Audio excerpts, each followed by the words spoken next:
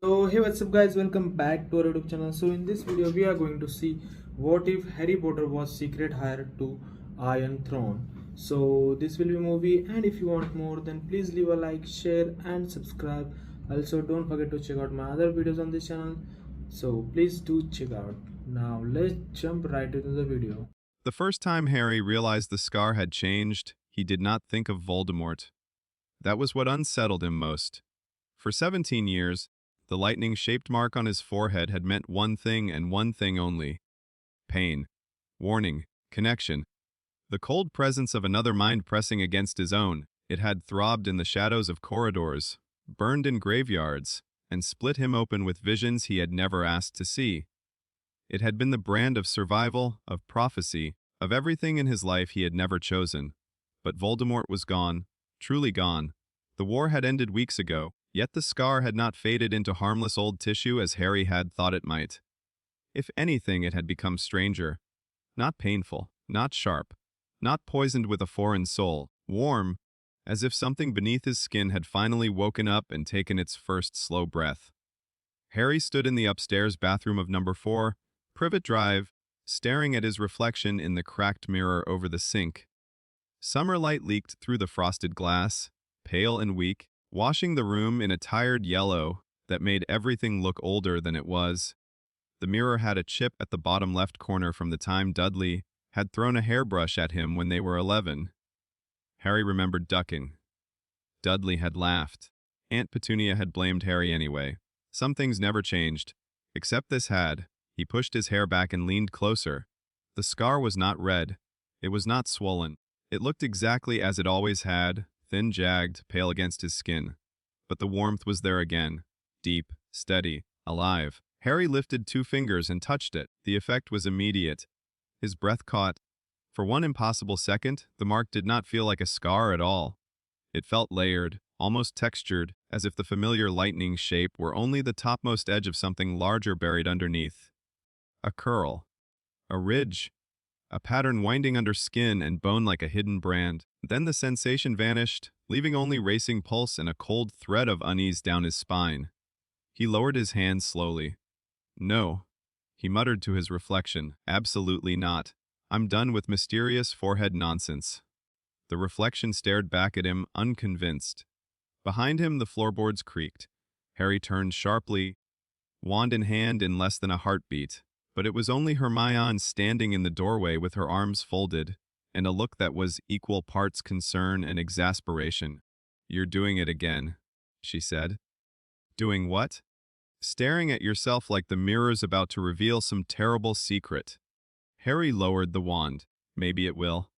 At this point, I'd almost appreciate the honesty.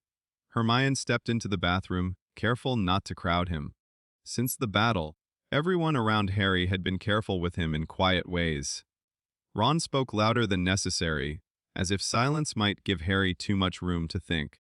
Ginny watched him when she thought he wasn't looking. Hermione, on the other hand, had become almost gentler than he knew what to do with, which was somehow more unnerving than all the rest. You said the scar hasn't hurt, she said, only warmed. Yes! That's still better than it burning. Harry gave a small, humorless laugh. You're really scraping the bottom of the comfort barrel. Hermione's mouth twitched. I'm trying. He looked back at the mirror. It feels wrong. That got her attention. Wrong how? Harry hesitated. He did not want to sound mad. After everything, the Horcrux hunt, the camping, the deaths, the final duel in the Great Hall, he had earned the right to be strange, but there were limits even he did not want to test. It doesn't feel empty, he said quietly. That's the best way I can explain it. It's like there's still something there. Not him. Nothing like him. Just... He pressed his lips together. Something old. Hermione's expression sharpened at once, mind already reaching for theories. Residual curse damage. A delayed effect from the sacrificial protection. Some interaction between the killing curse and your own magic. See, when you say it like that, it sounds even worse. She ignored him. Has it happened anywhere specific? Harry thought about it. The warmth had come and gone in odd moments over the last 2 weeks. At Grimmauld Place, once outside Hogwarts. Once on the train platform when he was trying not to think about funerals. And now here. No pattern, he said. At least, none I can see. Hermione was quiet for a moment. Then she glanced past him through the doorway toward the silent hall of Privet Drive. Maybe not. Harry followed her gaze. They had come back to number 4 because the war had ended, because some practical matters still had to be dealt with, and because closure was a word adults liked to use when they meant reopening wounds on purpose. The Dursleys had not yet returned. No one knew exactly where they were staying under ministry protection, and Harry had not cared enough to ask. Kingsley had arranged for Harry to collect whatever remained of his belongings, along with any files, papers, or effects that might still connect to Lily and James. Harry had not expected there to be much. The Dursleys had never been sentimental about him. Cruel, yes. Secretive, certainly. But sentimental, never. And yet the house felt strange. Not magical in any obvious way. Just watchful. Harry slipped past Hermione and down the hall, the old carpet muffling his steps. The stale scent of polished wood and cupboard dust hung in the air. He passed the stairs, the spot where he had once hidden from Vernon's rage, the banister he had clutched as a child when Petunia's thin voice had sliced through the house like a knife. Every room seemed smaller than it had in memory, reduced by time and truth into something pathetic. The warmth in his scar grew stronger as he approached the front bedroom, Petunia and Vernon's room. Harry stopped outside the half-open door. Hermione came up beside him. "You feel it?" He nodded. The room inside was neat in the suffocating Dursley way. The bed had been stripped. The wardrobe doors were shut. A tray with dust rings from old teacups still sat on the dresser, as though Petunia might return any moment and complain about the state of the curtains. Sunlight cut thin white lines through the blinds. Nothing moved. Nothing spoke.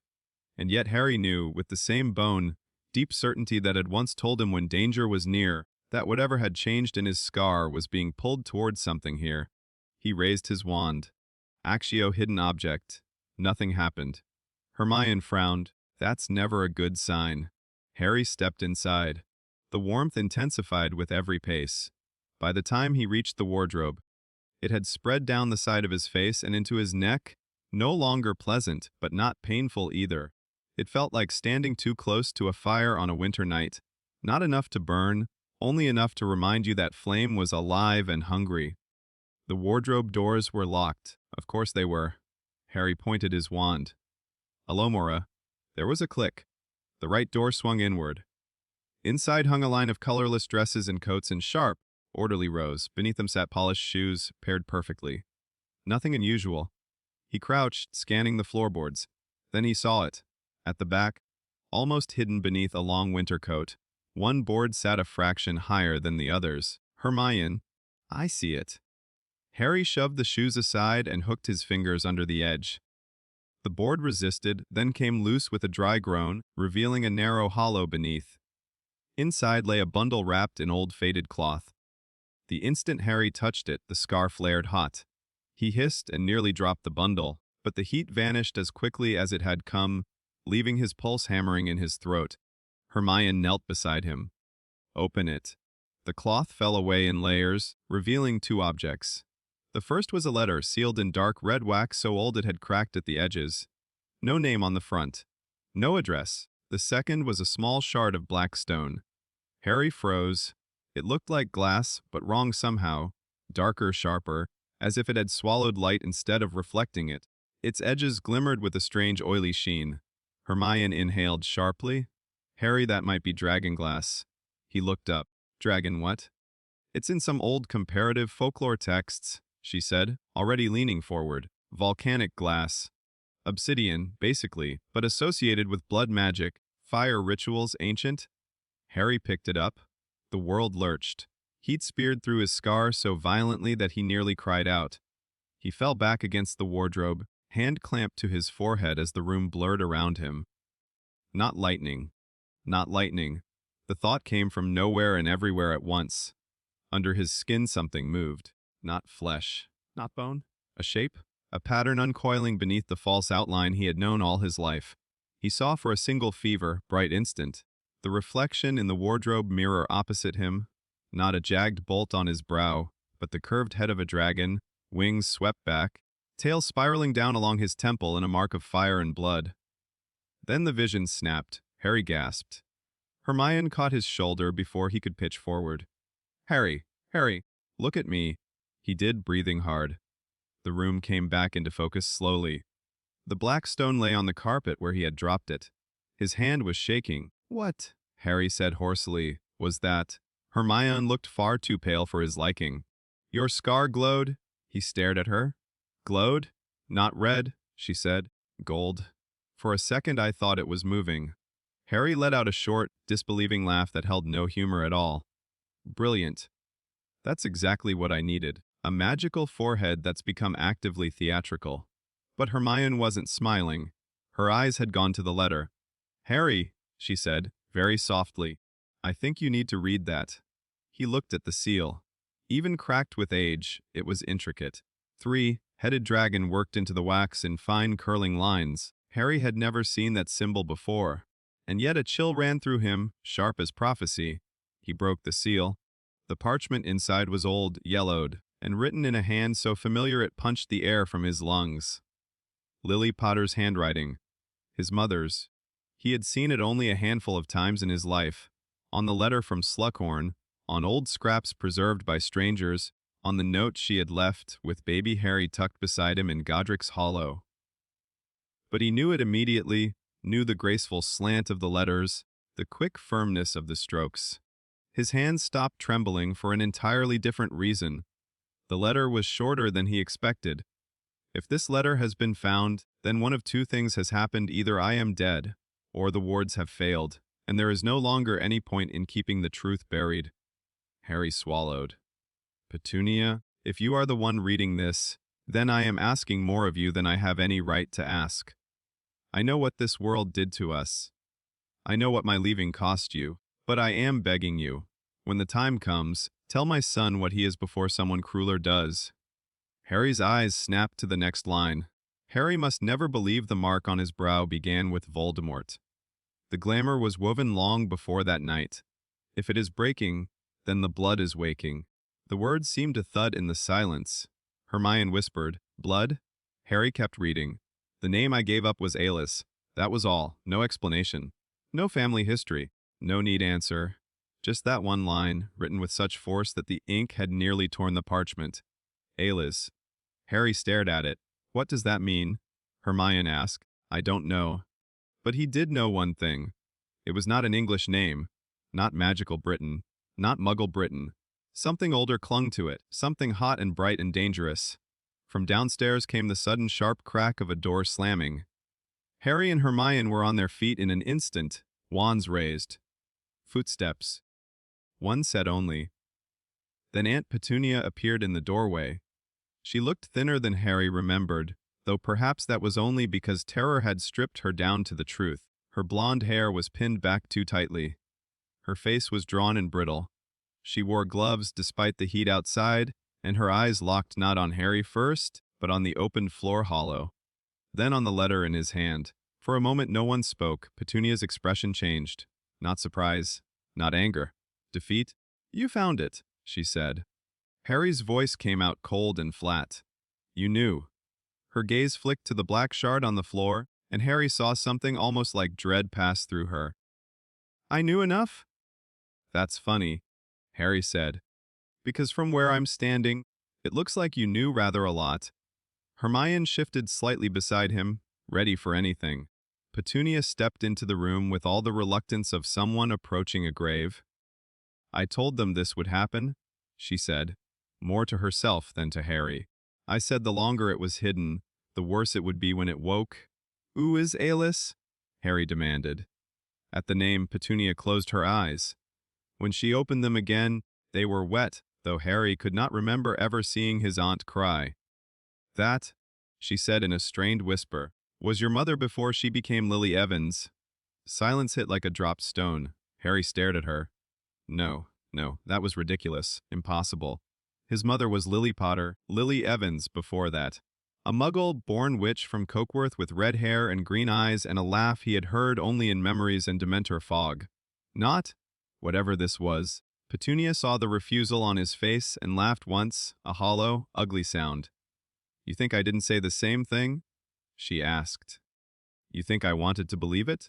That my sister came to us not just magical, not just special, but not entirely ours at all? Harry's grip on the letter tightened. Explain. Petunia looked suddenly exhausted. She arrived with the name Lily because that was the name placed on her, she said. A child sent away. Hidden, protected. I never knew all of it. Your mother told me only pieces, and only when she had no choice. There was another world before ours. Another family. Another name burned out of her and buried so deeply even she could barely bear to speak it. Alice, Harry said. Petunia nodded once. The room felt too small now, too thin for the weight of the truth pressing into it. Hermione spoke carefully. You said the blood is waking. What blood?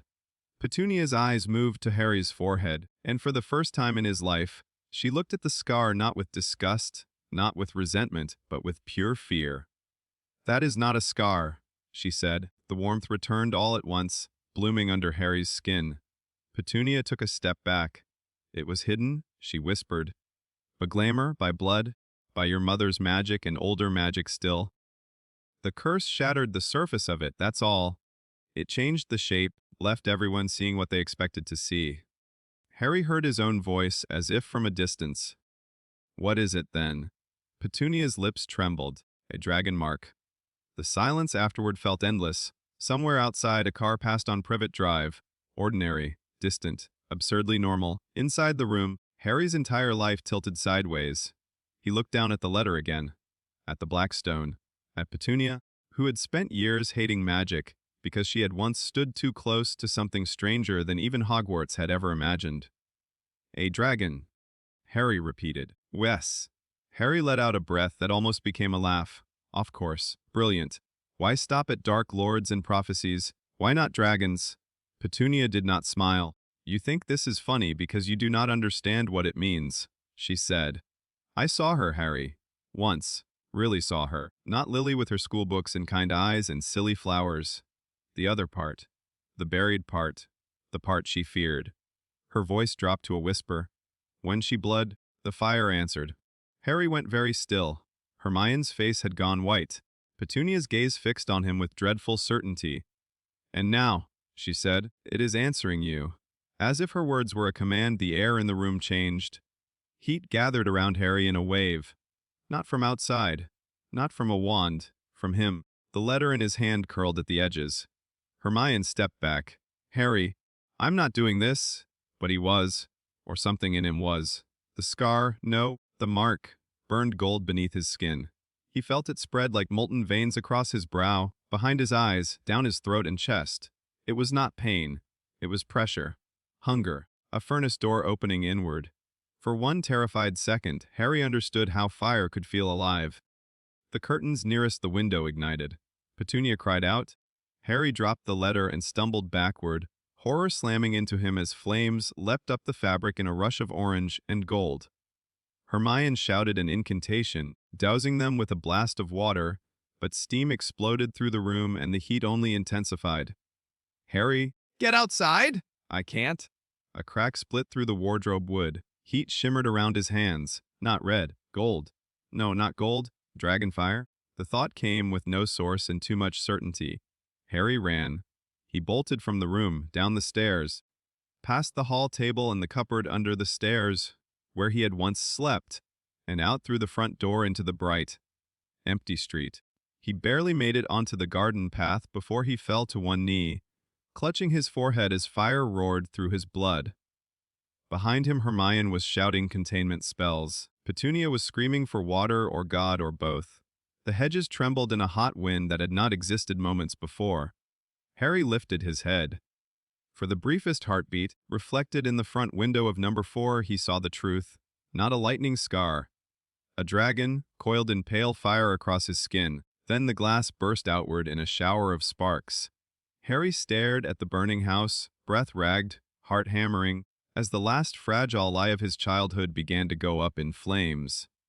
And somewhere beneath the fear, beneath the shock, beneath the ruin of everything he had thought he understood, A single terrible certainty rose from the fire Voldemort had not made him.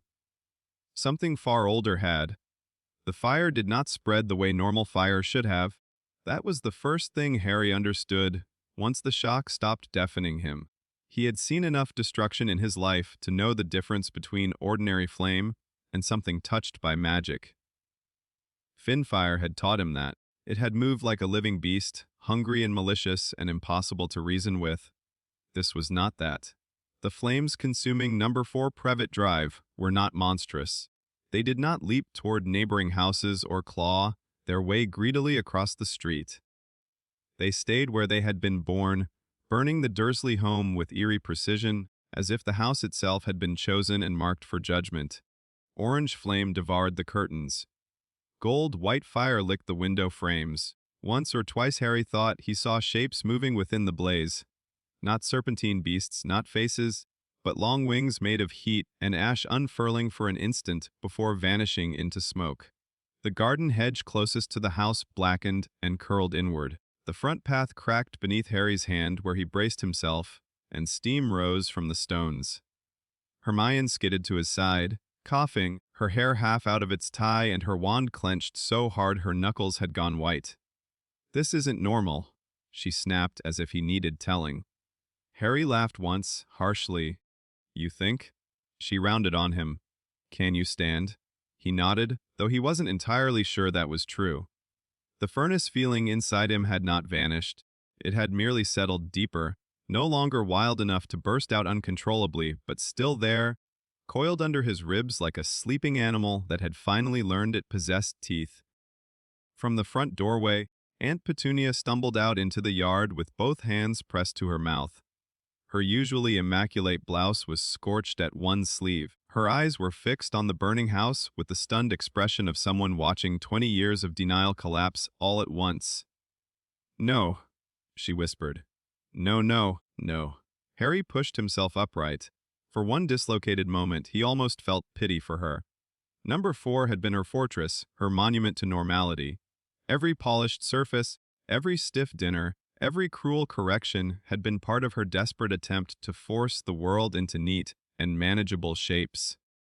Now that world was burning from the inside out, and it had chosen the one secret she had hidden longest as the spark.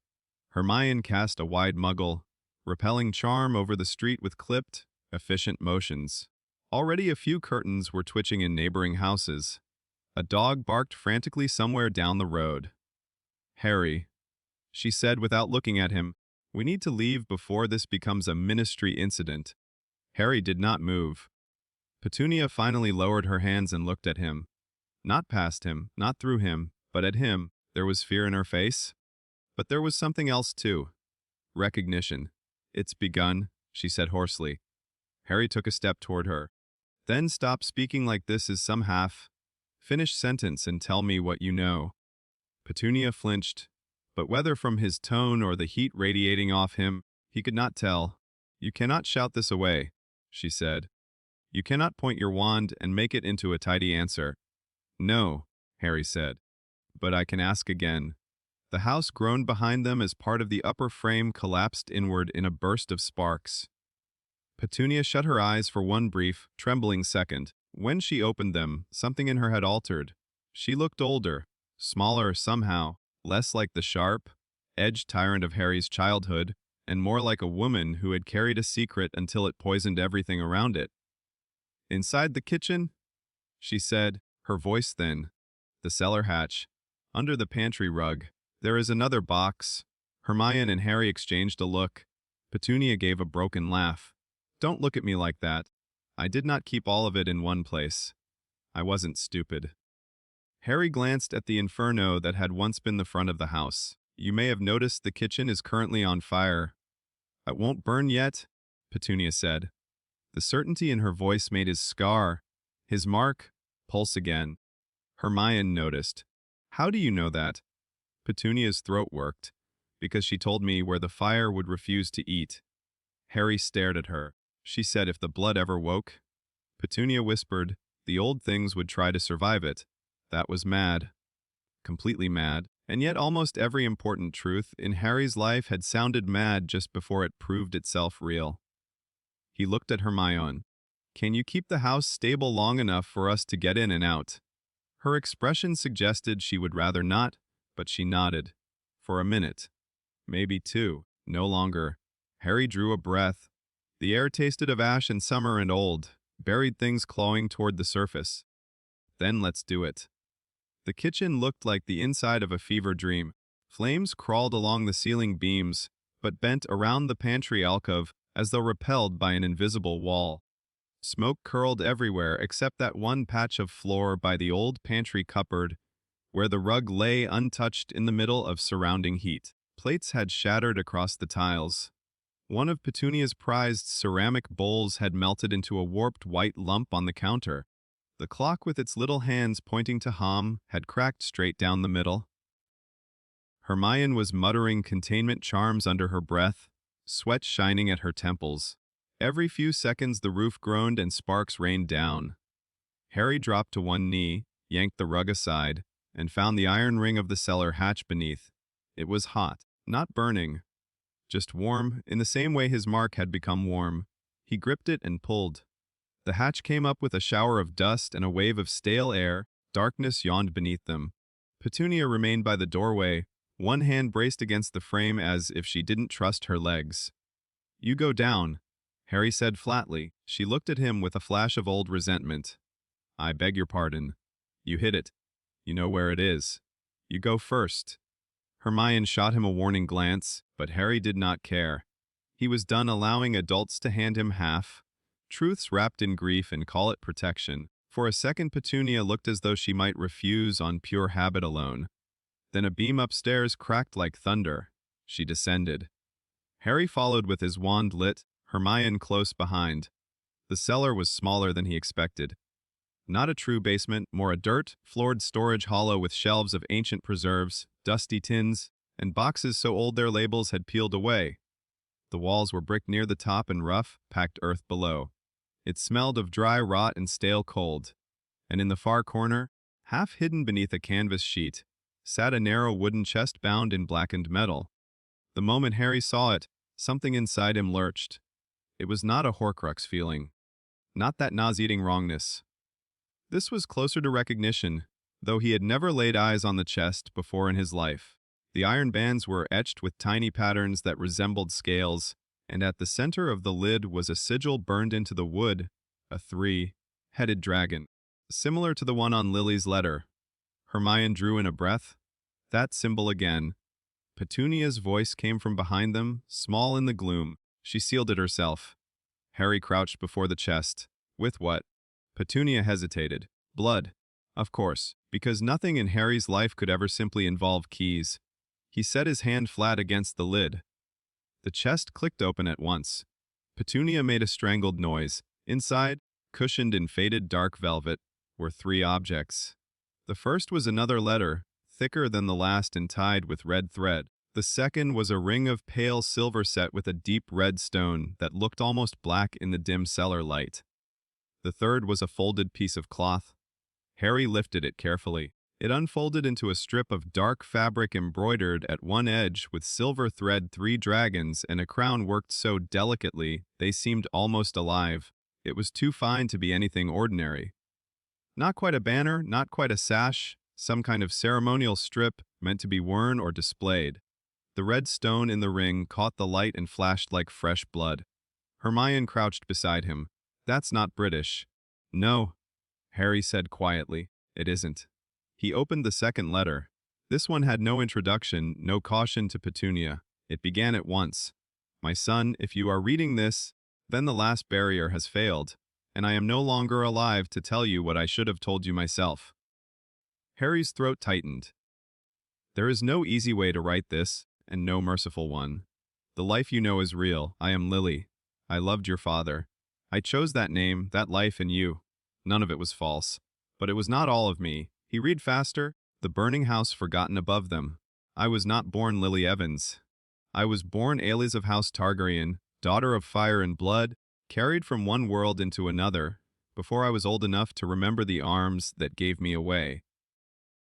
The woman who sent me through the veil was my mother by blood. The woman who raised me for a time was yours by love, though she never understood what I truly was. Petunia turned her face away at that. Harry kept reading. You must understand this before anything else. I did not tell you, because I feared what men do to heirs, to prophecies, and to children marked by history before they can speak their own names. I saw what war does to those born under hungry stars. I would not place another throne around your neck like a chain. The dirt cellar felt too small for breath. The mark upon your brow is not a wound. It is the old sign of our bloodline, veiled in human seeming by a glamour keyed to my magic in your life. When Voldemort attacked you, his curse did not create the mark. It shattered the outer weave and twisted what remained into the shape the world came to know. Harry's hand drifted unconsciously to his forehead. The letter shook slightly in his grip. That is why fire will answer you when fear or wrath strips your control. That is why certain substances of the old world, dragonbone, dragonglass, wildfire, blood-forged stone, will wake what lies sleeping in you. You are not merely magical in the way Britain understands magic. You carry older inheritance, wilder inheritance. Hermione looked up sharply at the word inheritance, but Harry could not stop reading now. By the laws of the house from which I came, you have a claim. Whether it is the strongest claim, or only one more blade in a nest of blades depends on what survived after I was sent away. I knew only fragments. I knew my name. I knew my blood. I knew that my mother believed my line might one day matter, for salvation or for ruin. Harry swallowed hard. Fragments of memory surged up unbidden. Dumbledore speaking of choices, Sirius laughing in the kitchen at Grimmauld Place, Lupin's grave face in moonlit forests, Snape's silver doe, Fred on the floor of the Great Hall, Voldemort hissing about destiny. He had spent his whole life being told he mattered because of prophecy, because of blood, because of war. Now another inheritance had risen from the ash to claim him. He hated how quickly part of him believed it. The letter continued. If the mark has awakened fully, then you will begin to feel heat beneath the skin and dreams not wholly your own. Do not trust rage. Do not trust the seduction of easy fire. Our blood remembers both protectors and tyrants. There is greatness in it, but madness as well, especially when grief is given flame instead of tears. Petunia made a soft, involuntary sound at that, as if hearing Lily's voice again had opened some old wound she had spent decades pretending was not there. Inside this chest is the ring I carried hidden all my life. I was told it belonged to my mother's line. It may open doors in the world I left, or it may do nothing at all. The cloth bears the sigil under which I was born. Keep both from men who hunger for crowns. Then, after a gap in the writing, your father knew the truth before he died. James laughed first, then swore magnificently, then kissed me and said any realm foolish enough to demand our child could learn to wait in line behind him. I need you to know that he was not deceived. He chose us both with clear eyes. Harry shut his eyes for a moment. That line almost broke him, because it sounded like James, reckless and warm and impossible, because for one precious heartbeat the letter was no longer prophecy or bloodline or buried kingdoms. It was just his parents, somewhere in a room years ago, deciding together how fiercely they would love him. When he opened his eyes again, the words had blurred. He forced himself onward. If you ever choose to seek the world from which I came, do so not as a boy looking for glory, but as a man who understands that a throne is merely another kind of battlefield. You have your father's heart, and I pray that remains stronger than the fire. Whatever name you bear when you read this, know this one truth: you were loved before you were chosen by anyone or anything. Always, your mother, Lily Ailys Potter. The final name sat on the page like a bridge between worlds. For several seconds no one spoke. Above them the house groaned again, louder this time. Hermione finally broke the silence. We have to go. Harry folded the letter with shaking care and tucked it inside his jacket. He took the ring and cloth as well, then hesitated, glancing at the empty chest as if more answers might materialize if he stared long enough. There were none, only the old ache of being left with just enough truth to destroy the old lie. He stood. Petunia still had not looked at him. You knew all this? Harry said. Her laugh was brittle. Not all. Enough? Yes, she snapped suddenly, her own temper flaring through the fear. Nuff. Enough to know that my sister was never only my sister.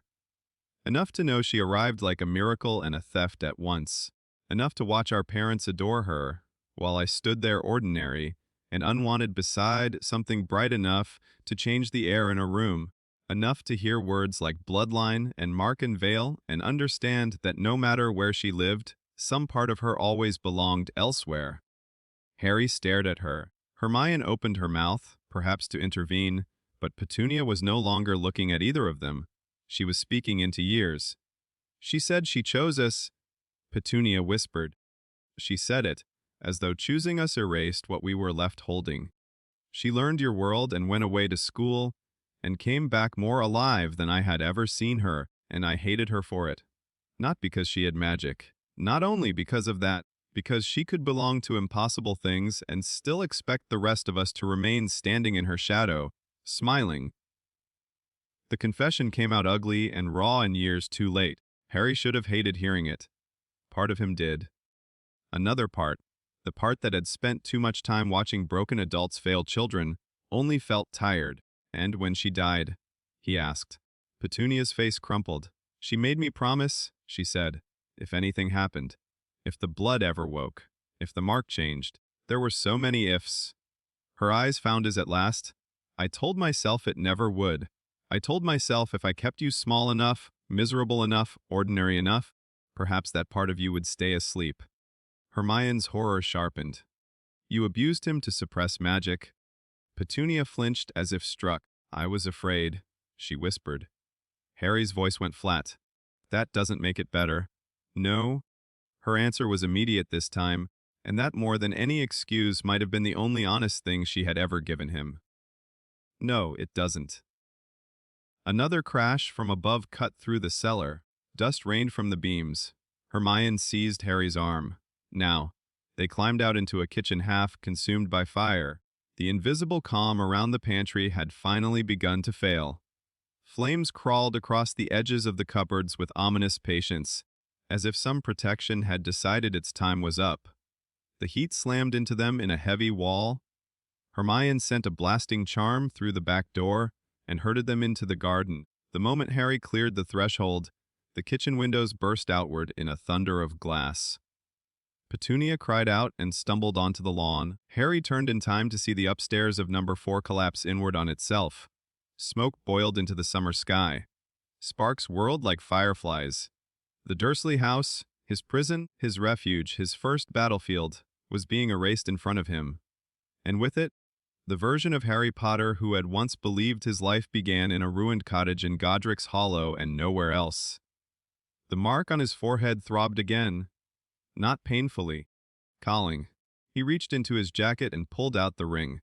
In daylight the stone was not black, red after all, but a deep garnet color shot through with tiny inner flecks that looked like embers trapped under glass. The silver band was worked with lines so fine they resembled dragon scales. On the inner surface, almost hidden, was an inscription in a language Harry could not read. When his skin touched the metal, the world shifted. Heat rushed up his arm, his vision blurred. For one dizzying second Prevet Drive vanished. He stood instead on a black shore beneath a blood-red sky. Towers rose from smoking stone in the distance. Great shapes circled above the sea, too vast for birds, too fluid for clouds. He smelled salt, sulfur, and something ancient enough to feel like memory inherited instead of lived. Then a woman's voice, not Lily's but older and colder, spoke into the space behind his eyes. The door remembers blood. Harry gasped and the vision shattered.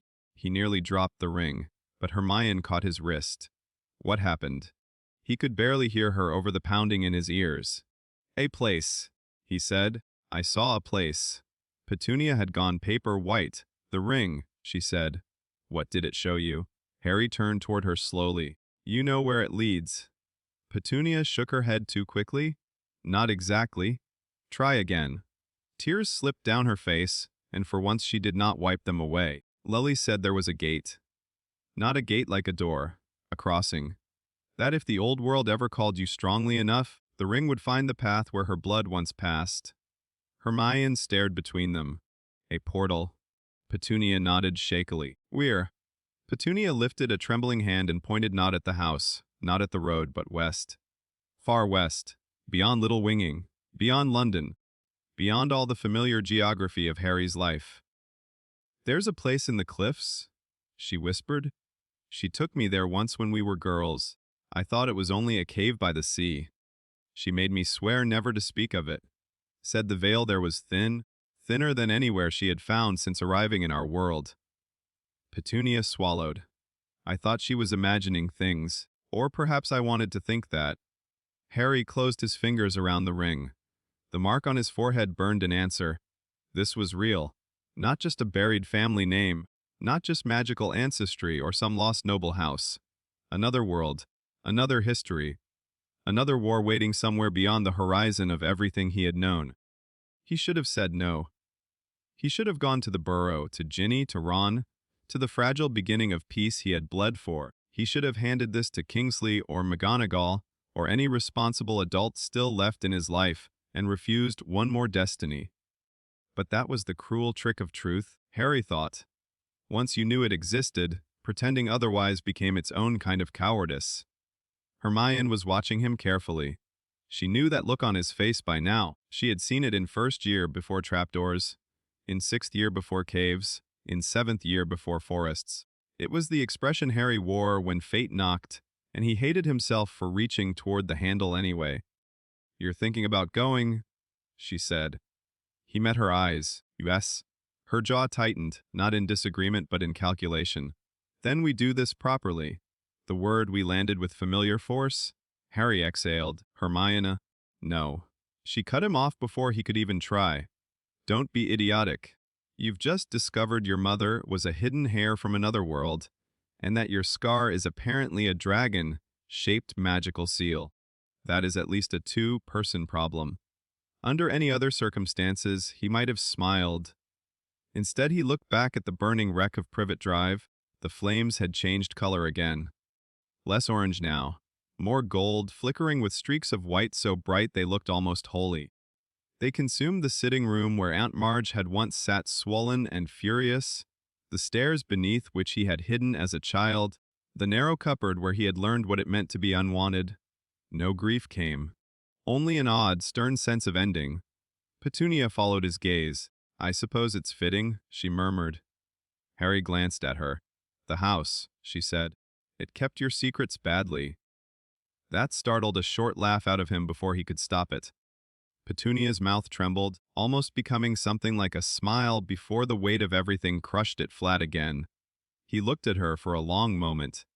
Then, slowly, he pulled Lily's letter from his jacket, copied the first note with a swift charm, and handed the duplicate to Petunia. Her eyes widened. "What is this?" "The one she wrote to you," Harry said. "You should keep it." Petunia took it as if it might burn her. "I don't forgive you," Harry said. She shut her eyes. "I know. But I'm tired of letting dead people's promises rot in cupboards." He looked at the letter in her hands. "That one was meant for you." For a moment Petunia could not seem to speak. Then she nodded once, tight and broken. "Thank you." Harry turned away before the awkwardness of the moment could become unbearable. The ring was warm in his palm. The mark on his forehead answered with steady heat, like a compass made of blood. The cliff cave, the crossing, the other world. Hermione had already begun listing practical problems aloud, because that was how she coped with impossible things. "We'll need supplies, translation references, probably goblin silver or rune tools in case the portal reacts unpredictably, and I want at least 6 concealment charms in place before we attempt anything." Harry only half heard her. His eyes had drifted upward. The smoke above Privet Drive twisted strangely in the afternoon air, drawn into a spiral by winds no one else on the street seemed to feel. For an instant the black plume took shape. A long neck, outspread wings, the crown of a great beast turning its head toward the west. Then it was only smoke again. He looked down at the ring. His mother had written that he was loved before he was chosen. He clung to that line now, because the alternative was to think of everything else claim: blood, hairs, fire, madness, thrones. Another chosen child. Another burden. Another war. Harry closed his hand around the ring until the edges bit into his skin. "All right," he said quietly. Hermione stopped pacing. All right, what? He lifted his gaze toward the west, where sea cliffs and hidden gates waited beyond the edge of ordinary maps. All right, Harry repeated, the words steadier now. Let's go see what my mother died trying to keep from me. Behind them, number 4 Prevet Drive gave one final groan and collapsed into a storm of golden sparks. Harry did not look back. The cave was not on any map. At least, not on any map that honest people used. Hermione found 3 references to the cliffs in old county records before midnight, all of them contradictory, and all of them unhelpful. One called the stretch of coastline unstable. Another claimed Roman ruins once stood there before the sea took them. The last was a local survey from decades earlier that simply marked the place with a penciled note unsafe access. Collapse risk. Harry suspected collapse risk had very little to do with why nobody went there anymore. By dawn, they were standing above a jagged line of black cliffs under a sky the color of wet steel. Wind tore at Harry's jacket and drove salt into his face.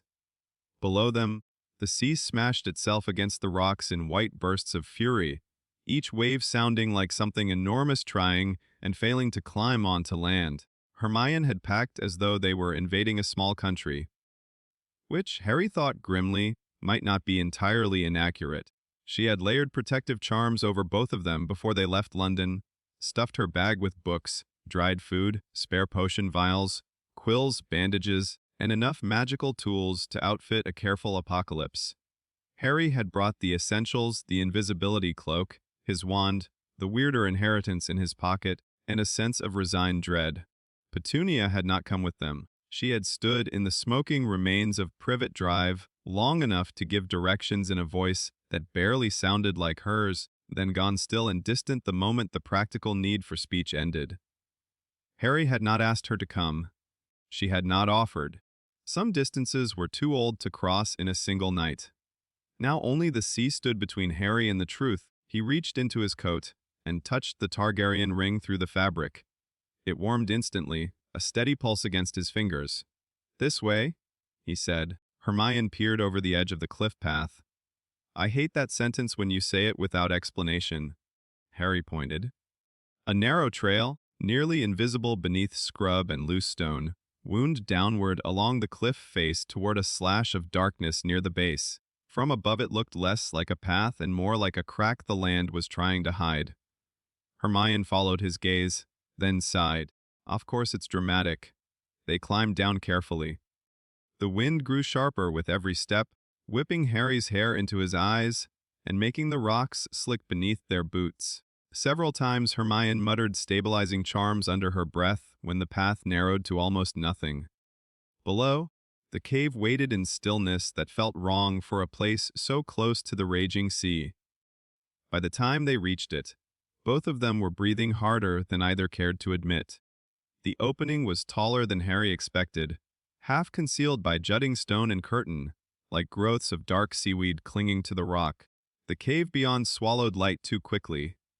The waves thundered all around them, but inside the entrance the sound dulled, as if the air itself thickened. Harry stepped forward. The mark on his forehead flared warm. Hermione noticed immediately. "It's reacting," he nodded. "Stronger than before." She drew her wand. "Then we proceed carefully." The cave floor sloped inward and down, black stone slick with moisture. Salt stung the air, but beneath it lingered another scent Harry could not place at first. Something older. Mineral? Burned. Not ash? Exactly. Something like a memory of fire trapped in stone. Their wandlight revealed narrow walls streaked with red veins. Not paint. Not rust. The deeper they went, the more the cave stopped feeling like a natural hollow and began to resemble a corridor shaped by pressure and time into deliberate form. Strange grooves marked the rock at shoulder height, too smooth and curved to be cracks. Harry ran his fingers over one and felt a faint shiver of recognition. "See this?" Hermione whispered. On the wall ahead, half buried beneath mineral deposits, was a carved sigil. 3-headed dragon. The same one from Lily's letters. Harry stood very still. His mother had been here. Not Lily Evans, perhaps. Not the girl from Cokeworth who had boarded a train to Hogwarts with bright eyes and impossible hope, but the other self beneath that name. The one who had crossed worlds. The one who had known this cave before Harry had ever known what it meant to be ordinary. Hermione moved closer to the carving. This wasn't added recently. The erosion alone. Harry, this could be centuries old. The ring in his pocket burned hotter. A low hum vibrated through the stone. They both heard it. Hermione stepped back. That's not the sea. No, Harry thought. It was not. The sound seemed to come from deeper inside, a resonant thrum like a held breath passing through vast hidden chambers. The mark on his brow pulsed in time with it now. Heat and answer, blood and call. The passage bent sharply and opened into a circular chamber. Harry stopped dead. The floor was glass, smooth black stone veined with crimson. Around the edges stood tall pillars of fused rock, as though something hot enough to melt cliffs had once risen here and then frozen mid-breath. At the center of the chamber lay a ring of pale material sunk into the ground. Bone? Harry thought at first with a jolt, until he realized it was not bone, but some white stone polished to an almost organic sheen. And suspended in the air above it, thin as a sheet of water and trembling without falling, hung a veil of silver light. Hermione whispered one word, portal. The hum deepened. Harry took a step toward it and the light rippled, not randomly, welcoming. His stomach dropped. The veil was not large, perhaps 8 feet high and 4 across, tapering slightly at the top like a standing blade of moonlit glass. It showed nothing beyond itself, only shifting silver, as if depth and distance refused to exist there. Hermione began speaking in the clipped, focused tone she used when terror and fascination joined forces. There are layered runic matrices in the stone, but not runes I recognize. Blood keyed activation, I think. Old. Much older than medieval British magic. There's also, Merlin, Harry, I think the entire chamber is functioning as an anchor. He only half listened. All his attention had narrowed to the veil. He slipped the ring from his pocket. The red stone flashed.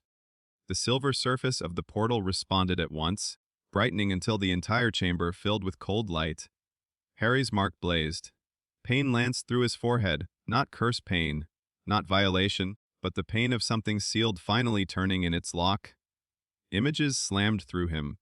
A woman with silver, gold hair lifting a swaddled infant toward a circle of fire. A castle of black stone rising from a boiling sea. 3 dragon eggs, dark as embers cradled in carved basalt. A child's hand, lilies, impossibly small, reaching backward through silver light as someone on the other side pulled her away. Then Harry staggered, vision clearing all at once. Hermione had a hand on his arm. Tell me that didn't just happen. It happened, he said, breathless. The portal's light threw long white shadows across the chamber. Hermione stared into it, then at the ring in Harry's palm. This is keyed to your bloodline. That much is obvious. The question is whether it's stable. As if insulted, the veil gave a slow, almost regal shimmer. Harry looked at her. You're asking the wrong question. She frowned. What's the right one? He lifted his eyes to the portal. Whether it leads where I think it does, there was only one way to know. Hermione clearly hated that answer. I should test it first, she said immediately. Object transfer, then magical signature analysis, then. The chamber shook. Dust rained from the ceiling. The hum became a pulse. The ring in Harry's hand burned so fiercely he almost dropped it, and for a horrifying second he felt not just heat but urgency. Not from himself. Something was changing. Hermione saw it too, Harry. The veil thinned at the edges. The light sharpened from silver to blue-white. Instinct roared through him, the same certainty that had once made him dive for a broom, raise a shield, run into forbidden places because some part of him understood he had already passed the point where caution mattered. It's closing, he said. Hermione's face went pale.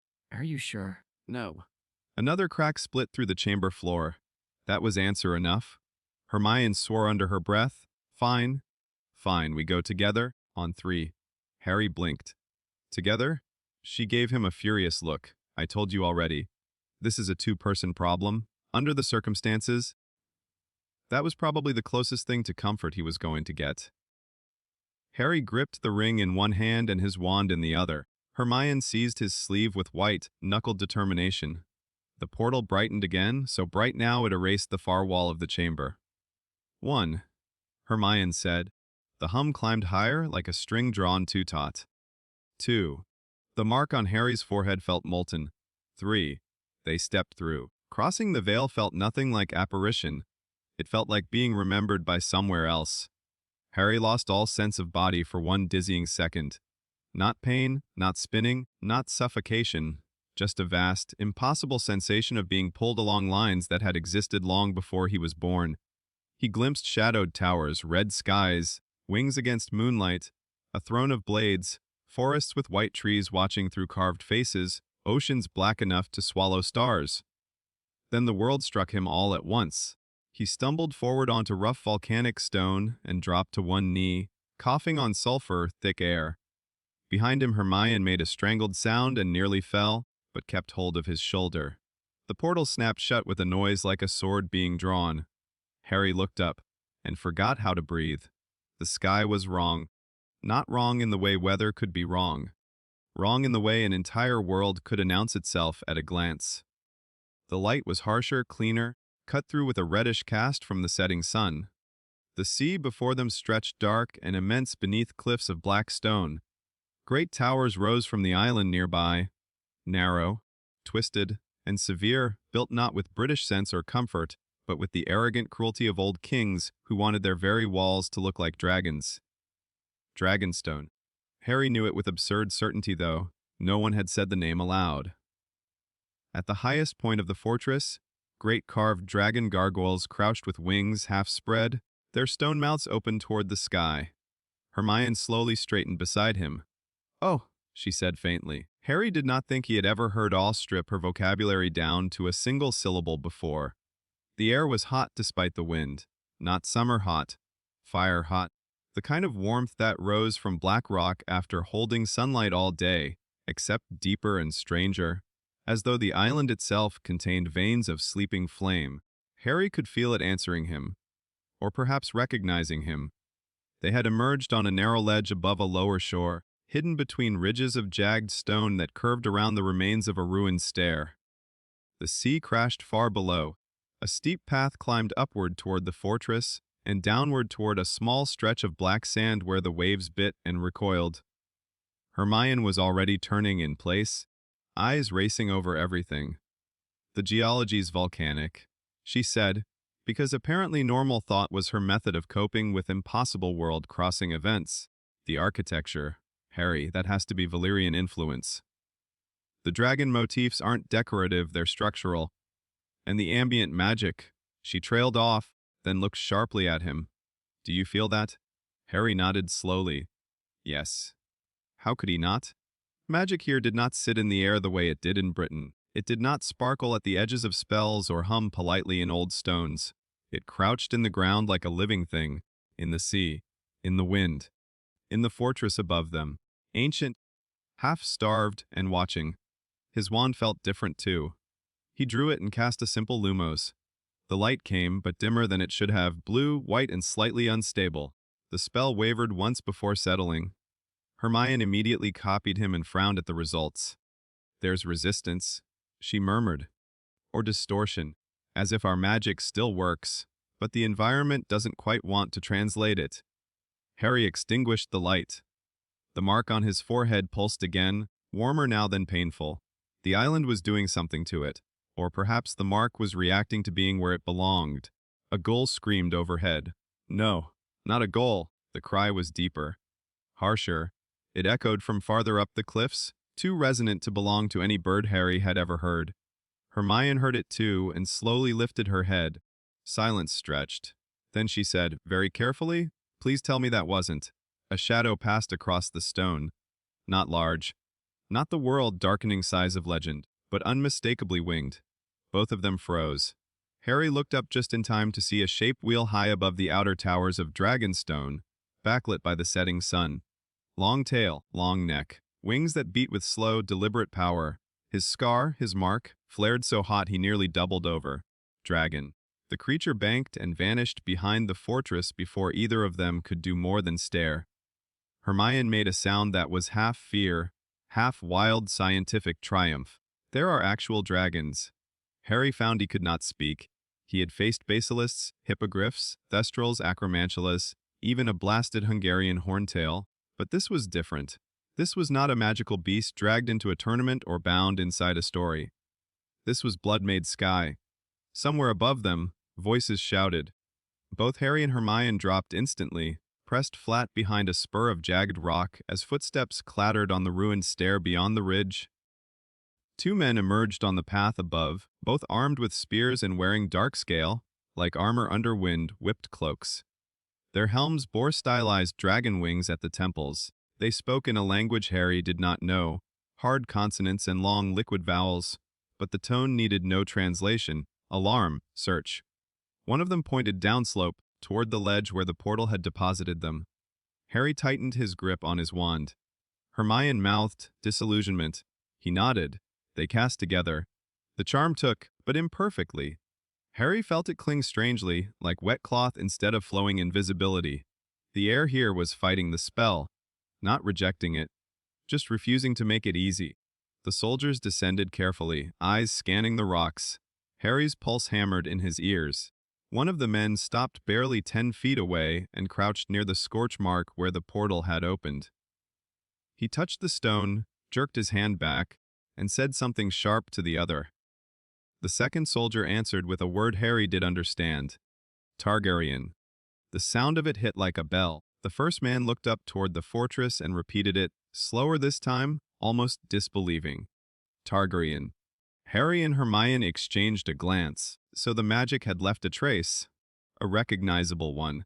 That was not encouraging. Another call came from above and both soldiers straightened. After one last suspicious look around the ledge, they turned and hurried back up the stair, their boots scraping sparks from the black stone. Harry did not move until the sound of them had faded entirely. Then Hermione let out a long, controlled breath. "Well," she whispered, "we've been here 5 minutes and we're already a suspicious magical incident connected to House Targaryen." Harry rubbed a hand over his face. Honestly, that went better than expected. She stared at him. "How?" "We're not dead." Hermione opened her mouth, shut it, and then to Harry's surprise laughed once under her breath. It sounded slightly hysterical. The fortress loomed above them.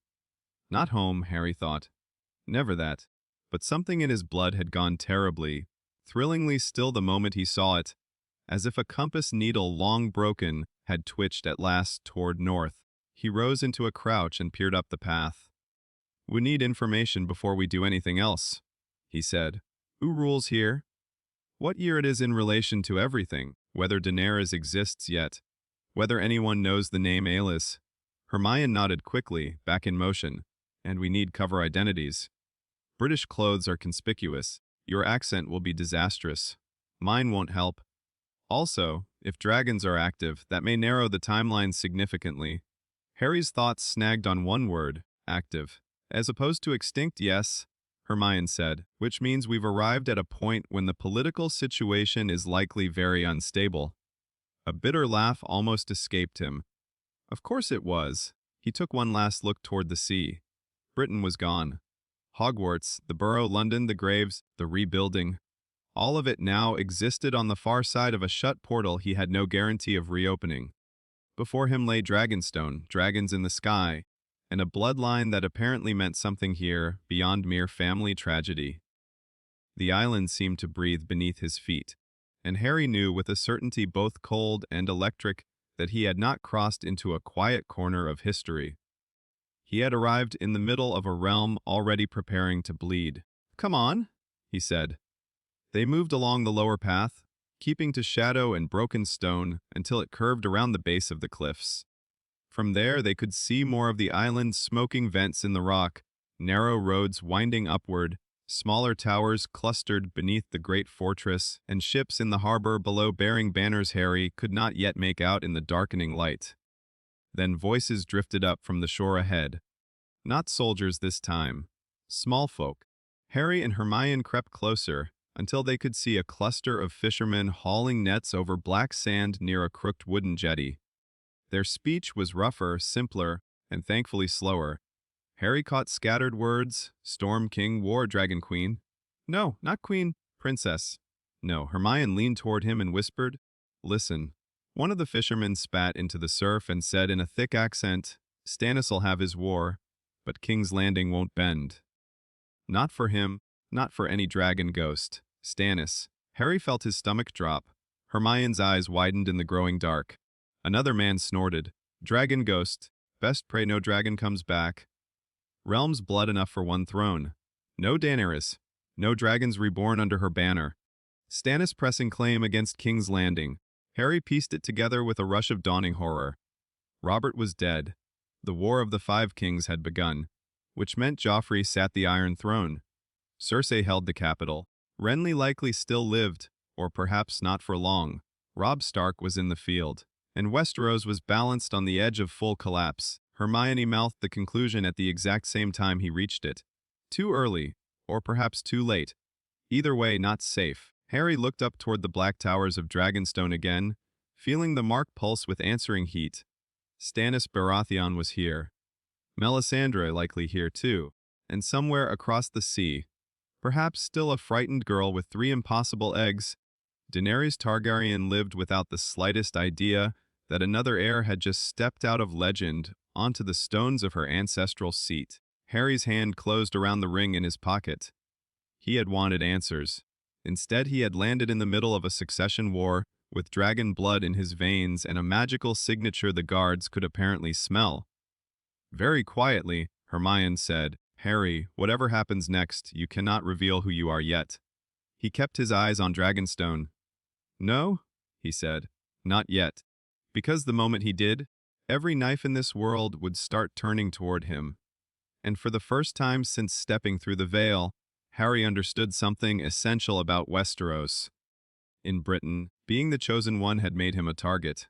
Here, being the true heir would make him prey. They did not stay on Dragonstone. Harry wanted to, at first. Not because it was safe. Nothing about the island felt safe. The fortress above them seemed less like a castle and more like a warning carved in black volcanic stone. Its towers watched the sea with dragon mouths and sharpened spires, and even at a distance Harry could feel the place pressing against his magic like a hand testing the strength of a locked door. But that was precisely why some reckless part of him wanted to remain. Dragonstone answered something in him. The mark on his brow had not cooled since he arrived. The air itself felt charged with inheritance, with ancient blood and unfinished names. That was exactly why Hermione refused. Absolutely not, she said the moment they were far enough from the fishermen to speak safely.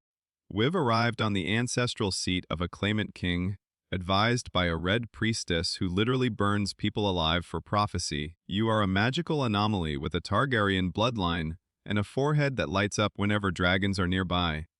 We are leaving. Harry opened his mouth. No. Hermione said at once. You don't get to argue with that. We need information language exposure, clothes, and a sense of the political board before anyone with a vision problem decides you're the answer to one. Given that this was an excellent summary of Harry's life, he found he could not argue very convincingly. So before dawn fully broke over Dragonstone, they bribed a fisherman with a silver coin, a lie, and Harry's increasingly useful ability to look grim in silence. Hermione handled most of the talking. Their cover came together on the spot. A young noble bastard from the Eastern Crownlands named Harry Waters, recently orphaned in the chaos after King Robert's death, traveling with a learned cousin from Essos who had some healing and reading skills. Hermione was mildly offended by the Essos part until Harry pointed out that her accent was wrong for Westeros, her vocabulary was too precise, and she had already frightened 2 fishermen merely by asking sensible follow-up questions. She conceded the point. By afternoon, they were on a squat fishing vessel heading toward the mainland beneath a pale, punishing sky.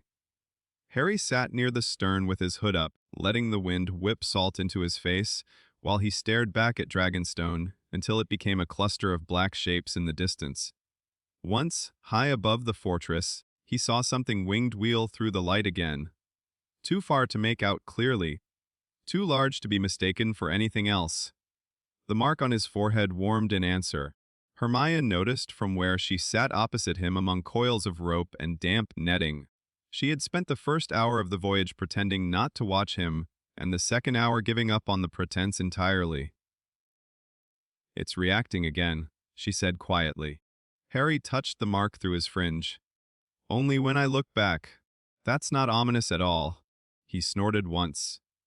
The fisherman steering the boat threw them a wary glance, clearly understanding enough tone if not enough words to know they were discussing something ill-suited to normal travel. Harry and Hermione had already learned that their magic still translated poorly here. Glamours held, but felt thinner. Muffling charms worked in fits. Even the simplest household spell had a strange drag to it, as if Westeros disliked precision and demanded everything be paid for in force instead. The farther Dragonstone receded, the more obvious it became. By the time they reached the mainland shore and continued west under hired wagon cover, Harry's wand felt like an old instrument tuned to the wrong key. Functional dangerous. Unreliable if rushed. Try again. Hermione murmured that evening when they stopped near an inn road and Harry attempted to conjure a cup of clean water from a nearby barrel. The spell worked. Mostly. What landed in the cup was drinkable, but warmer than it should have been, with a faint mineral taste and wisps of steam curling from the surface. Harry stared at it. Why is it hot? Hermione took the cup, sniffed, and looked disturbed. I think this world is filtering the spell through whatever your blood is doing, or through local magical rules. Or both. Harry rubbed his eyes. That's not helpful, no, she admitted. But it is interesting. You say that about curses. Only the educational ones. The road to King's Landing taught them quickly what Dragonstone had only implied. Westeros was bleeding. They passed villages where men had been taken for one king or another and not returned. Inns where every conversation lowered the moment armored riders appeared. Farms burned black at the edges. Shrines stuffed with wilted flowers and desperate prayer ribbons. Rumors traveled faster than wagons. Renly dead by sorcery. Stannis gathering strength. Robb Stark unbeaten in the field.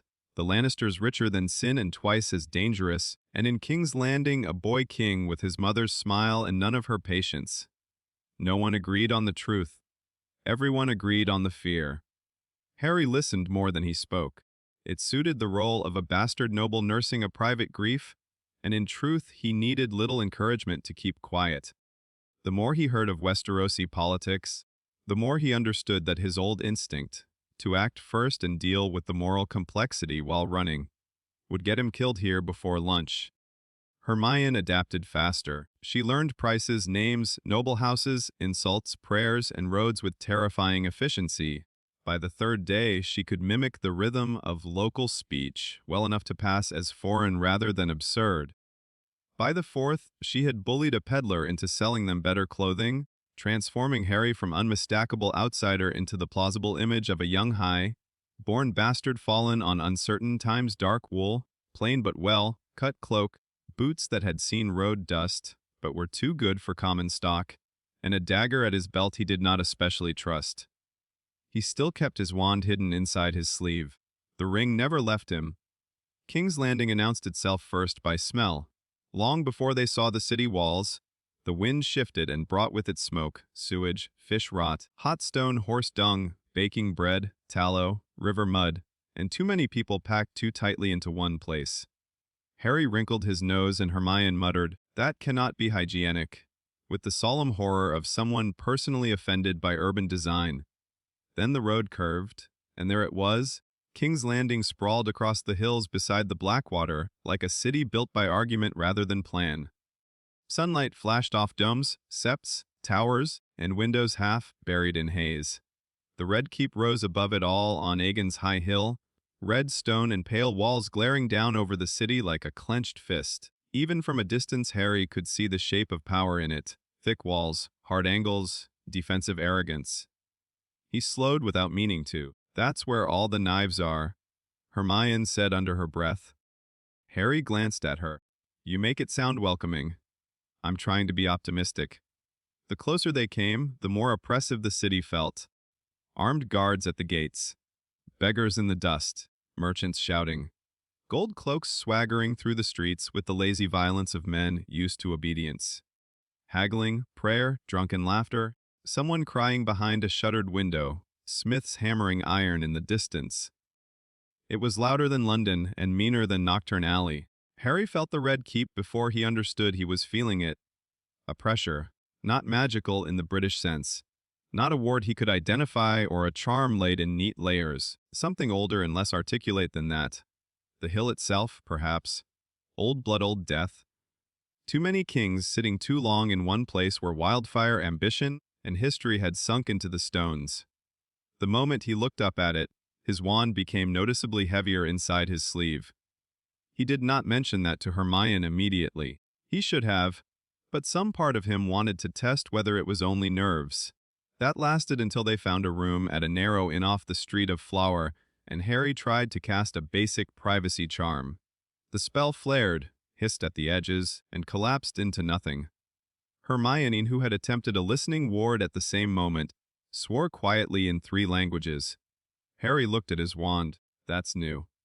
Hermione took 2 steps back, recalibrated, and tried again with slower pronunciation and a wider motion. This time the listening ward settled, but weakly, like fabric stretched too far. She blew a strand of hair out of her face. The city interferes. Not everywhere equally, I think, but strongly, denser near the hill. Harry glanced toward the shuttered window, facing the general direction of the Red Keep. Great. Hermione was already pacing the tiny room. It could be the geology, or wildfire residue, or blood magic layered over centuries, or ritual use of the hill. Or, Harry said, sitting heavily on the bed, this place simply hates being spied on. Hermione stopped. Then, annoyingly, she nodded. That too? By evening they had learned 4 crucial things. First, Joffrey Baratheon sat the Iron Throne, hated in varying degrees by nearly everyone not paid to praise him. Second, Queen Cersei ruled much of the actual machinery of power through fear, family, and relentless scrutiny. Third, Lord Tyrion Lannister had returned to court and was attempting, with mixed success, to keep the city from devouring itself before Stannis attacked it. Fourth, whispers moved through King's Landing faster than disease. By the time Harry and Hermione ate their first meal downstairs in the inn, 2 men had already noticed Harry's accent did not belong. One woman had guessed he was high, born despite his plain cloak, and an old drunk in the corner had asked whether he was one of them Dragonstone bastards, with the half-hostile fascination people reserved for bloodlines they considered both glamorous and cursed. Harry answered with silence and a look that promised trouble. The drunk retreated. Hermione leaned across the table once the room's attention shifted elsewhere. You stand out too much. I'm serious. So am I. No, Harry. Listen. Her voice dropped even further. You move like you expect open space. You watch exits instead of status. And when people try to provoke you, you look at them like you're deciding whether disarming them counts as murder. That isn't how bastards here survive. It's how dangerous sons of important men do. Harry picked at the stew with his spoon. I can start slouching. That won't fix the problem. He knew she was right. This was not Hogwarts, where fame had forced itself on him before he knew what to do with it. Nor was it the Horcrux hunt, where everyone who mattered already knew his name. Here anonymity was possible, but only if he played the part correctly, and Harry had never been particularly good at pretending to be less than alert. The innkeeper's daughter approached their table with more awe and a stare that lingered on Harry's face a heartbeat too long. Beg pardon, my lord, she said carefully, but are you looking for service in the castle? You've the look of one.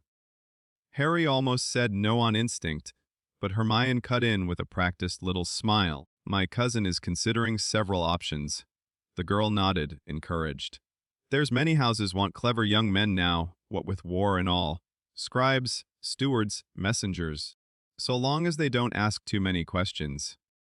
She lowered her voice conspiratorially. And if you've blood a bit better than your purse, the Red Keep's always full of second sons and natural children chasing fortune. Natural children. Harry kept his expression neutral, though the phrase landed hard. The girl took his silence for uncertainty. There's a man comes through sometimes. Silk slippers, soft voice, shaved cheeks. Here's everything. If he takes notice, that can be luck or doom. Hermione tilted her head. What man is that? The girl glanced around before answering. The eunuch, they say. Varys. Of course. After she left, Hermione and Harry looked at each other over the table. Too fast. Hermione murmured. Harry gave a humorless smile. You expected subtlety from the city, with the giant red castle full of incest and treason. She closed her eyes briefly. I hate it when you summarize realities correctly. They went out the next day in separate directions for information. Hermione took the markets, steps, and lower districts where people talked if one listened properly and paid for bread often enough. Harry took the streets climbing toward the hill. He should not have. Every instinct told him the Red Keep was danger condensed into architecture. But he needed to feel it himself, needed to know how bad the magical distortion became the nearer he got to power. By the time he reached the broad approaches below the outer keep, the answer was obvious. His wand felt wrong. Not dead, not nullified, just slowed. As though the air near the Red Keep thickened around precision magic, dragging at spell forms before they fully stabilized. He tested a fingertip warmth charm beneath his cloak, and nearly winced when it took twice the usual concentration to produce a simple controlled heat. The stones of the approach radiated old weight.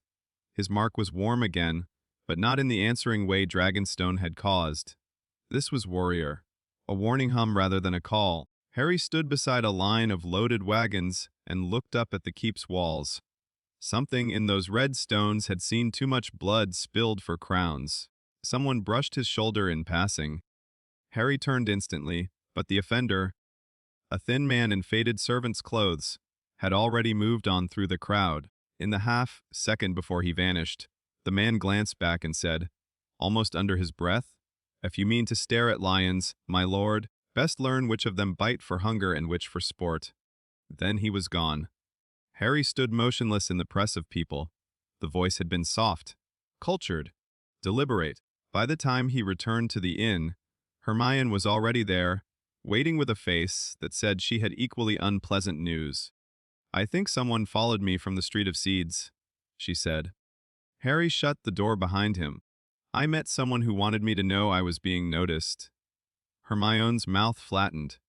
That would be Varys, then, or Littlefinger. Worse. Harry sat opposite her at the small warped table. How? Hermione spread out what she had gathered, names, rumors, half-truths scribbled in careful shorthand, because Varys watches to preserve the board. Littlefinger watches to tip it. Varys might test. Harry skimmed the notes. City stores low. Tension between gold cloaks and commoners. Ships being counted. Wildfire rumors in whispers. Queen suspicious of everyone. Tyrion active in defense. The court ripe for panic if a strong rival symbol emerged. Then his eyes caught another line. Old women at the hill market say the queen fears dragon dreams. He looked up. Hermione nodded grimly. It came up 3 times in different ways. Superstition, perhaps, or court gossip. Either way, Targaryen imagery still frightens the right people. Harry leaned back. This was why he had come. Not to rush at claims like a fool, but to find the shape of the wound before touching it. If the city still feared dragons, then blood mattered. Symbols mattered. A returned hair, especially one with spectacle attached, would not be dismissed outright. But neither would he be allowed to live quietly once noticed. A knock sounded at the door. Both of them froze. The knock came again, measured, polite, utterly confident. Hermione's hand had already found her wand. Harry's own slipped into his sleeve. "Who is it?" Hermione called in her borrowed foreign cadence. A pause. Then a voice like silk over steel answered from the hall.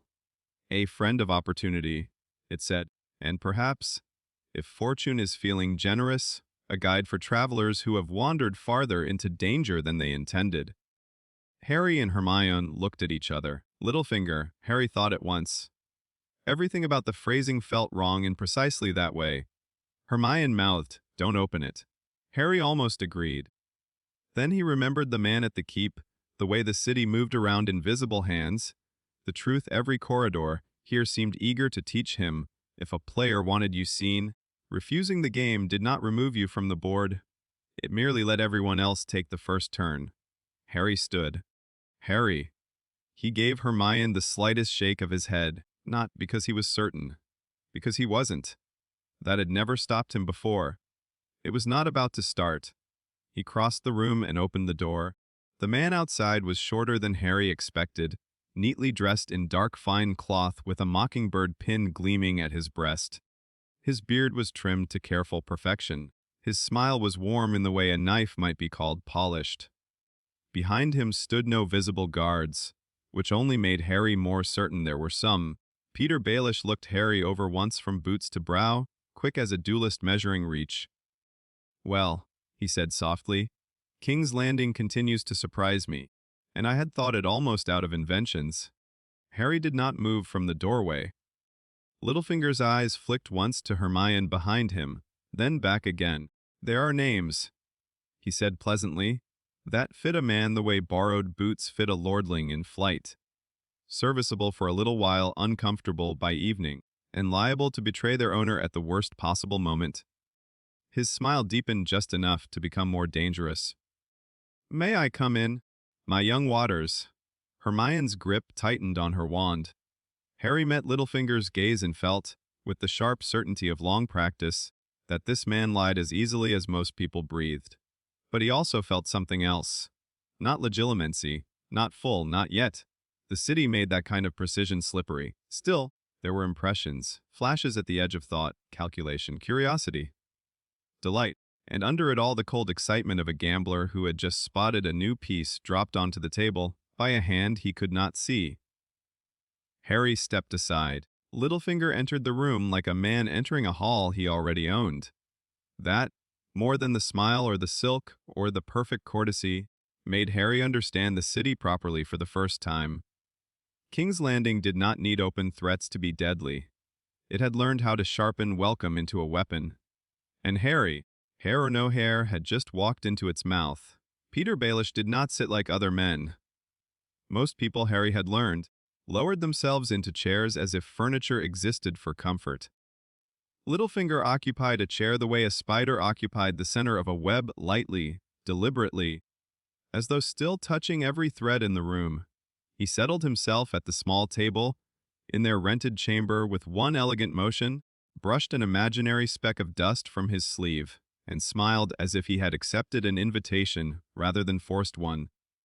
Hermione remained standing by the shuttered window. Harry stayed near the door. Neither of them offered wine. Littlefinger looked between them with amused appreciation. "I do enjoy caution. It suggests intelligence. Fear is common. Caution is much rarer." Harry said nothing. That, too, seemed to delight him. At court, Littlefinger continued, young men tend to err in one of two directions. They either speak too quickly because they think cleverness is currency, or not at all because they mistake silence for armor. His eyes flicked to Harry. "You, I suspect, are deciding whether silence is worth more than whatever I came here to buy." Harry leaned one shoulder against the doorframe. "That depends on whether you're buying or baiting." Littlefinger's smile sharpened. Hermione made the slightest sound in her throat, approval or alarm. Harry could not tell. "Very good," Baelish said. "Then perhaps we may speak plainly. A luxury so few in this city can afford." Harry almost laughed at that. Coming from anyone else, it would have sounded absurd. From Littlefinger, it sounded like artful mockery of reality itself. "You know my false name," Harry said. "So you've either paid someone, threatened someone, or listened where you weren't wanted. Those are all such ugly descriptions of social skill." Harry did not blink.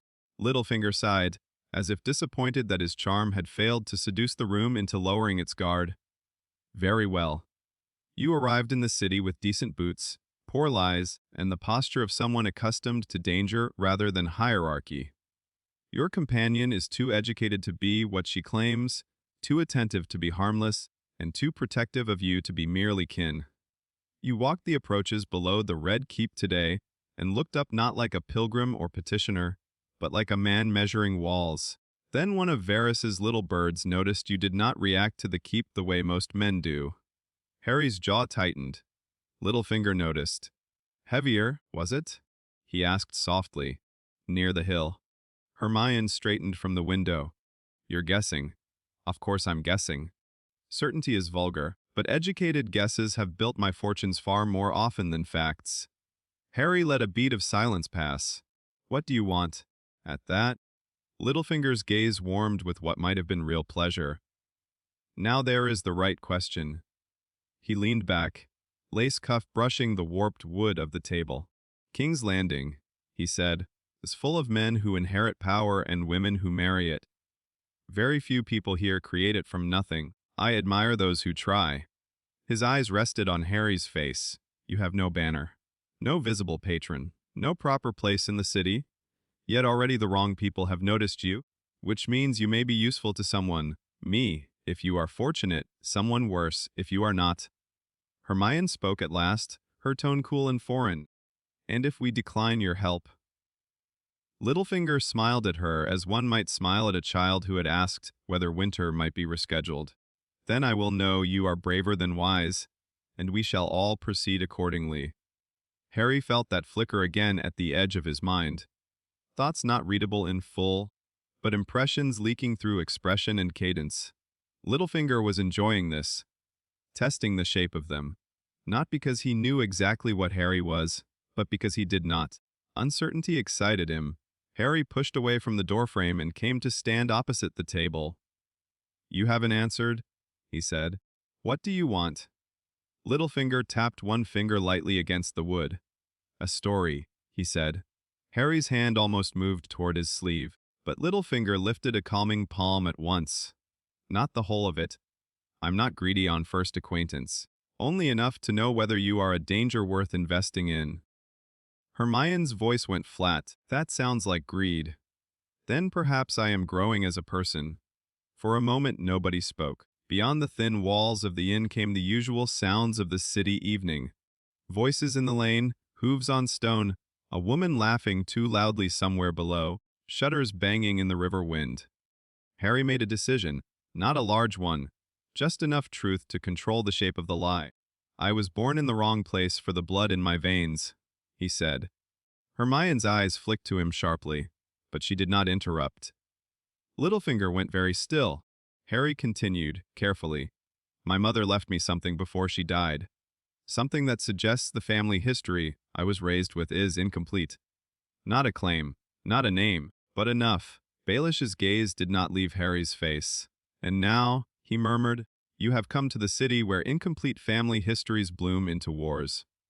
Harry said nothing. Littlefinger exhaled softly through his nose, half amusement, half admiration. How deliciously inconvenient. That one word told Harry more than a full confession might have. Littlefinger believed him. Not in detail, perhaps, but in substance. He thought Harry carried blood worth hiding, which meant Harry was now dangerous in exactly the way Hermione had warned him against. Baelish rose. Hermione's wand shifted an inch upward. He noticed and chose not to notice. I shall not press further tonight, he said. Pressure is a blunt instrument. I prefer invitation. He moved toward the door, then paused beside Harry. There are craftsmen in this city, he said quietly, almost conversationally, who know how to mend objects that do not belong entirely to one world. His eyes flicked once toward Harry's hidden wand arm. You may find you need one before this place is finished resisting you. Harry's pulse thudded once. Littlefinger smiled without looking at him. Flea Bottom, Street of Bones. Ask for Tobo Mott's discarded apprentice, not the master. Men thrown away often do their boldest work in shadows. He opened the door himself. On the threshold he turned just enough to add, oh, and one last courtesy. Varys suspects you are unusual. The Queen suspects nothing yet. I would advise keeping it that way. Cersei Lannister does not enjoy riddles unless she is certain of the answer. Then he left. The corridor swallowed him. No guards appeared. No final threat was offered. Harry shut the door and immediately threw the strongest ward he could manage over it. The spell sparked blue, white, hissed at the edges, and settled unevenly. Hermione stared at the door for a long moment before turning on him. You just told Peter Baelish that you have hidden blood. Harry rubbed both hands over his face. I told him nothing he hadn't already guessed. That is not a defense? It is in King's Landing. Hermione made a sharp, frustrated sound. He's not like Malfoy or Scrimgeour or Fudge. He's not even like Snape. Littlefinger doesn't just gather secrets. He breeds them. Harry dropped into the chair Baelish had vacated. I know. No, I don't think you do. Hermione paced once, twice, then planted herself in front of him. People in our world hide motives under words. Here they hide motives under favors. That is worse. You can answer a threat. You can't answer debt that turns into a leash. Harry looked up at her. I know, he repeated, quieter this time. But he gave us something real. Her expression tightened. She hated that too, because she knew it was true. The craftsman, she said. Harry nodded. His wand had been wrong the moment they set foot in this world, but the resistance near the Red Keep had made the problem impossible to ignore. If he kept relying on it alone, he would eventually fail at the wrong moment. And King's Landing, Harry was beginning to understand, existed almost entirely as the wrong moment waiting to happen. They found the apprentice 2 nights later, not by asking directly. That would have been suicidal. But by following the trail of contempt men in guild streets, reserved for those who had fallen just far enough to be useful. Tabomot's name opened some mouths and shut others. His discarded apprentice, it turned out, had once shown more talent than humility, which in most cities would be tolerated but in King's Landing was merely another excuse for someone powerful to remind you where your neck ended. His name was Orwell. He worked out of a narrow forge hidden behind a cooper's yard on the Street of Bones, where the smoke smelled wrong, less like coal, more like scorched resin and old marrow. The forge itself was too hot for its size. Strange hooks and tongs lined the walls, alongside rods of metal Harry did not recognize and bits of carved wood hung with soot, black charms. Orwell was lean, hard-faced, and missing 2 fingers on his left hand. When Harry unwrapped his wand from its concealment cloth and laid it on the scarred table between them, the man's expression changed at once. Not awe, not fear. Hunger. This isn't from here, he said. Harry kept his hand close enough to reclaim it instantly. No, Orwell did not touch it. Wood remembers different songs in different lands. This one's choking. Hermione, standing to Harry's left, folded her arms. Can it be fixed? Fixed? Orwell snorted. If a horse from the summer isles breaks its leg in winter, do you fix the horse or shoe it for snow? Harry frowned. I'm not sure whether that means yes. It means, Orwell said, finally lifting the wand with surprisingly delicate care, that this thing was made to draw magic through one set of laws, one soil, one kind of death. Here, the old currents bite different. Blood matters more. Bone matters more. Trees remember farther back. He turned the wand in his hand, grimacing faintly. It still works because it knows you, but it doesn't know this world. Hermione stepped closer. So what willed? Orwell set the wand down and pointed to the hooks and shelves around his forge. Something this world knows, he said. Something it fears enough to obey. Harry felt the mark on his forehead warm. What kind of something? He asked. Orwell looked at him then. Not his face, not his clothes, but directly at his brow, as though sensing heat beneath the skin. His eyes narrowed. Depends who's asking. Harry considered the lie he might tell, then abandoned it. A man with old blood, he said. Orwell's mouth thinned. That's what I was afraid of. Hermione inhaled softly beside him. The smith set both palms on the table.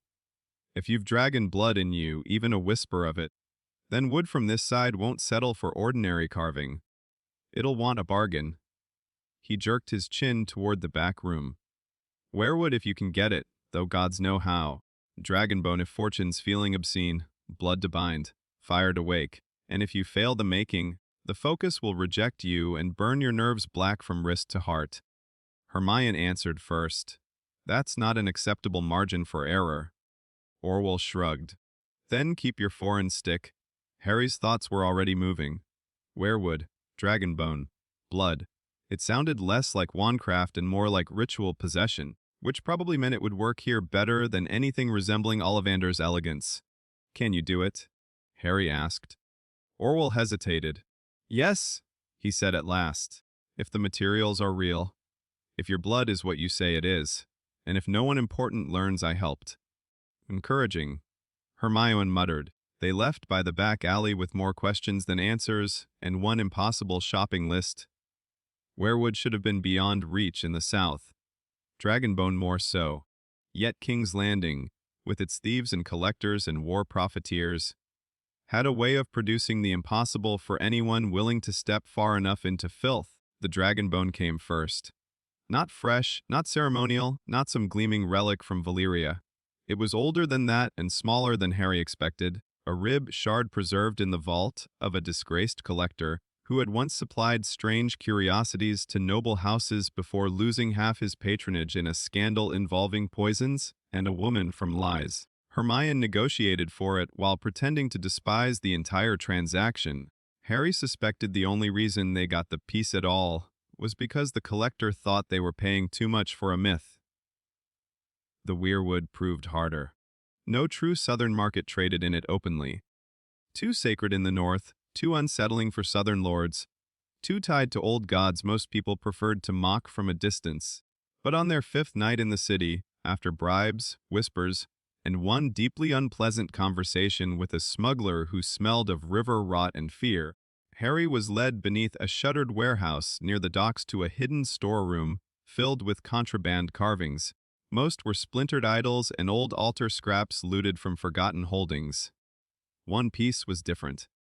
A length of white wood no longer than Harry's forearm, smooth as bone and streaked with red veins like living blood frozen in grain. The instant he saw it, the mark on his brow burned. The smuggler went pale. "7 save me," Harry said. "I'll take that one." The man nearly doubled his price on the spot. Hermione tripled the menace in her voice and cut it back down. They carried both pieces to Orwell under moonless dark. The smith barred the doors behind them, doused half the lamps, and laid the materials on the forge altar as if arranging bones for burial. The wand lay beside them, silent and foreign. Orwell looked at Harry. "Once we start, you don't step away. Blood must answer blood." Hermione stepped forward. "And if something goes wrong," Orwell's face did not change. "Then you'll know." That was not reassuring. Harry rolled up his sleeve anyway. What followed was not wand-making. Not even close. Orwell did not shape the weirwood with ordinary blades. He heated long black tools until they glowed dull red and pressed them into the wood while chanting under his breath in a language Harry did not know. The dragonbone was filed to a pale dust and mixed with oil, ash, and 3 drops of Harry's blood in a shallow iron bowl. The paste hissed when combined, giving off a sharp metallic scent that filled the forge with something ancient and hungry. Harry stood shirt, sleeved before the fire with one hand pressed flat to the weirwood rod as Orwell worked. "Don't let go," the smith said. The white wood was burning hot. Hermione hovered on the edge of intervention, wand ready, every line of her body tense. Orwell drove a heated spike through the center groove of the forming focus and poured the dragonbone mixture in. The forge roared. Harry gasped. Heat shot from his palm up his arm and into his chest. Not fire on skin, but fire inside marrow. The mark on his forehead flared bright enough to cast gold across the forge walls. Orwell cursed and muttered something that might have been prayer. Hermione took one involuntary step back. The wood turned in Harry's hand. Not physically. It turned toward him, like a locked thing recognizing its key. He saw red skies again, black towers, dragons wheeling, a woman with silver, gold hair lowering her brow to his as if across generations. Then another face layered beneath it. Lily smiling sadly, ash in her hair, saying nothing, only watching to see whether he would endure it. "Harry." Hermione's voice came from very far away. He realized belatedly that the forge was shaking. Flames poured upward, gold at the core, red around the edges. Not fiend fire. Not wild. But it wanted to become wild. Harry could feel that temptation in the ritual itself. All the force of this world's blood magic wanted spectacle, domination, surrender. He gritted his teeth and forced the heat downward. Inward, not out. The mark answered. The fire obeyed. Not perfectly, not with grace, but enough. Orwell slammed the last binding ring into place around the base of the new focus and shouted, "Now." Harry did not know what no meant until instinct solved it for him. He seized the half-formed focus with both hands.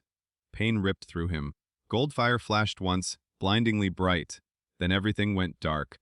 When Harry woke, Hermione was kneeling beside him on the forge floor with one hand at his throat and fury in her eyes. "You absolute." He coughed. "Alive. Unfortunately, Yes. He blinked upward at smoke, black rafters. His head throbbed. Every bone from wrist to shoulder felt as if it had been hollowed out and refilled with heat. But he was alive, which, recently, kept qualifying as success. Orwell was slumped against the far wall, face gray with exhaustion and suit smeared across both arms. On the altar between them lay the finished focus. It was shorter than Harry's wand and heavier, meant less for flourish than for anchoring force. White weirwood formed its body, veined naturally in red like thin rivers beneath snow. Bands of darkened metal clasped the grip. At its core ran a narrow line of fused dragon bone, pale and luminous when the forge light touched it. Near the top, almost invisible unless turned just right, the wood had taken a natural pattern resembling coiled wings. Hermione saw Harry looking and handed it to him before she could apparently remember she was angry. The moment his skin closed around it, the room went still. Not silent. Aligned. Harry inhaled sharply. Magic surged up through his arm with none of the choking drag his wand had suffered in King's Landing. This was not smoother, exactly. It was rougher, deeper, less precise in the way a river is less precise than a pipe. But it belonged. The world around him recognized it. He raised the focus and whispered the simplest shield spell he knew. A silver, gold barrier snapped into place around his hand, stable and clear. Hermione's eyes widened. Orwell let out a hoarse breath that might have been relief. "There," he muttered. "Now you've got something the old stones will listen to." Harry lowered the shield slowly. His old wand still mattered. He could feel that instinctively. It remained his instrument for delicate British spellwork, memory, habit, and certain kinds of control. But this was something else, a second spine, a bridge, a weapon grown from the rules of this world instead of dragged against them. "What do I owe you?" Harry asked. Orwell gave a humorless smile. "Money, certainly. Silence, more importantly. And if anyone asks, I'd never seen you before tonight." Hermione paid him in silver before Harry could answer. They left with dawn bruising the eastern sky over Blackwater Bay, and the new focus wrapped in black cloth beneath Harry's cloak. For the first time since arriving in Westeros, he did not feel quite so much like a foreign object pretending to be a man. Which was fortunate, because someone tried to kill him that afternoon. It happened on the Street of Silk. Harry had gone there with Hermione not for pleasure. King's Landing did not seem capable of providing any without poison attached. But because one of her market contacts believed a certain lady's maid near that district carried reliable gossip from the Red Keep, Harry disliked the errand on sight. Too narrow, too crowded, too many second-floor balconies and shuttered windows from which misfortune might descend. Hermione disliked it too. That, Harry later reflected, should have been warning enough. The street was alive with painted doors, perfumed courtyards, bright fabrics, and men pretending secrecy while spending coin loud enough for the whole city to hear. It was also rich with hiding places. Harry felt the danger 3 seconds before it arrived. Not prophecy, not mark. Just instinct. He grabbed Hermione's wrist and yanked her sideways. A quarrel punched into the wall where his throat had been. The street erupted. Women screamed. Men scattered. A horse reared against its harness. "Roof?" Hermione shouted. Harry had already seen the angle. Second-story balcony, narrow window, black-clad figure withdrawing behind silk curtains. His first impulse was to raise his wand. His second was faster. He tore the black cloth free from the new focus and snapped it up in one motion. Power surged through the weirwood and dragonbone core with brutal ease. Harry did not think in incantations so much as shape and force, heat and direction. The air in front of him shuddered. A shield burst outward, not blue, not silver, but translucent gold-edged in ember light, broad enough to catch the second quarrel that slammed into it a heartbeat later and shattered. The street froze. People stared. Too visible, Harry thought distantly. Far too visible. Harry! Hermione's warning saved him. He spun as a knife man came through the panicked crowd from the left, fast and low. Harry drove the butt of the focus into the man's wrist. Bone cracked. The knife clattered away. Another attacker lunged from behind a market cart with a short spear meant for close alleys and cramped murder. Harry blocked on instinct, caught the shaft, and felt heat race down his arm. No, not heat. Fire.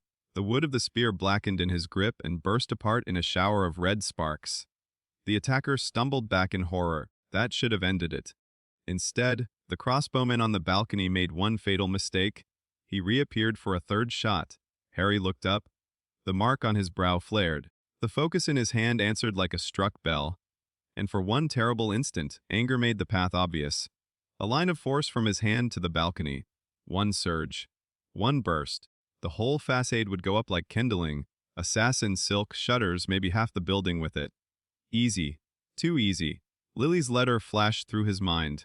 Do not trust rage. Do not trust the seduction of easy fire. Harry dragged the power sideways instead. The spell that leapt from the focus was not elegant. It was a twisting lash of gold-red force that struck the balcony rail instead of the man. Wood exploded. The railing sheared free. The assassin screamed and fell with it into the street below, crossbow skidding away over cobbles. He hit hard and did not rise. Silence followed. Thick. Startlick. Harry stood in the middle of the street breathing hard, shield fading around him in gold motes. Hermione's eyes were wide not with fear for him now, but with fear of what everyone around them had just seen. Not British wandlight. Not a hedge trick. Something stranger. Hot or noble looking in exactly the wrong way. The wounded knife man groaned at Harry's feet. Gold cloaks were already shouting from the far end of the street. Hermione seized Harry's sleeve. We'll leave. Now. They vanished into the chaos of dispersing bodies before the guards reached the fallen crossbowmen. Twisting alleys. 2 quick turns. One market stall overturned behind them by Hermione with calculated apology. Then into a dye, maker's yard, through a side passage, across a fish lane, and into an abandoned courtyard where they finally stopped. Harry braced both hands on his knees, trying to breathe. Hermione rounded on him. That, she said with terrifying calm, was not subtle. He looked up sharply. I know. No, Harry, you don't. Half that street saw you stop bolts with gold fire and break a spear by touching it. They were trying to kill us! And you survived! Congratulations!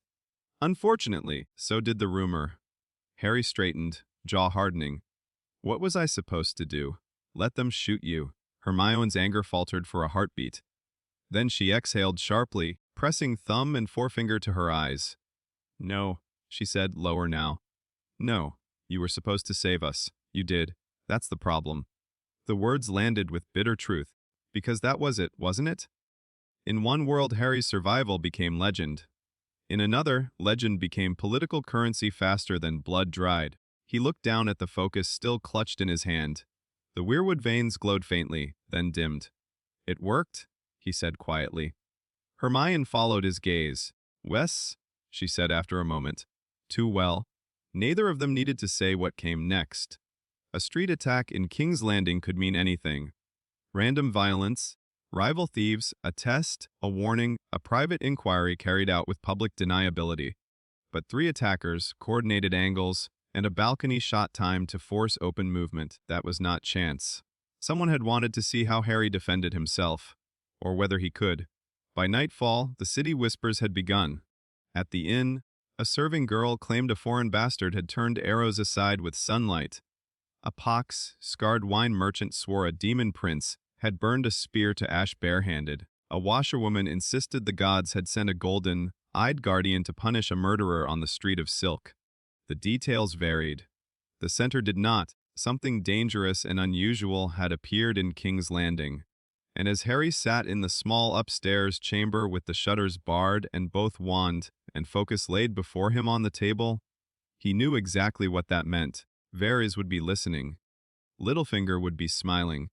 And somewhere inside the Red Keep, if the whispers turned the right way, Cersei Lannister would begin asking questions she did not yet know how to phrase. Hermione sat opposite him, face pale with exhaustion. You can't use that openly again unless there is absolutely no choice, she said. Harry nodded. I know. But, he looked at the new focus. The white wood, the dragonbone core. The blood that had answered blood. But if this city keeps trying to kill me, he said, it may not get to choose how subtle I feel. Hermione did not smile. Neither did he. Outside, King's Landing roared and schemed and fed on rumor beneath the shadow of the Red Keep. And somewhere beyond walls of red stone and lion banners, the game had already changed shape around them. Not because Harry and Waters had entered the city, because, for one reckless moment on a crowded street, something older had looked out through Harry Potter's hands and reminded the realm that fire still had heirs. King's Landing reacted to mystery the way dry grass reacted to sparks. By the following morning, the Street of Silk attack had already become 3 different stories and a dozen smaller lies stitched between them. In Flea Bottom, Harry heard, a foreign sellsword had caught quarrels with his bare hands. Near the fish market, the tale improved. He had summoned a wall of golden fire and spoken a curse in Old Valyria before striking down his attackers. By midday, one of the inn boys swore he had heard from a gold cloak's cousin that the man on the street had dragon's blood and eyes that glowed like furnace coals. Harry did not know whether to be alarmed or offended. Hermione chose both. "You are not going outside alone again," she said. Harry looked up from the stale bread he had been failing to eat. That's not practical. Neither is being murdered for rumor. The private room they had rented for the morning was small, hot, and smelled of dust and old onions, but it was the only place in the inn where the walls were thick enough for Hermione's warding to hold more than a few minutes at a time. Even here, the spells felt strained, like ropes pulled too tight. King's Landing disliked secrets unless they belonged to the right people. Harry rubbed his thumb along the smooth red, veined grain of the weirwood focus resting beside his plate. "I wasn't alone," he said. Hermione gave him a flat stare. "Harry, 2 of them came at you from ground level, while another had a clean shot from above. That was not a common robbery. He knew that. That was the problem. He had spent enough time being hunted to feel the shape of intention now. The attack had not been random street violence. It had been designed to force him into showing what he could do. Not kill, he thought. Not immediately. Test. That unnerved him more. He leaned back in the chair and looked toward the shuttered window. Littlefinger. Hermione's expression hardened. Probably. Varys? Possibly, but it doesn't fit as neatly. Harry nodded. That was his feeling too. Littlefinger delighted in pressure, in creating instability and learning what broke first. Varys, whatever else he was, preferred to know before he gambled.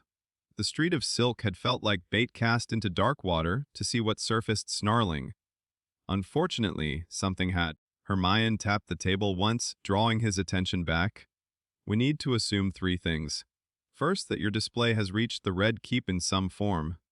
Second, that Baelish now knows more than he did before. Third, that anyone interested in dragon blood, prophecy, or political theater is now paying closer attention." Harry gave a humorless smile. "When you say it like that, it sounds almost manageable." "It isn't." He sighed. "Yes, I noticed." Hermione was right, of course, which had become increasingly irritating in this world because being right here never seemed to make anything better. In Britain, knowing enough could sometimes arm you.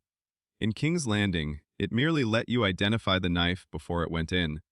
He reached for his wand, then changed his mind and took up the weirwood focus instead. The difference was immediate. Familiar now. Not comforting exactly, but grounded.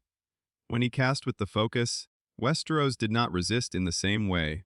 The magic that rose through it was less about incantation and more about intent given shape, older, heavier, and always a fraction too close to violence. Harry rolled it once across his knuckles. "Hermione," he said. She looked up from her notes. "I'm going to try something." Her eyes narrowed instantly. "That sentence has never improved my day. Legilimency." She straightened. "Here." Harry nodded. "Not on crowds. Just carefully. I've been feeling impressions since we arrived flickers. Emotional edges. The city interferes, but I think the interference may be worse for precise spell work than for contact already near the surface." Hermione's frown deepened in thought. "You want to read people through expression and magical pressure at once. Not read. Nudge. Confirm. That is still reading." Yes. She folded her arms. "It's dangerous. I know. It could misfire. I know. It could alert the wrong person." Harry held her gaze. "I know." The silence between them lasted a few beats. Then Hermione sat back, unhappy but not unwilling. On whom? Harry considered that. Not Littlefinger, not yet. Baelish would expect the obvious traps and hide behind layers of performance thick enough to suffocate inside. Not Cersei, because getting near her without explanation would be difficult, and reading her badly might be fatal. Not Varys unless Harry wanted to find out firsthand whether spiders sensed hands in their webs. That left one person, Tyrion. Hermione's brows rose. That's ambitious. He's also the most likely to speak plainly if approached well, and the most likely to notice inconsistencies you haven't planned for. Harry let out a short breath. That's everyone in this city. True. They spent the next hour building the approach, not a perfect plan. King's Landing did not permit those, but enough of one to step onto the board without instantly losing a limb. Word in the Inns and Wine Sinks placed Tyrion Lannister between the Red Keep and the lower city almost daily now, overseeing chains, ships, mud, men, and panic in preparation for Stannis' assault. He was visible, accessible in theory, dangerous in practice. But unlike Cersei, he still moved through the city as though he believed it belonged to human beings instead of pieces. That made him the best first contact Harry was likely to get. By late afternoon, Harry stood on a high, battered stretch of river road near the smithies and cart yards overlooking Blackwater Bay. The city here smelled of tar, rope, iron, sweat, and river rot. Men shouted measurements. Wagons creaked under sacks of grain and casks of oil. Gold cloaks tried and failed to look competent, while laborers muttered curses behind their backs. Farther out, across the water, ships rocked at anchor beneath a sun gone white with heat. Tyrion Lannister was impossible to mistake. He moved through the confusion, surrounded by guards and irritation, one hand on the pommel of his belt dagger, the other cutting short some rambling excuse from a sweating overseer. He was smaller than most men around him, but nothing in his bearing invited dismissal. His face was clever and tired, and even at this distance Harry could see the strain of too many sleepless nights pulling at the corners of his eyes. He was not performing lordship. He was enduring it. Hermione kept to the far side of the lane in borrowed modest dress and veil, looking like any other foreign gentlewoman, avoiding filth, while in fact seeing everything. Harry approached alone, hood down this time, posture carefully balanced between breeding and uncertainty. Not submissive, not arrogant. A bastard's careful middle. One of Tyrion's guards noticed him first and stepped forward. Back. Harry stopped. I'm not here to beg. Then you're lost. Neither. Tyrion, halfway through berating a carter for incompetence, glanced over. His gaze sharpened instantly. Harry felt it then, that edge beneath the look. Calculation, yes, but not Littlefinger's delighted malice. Tyrion assessed people like structural damage where they bent, what they might hold. How long before they failed? Let him speak, Tyrion said. The guard hesitated, then stepped aside with visible reluctance.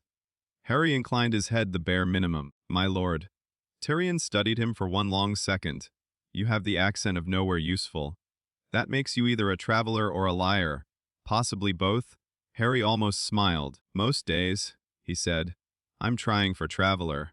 A flicker of amusement touched Tyrion's face. Careful, he said. Almost wit, and I haven't the strength for another rival. Harry stepped closer, keeping his hands visible. Not unarmed, never that, but not threatening either. I have information, he said quietly, or at least an observation. In exchange for a moment's honesty, Tyrion snorted. In this city, ask for my liver instead. It's easier to spare. Still, he gestured Harry aside from the lane to a half-built platform stacked with timber overlooking the road. Two guards moved with them. Hermione drifted nearer without seeming to. Tyrion leaned against a post and folded his hands over his belt. Well then, traveler, from nowhere, astonish me. Harry did not waste time. Someone tested me on the street of Silk yesterday. Tyrion's expression altered at once, amusement draining into alertness. Harry watched carefully. There, that flicker. Genuine surprise. Not staged, he let the faintest touch of legitimacy move with his attention.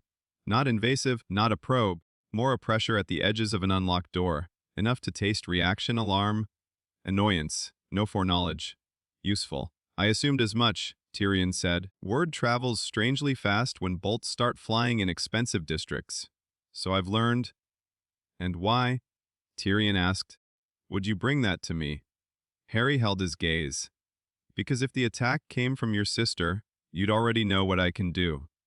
If it came from Varys, I'd have been invited rather than shot at.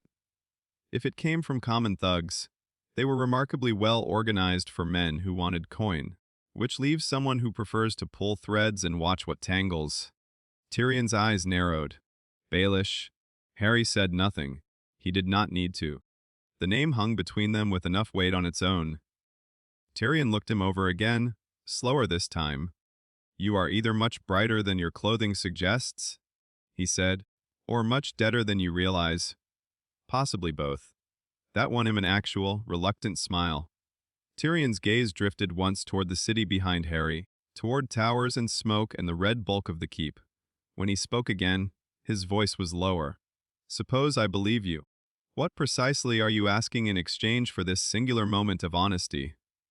Harry chose his next words with care. I want to know which smiles in this city hide knives meant for me. Tyrion laughed once, softly and without mirth. My young friend, in King's Landing smiles are the knives. He pushed away from the post. Still, since you've offered me something better than panic and less tedious than flattery, I'll give you this much. Baelish is rarely the hand that strikes. He prefers to rent fingers. Varys is more dangerous, but usually kinder about it. My sister. He paused. My sister doesn't bother with mystery once she feels threatened. When Cersei wants someone gone, subtlety is only her first draft. Harry absorbed that. And you? He asked. Tyrion's smile thinned. I'm told I hide my knives in wine cups. Regrettably, I've had little time for either. Harry felt another flicker there under the wit. Exhaustion. Determination. Something like despair, old and heavily dressed. Tyrion was holding the city together with intelligence, cynicism, and sheer refusal while everyone around him played inheritance games. For the first time since arriving, Harry felt something close to respect uncomplicated by fear. Tyrion being Tyrion noticed. Now, he said, tilting his head, my turn. Who are you? Not who do you claim to be. Who are you? Harry's hand tightened almost imperceptibly around the hidden length of the weirwood focus beneath his cloak. The honest answer would change everything. The wrong lie would end the conversation. He settled for the shape of truth. Someone my mother tried very hard to keep out of this city. Tyrion went still. Not because the answer made sense. Because it did not, and yet sounded like the kind of sentence that only existed in proximity to power. I see, he said softly, though clearly he did not. Harry took the risk, and someone, he added, your sister would fear for the wrong reasons. That landed. Harry saw the understanding move behind Tyrion's eyes. Not full comprehension, not yet, but pattern recognition. Young man of uncertain birth. Strange abilities in the street. The wrong people circling. A mother's hidden legacy. Cersei's fear. Tyrion did not arrive at the truth. He arrived close enough to be dangerous. Gods, he murmured. No wonder the city's grown teeth around you. A horn sounded from the river road below. Men shouted for chains and wagons. One of Tyrion's guards stepped forward, awaiting orders. Tyrion did not take his eyes off Harry. You should leave the capital, he said. Harry almost laughed. That obvious. That necessary. The bluntness of it struck harder than the wit. Tyrion lowered his voice even further. Whatever game you think you are playing, whatever secret blood or foreign sorcery or inheritance dropped you at my doorstep, this city will eat it and ask for more. If Baelish sees profit, he'll fatten rumor until it walks on its own. If Varys sees significance, he'll thread you into plans older than you know. If my sister sees threat, he shrugged one shoulder. Well, you've heard enough tales of Joffrey to guess the rest. Harry looked toward the Red Keep. Its red walls blazed in the late sun like a wound pretending to be a fortress. Leaving may not be simple, he said. Tyrion followed his gaze. Nothing worth surviving ever is. The words hung there, not poetic, not grand, just true. Harry nodded once. Tyrion studied him another second, then signaled for his men to move. The moment of privacy ended as quickly as it had formed. As he turned back toward the work crews, he said over one shoulder. "One final gift, because I am in a reckless mood and you have honest eyes for a liar." He paused. "Do not let Baelish offer you understanding. He only ever offers mirrors, and men see what ruins them in mirrors far more readily than in shadows." Then he was gone into the noise of labor and command. Hermione joined Harry only when Targaryen was well clear. "Well?" she asked. Harry let out a slow breath. He didn't know about the attack. She nodded. "I thought not." "He suspects something now." "I also thought that." They began walking downhill together through the press of carts and laborers, neither hurrying enough to draw eyes nor slowing enough to invite them. For a few moments they were silent. Then Hermione said, "Do you trust him?" Harry considered it. "No," he said at last. "But I believe him." Her expression eased a fraction. "That's usually better." They turned into a narrower lane shaded by overhanging timber galleries and faded laundry. Here the city noise dulled slightly. A butcher's boy darted past with a basket of offal. Somewhere above, a woman was singing a sad song in a language Harry did not know. He should have felt steadier after the meeting. Instead, he felt something else, pressure, like a gaze at the back of the neck. He stopped walking. Hermione noticed instantly. "What?" Harry did not answer at once. He let the sensation sharpen. Not one watcher, several, no visible threat, no crossbows, no blades rushing from alleys. Just attention, carefully placed. He lifted his head slightly.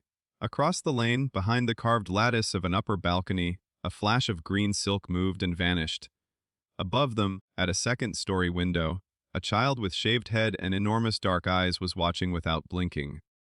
The moment Harry noticed, the child disappeared. He exhaled slowly. "Varys," Hermione said. Harry nodded. The meeting with Tyrion had been seen then, or at least noted. Not by accident either. The spider's web did not fail to tremble around conversations like that. By the time they returned to the inn after dusk, another surprise waited. Not a silk-voiced intruder this time. A summons, no seal, no official crest. Just a folded scrap of parchment delivered by a one-eyed stable lad who swore he had been paid too well to ask questions. On the inside, in neat compact writing, were 8 words. "The Queen asks about the golden bastard from Silk." Harry read it twice. Hermione took it from him and went pale. "That is not good." "No," Harry said. He sat slowly on the edge of the bed, so. The rumor had reached Cersei. Not confirmed, perhaps. Not clarified. But enough to spark interest. And interest from Cersei Lannister was the kind that ended with poison, imprisonment, or public theater sharpened into execution. Hermione was already thinking 3 moves ahead. This could be bait from Baelish, or warning from Varys, or mockery from someone less informed. Harry nodded. Wes! But the content mattered more than the sender. The golden bastard from Silk. That was how the city had named him, not traveler, not sorcerer, not assassin, bastard, golden. Publicly strange, privately unplaced, and close enough to nobility for the word to stick. In Westeros, that was not anonymity. It was category. Harry lay back against the wall, staring at the low ceiling. The city had started sorting him. That was dangerous. Because once King's Landing found a box for you, it began deciding whether to use you, marry you, sell you, or kill you. Hermione sat beside the table, the note still in her hand. "We may need to leave sooner than Tyrion thinks," she said quietly. Harry closed his eyes for a moment. In the darkness behind them came Dragonstone's towers, Lily's letter, the forge fire, the street of silk balcony collapsing under redirected rage. And under all of it, deeper and steadier, the pulse of the dragon mark on his brow. "No, not yet." He opened his eyes again. "Not before I know how much they suspect," he said. Hermione looked at him. "That's dangerous." He gave her a tired, crooked half-smile. "So is everything." She did not smile back, because they both knew the difference now. In Britain, danger had often come wearing hatred openly. Here, danger smiled first, offered wine second, and only then asked your name. And somewhere in the red keep above them, surrounded by red walls, lion banners, and old murder, Cersei Lannister had begun to wonder about the young man wrapped in rumor and gold light. Harry had no illusions about what came next. The game was no longer merely watching him. It was turning toward him. The summons did not come the next morning. nor the morning after that, which, Harry discovered, was somehow worse. He had been half expecting gold cloaks at dawn, or a velvet, voiced page with the Queen's command, or one of Varys's birds materializing out of a wall to invite him into some candlelit room full of half-truths. Instead, King's Landing did what it did best. It waited. And in waiting, it made him do the same. 3 days passed beneath a sky of bruised heat and gathering pressure. The city swelled with soldiers, rumor, and nerves. Blackwater Bay crawled with preparations. Chains were whispered about in dockside taverns. Grain vanished into guarded storehouses. Men who had mocked Stannis 2 weeks earlier now lowered their voices when speaking his name. Every night, the bells from seps and towers seemed to ring more often, as though the city had begun practicing for panic. Harry and Hermione kept moving, not fleeing, not yet, but shifting lodgings twice, changing routes, splitting errands, speaking less in public, listening more. Hermione collected gossip with the cold efficiency of a surgeon extracting shrapnel. Harry watched faces, doors, rooftops, and every shadow that lingered too long at the edge of a market crowd. The pressure behind his forehead never really left him now. The mark had grown steadily warmer since Dragonstone, but in the capital it had developed moods. Around the Red Keep it warned. In the poorer streets it slept. Near Old Stone, Old Blood, or dragon imagery, it poured like something straining against skin. And every time he passed one of the city's carved dragon remnants, weathered gargoyles, old banners in shuttered noble compounds, scraps of Targaryen architecture buried under Baratheon repainting, he felt it stir harder. The glamour was weakening. Harry knew it before Hermione said it aloud. They were in the cramped upper room of their newest inn, this one near Cobbler's Square, where the walls leaned enough to make every shelf look slightly drunken. Rain drummed against the shutters. Harry was toweling water from his hair when Hermione looked up from her notes, went still, and set down her quill. "What?" he asked. She stood and crossed the room without answering. That alone was enough to make his stomach tighten. Hermione stopped a foot away and lifted a hand toward his forehead. "Hold still." Harry obeyed. Her fingers brushed his fringe aside. The mark was warm. He felt that much. But Hermione's face changed in a way that told him warmth was not the problem. "Harry," she said quietly, "it's changing." He went cold everywhere except his brow. "How?" Hermione drew in a slow breath, as if arranging the truth before giving it shape. "The lightning edges are not disappearing exactly. They're thinning, breaking apart near the top." She tilted her head, studying him, and beneath it there's another pattern pushing through. Curved, more symmetrical. Her voice dropped further. "If I didn't know better, I'd say the old shape is being overwritten by the real one." Harry crossed to the small mirror hanging crooked beside the bed. At first glance, the scar looked unchanged. Then he leaned closer and saw it. Hermione was right. The familiar jag bolt remained, but the top edge was no longer clean. Fine pale lines had begun to unfurl away from it, almost invisible unless the light caught them just wrong. Not cracks. Not scar tissue. Lines with intention. A curling hook near the temple. A faint branching along the brow. The suggestion of wings or horns or something older than either. The false shape was losing ground. "It's happening too fast?" Hermione murmured behind him. At this rate, a knock came at the door. Both of them turned instantly. 3 knocks, evenly spaced, neither innkeeper nor drunk. Harry's wand was already in his left hand, weirwood focus in his right. Hermione moved soundlessly toward the side wall. The knock came again, followed by a low voice from the other side. "My lady, my lord, message from the Red Keep." Harry and Hermione looked at one another. Of course, because King's Landing had a gift for knowing the exact moment a secret started bleeding through its bandages. Harry crossed to the door and opened it only a crack. A boy of perhaps 12 stood in the corridor in Red Keep livery, thin as a rail and trying very hard not to look impressed by anything. He held out a folded strip of parchment with both hands. "No reply needed," he said quickly. "Only attendance." Harry took the note. The boy bowed shallowly and fled before questions could catch him. Hermione shut the door the moment he was gone. Harry unfolded the parchment. No seal, no flourish, but the handwriting was controlled, elegant, and unquestionably written by someone used to obedience. Her Grace receives petitioners and guests at the evening feast. You are invited to attend and be seen. Below that, in a different, smaller hand, wear something that flatters mystery. Hermione stared at the second line. That's Littlefinger. Harry almost laughed despite himself. Yes, but the first line mattered more. Cersei was not summoning him privately. She was inviting him publicly.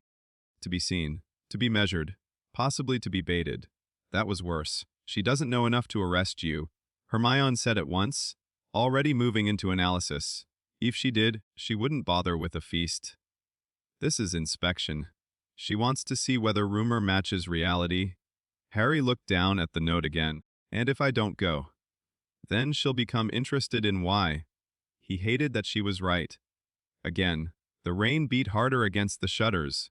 A feast in the Red Keep meant nobles, spies, servants, flatterers, opportunists, and every pair of eyes in the city that mattered. It also meant proximity to the hill where Harry's wand magic dragged and the mark grew restless. It meant danger, which, in King's Landing, also meant necessity. Hermione's mouth had flattened into that particular line it took when she had accepted disaster and merely wished to improve its posture. We need clothes, she said. If Harry had been asked, in any previous year of his life, what form political warfare in Westeros would take, he would not have guessed tailoring. Yet by sunset he found himself standing in a narrow candlelit chamber above a cloth merchant's shop, while a severe woman in dark blue circled him like an assassin evaluating weak points. Hermione had bullied, bribed, and quietly frightened the woman into speed, discretion, and something very close to loyalty. The result was a court outfit that made Harry deeply uncomfortable for all the correct reasons. Black wool, finely cut but not ostentatious.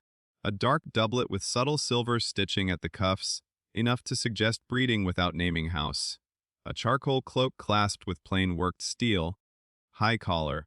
Strong lines. No sigil. A bastard's elegance. An unknown noble's threat.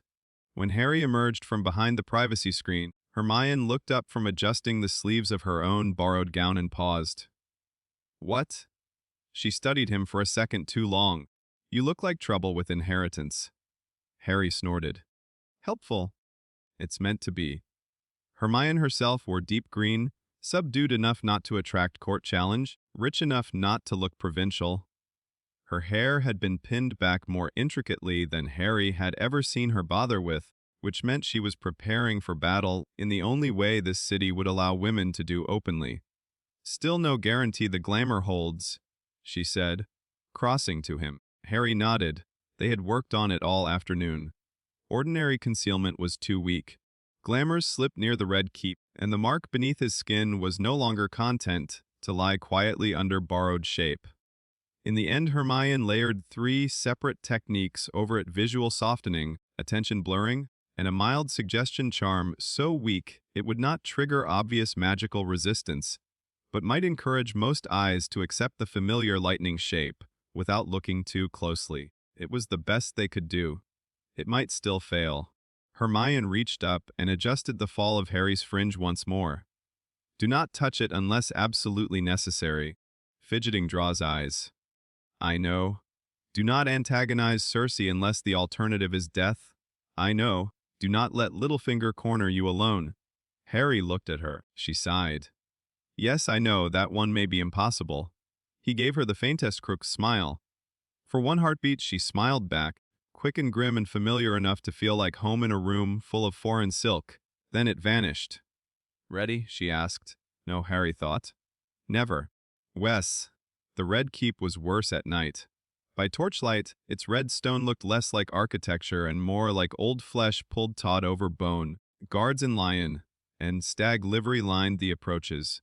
Courtiers passed in clusters of perfume and velvet, speaking in low tones that sharpened the farther one got from the gates.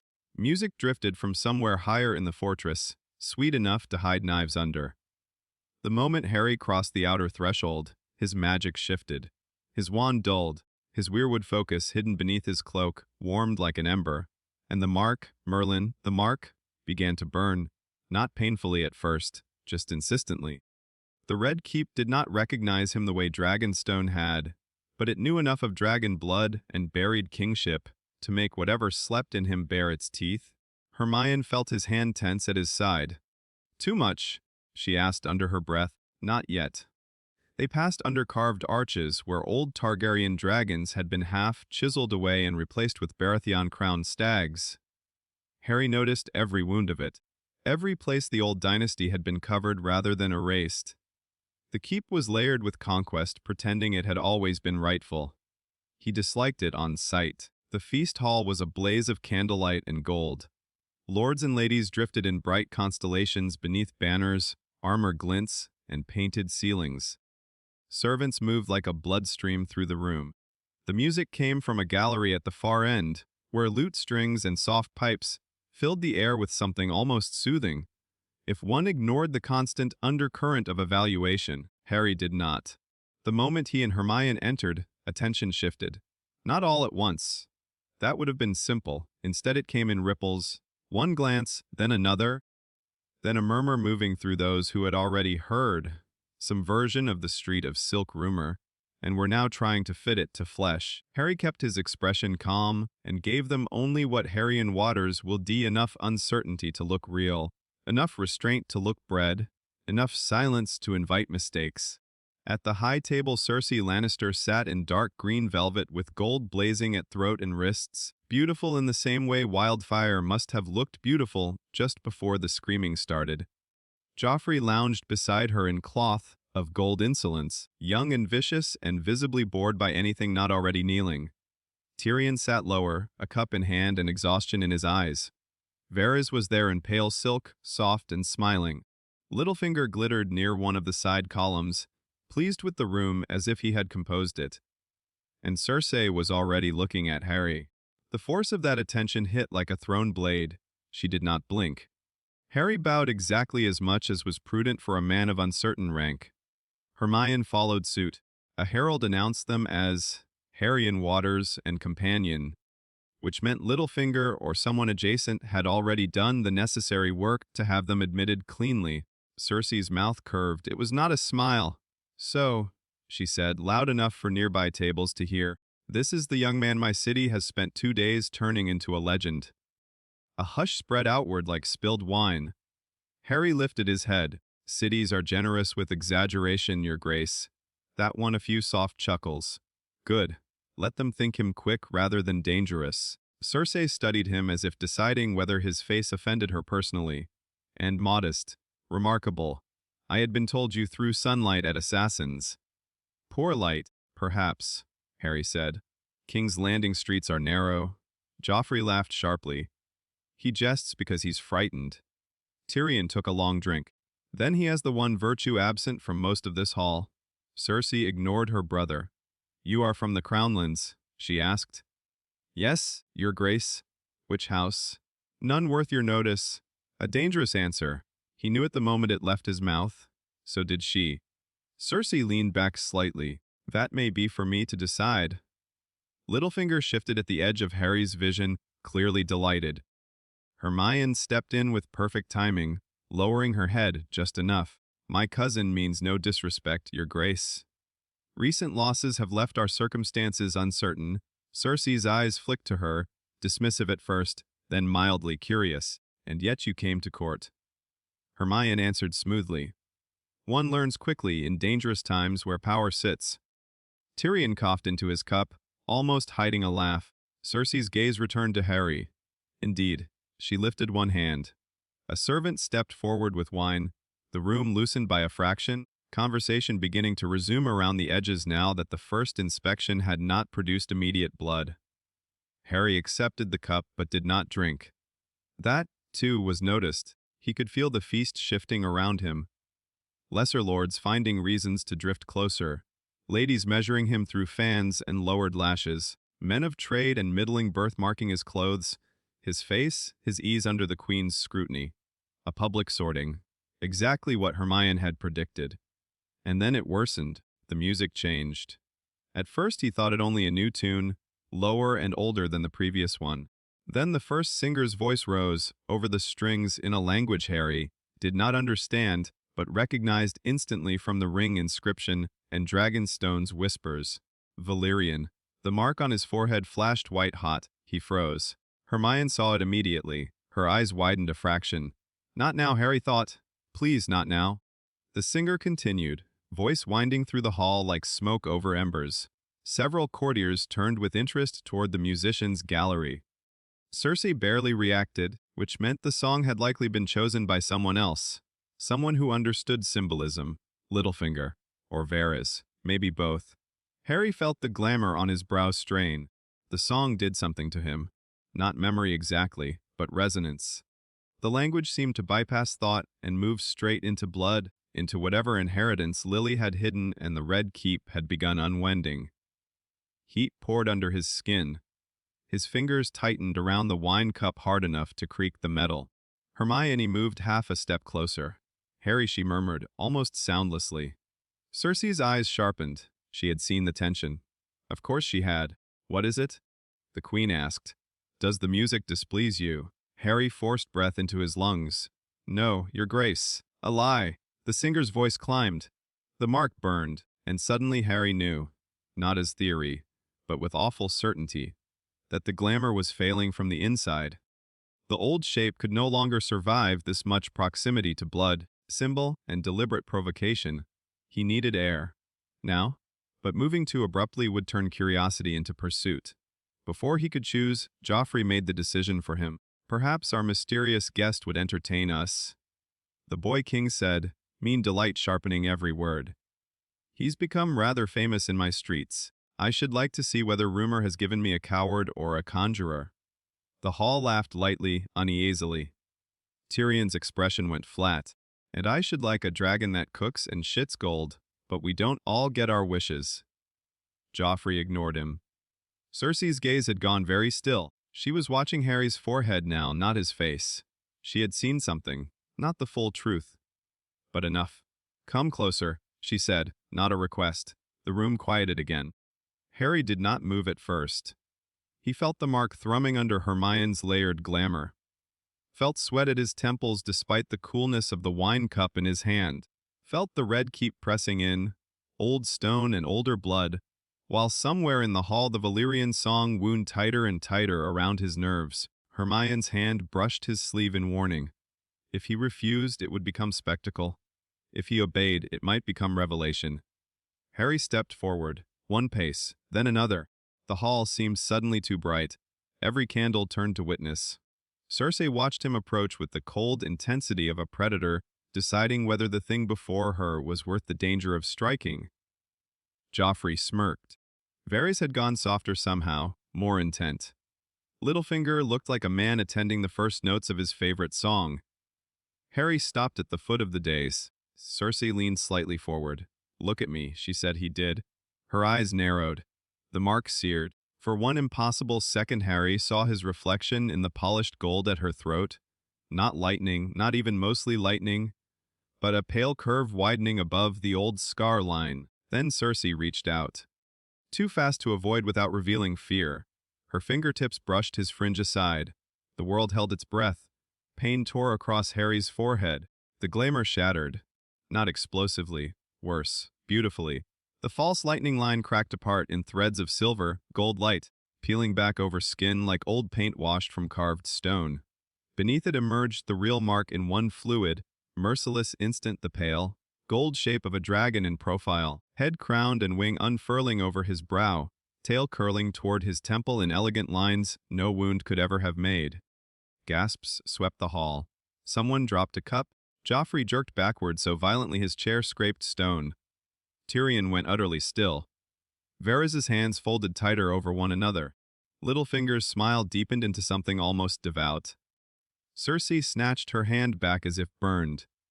For the first time since Harry had entered the room, her composure cracked. But enough. She knew that symbol. Maybe not the exact truth. Maybe not the bloodline behind it. But she knew enough history to recognize that no common bastard walked around wearing a dragon on his brow by chance.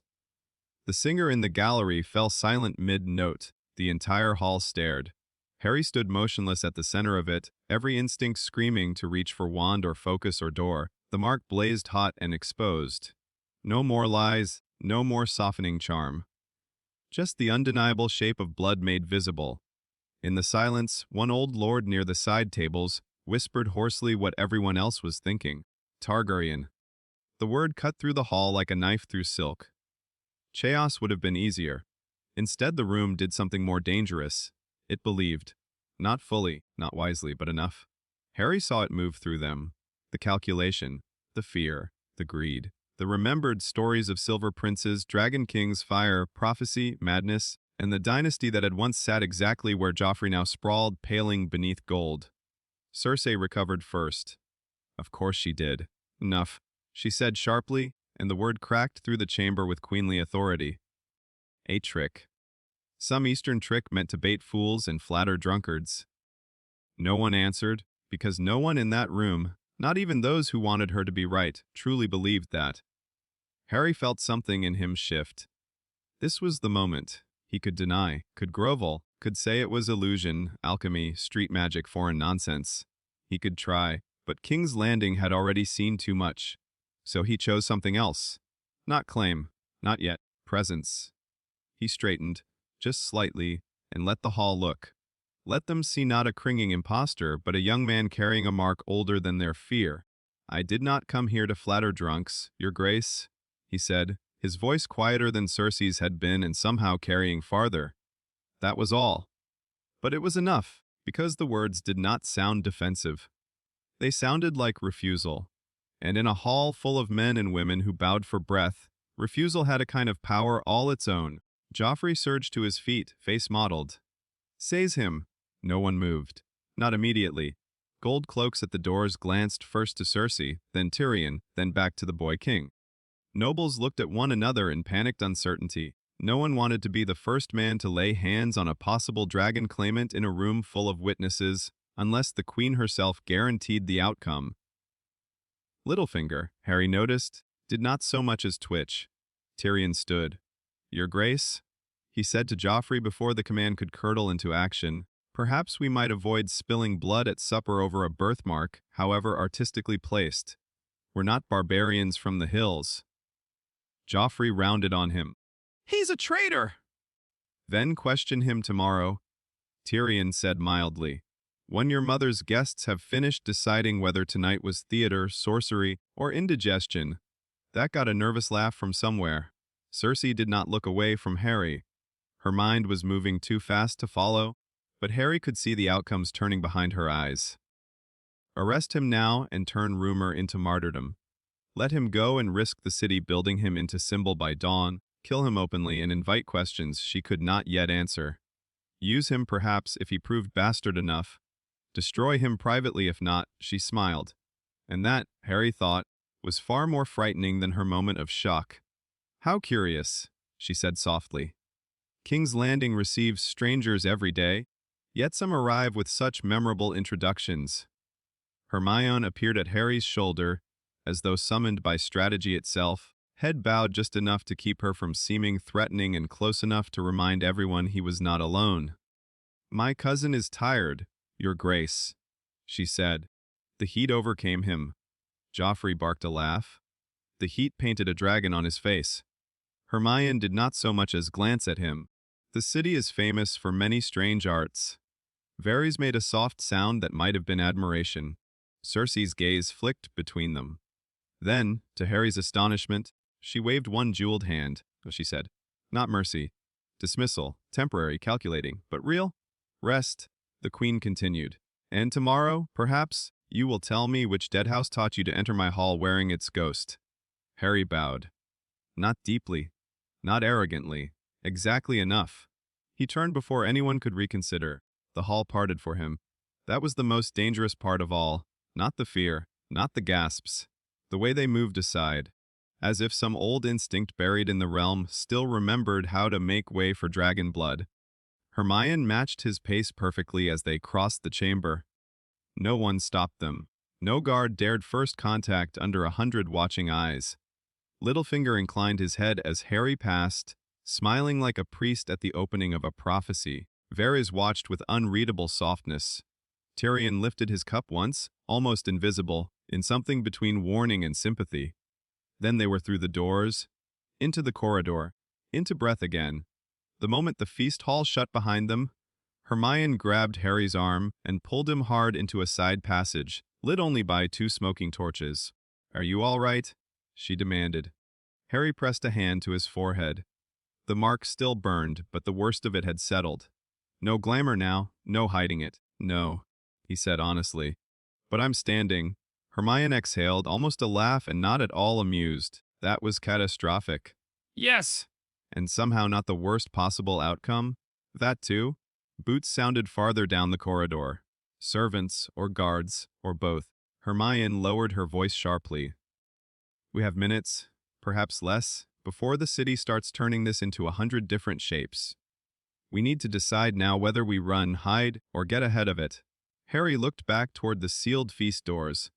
Beyond them waited Queen, King, Lion, Spider, Mockingbird, and a room full of nobility who had just watched a dragon mark bloom beneath candlelight in the Red Keep itself. Too late for hiding. Too public for simple running. The city would name him by dawn. Maybe not correctly. But power rarely waited for correctness. It only needed a story strong enough to carry fear. Harry lowered his hand from his forehead. The dragon mark gleamed pale in the torchlight. For the first time, there was no pain in seeing it exposed, only consequence. "We'll go," he said. Hermione nodded once. "Good. Out of the city." That stopped her. "Harry." Not yet. He met her eyes. "If we run tonight, we become proof. Whatever uncertainty Cersei still has vanishes the moment we flee. No, we move first. We decide what the city hears before Littlefinger decides for it." Hermione stared at him for a long second. Then, slowly, she nodded again. "All right," she said. "Then we choose the rumor." From the hall behind them came the muffled swell of voices rising at last into uproar. King's Landing had started digesting what it had seen. By morning, half the city would believe a dead dynasty had sent back a son.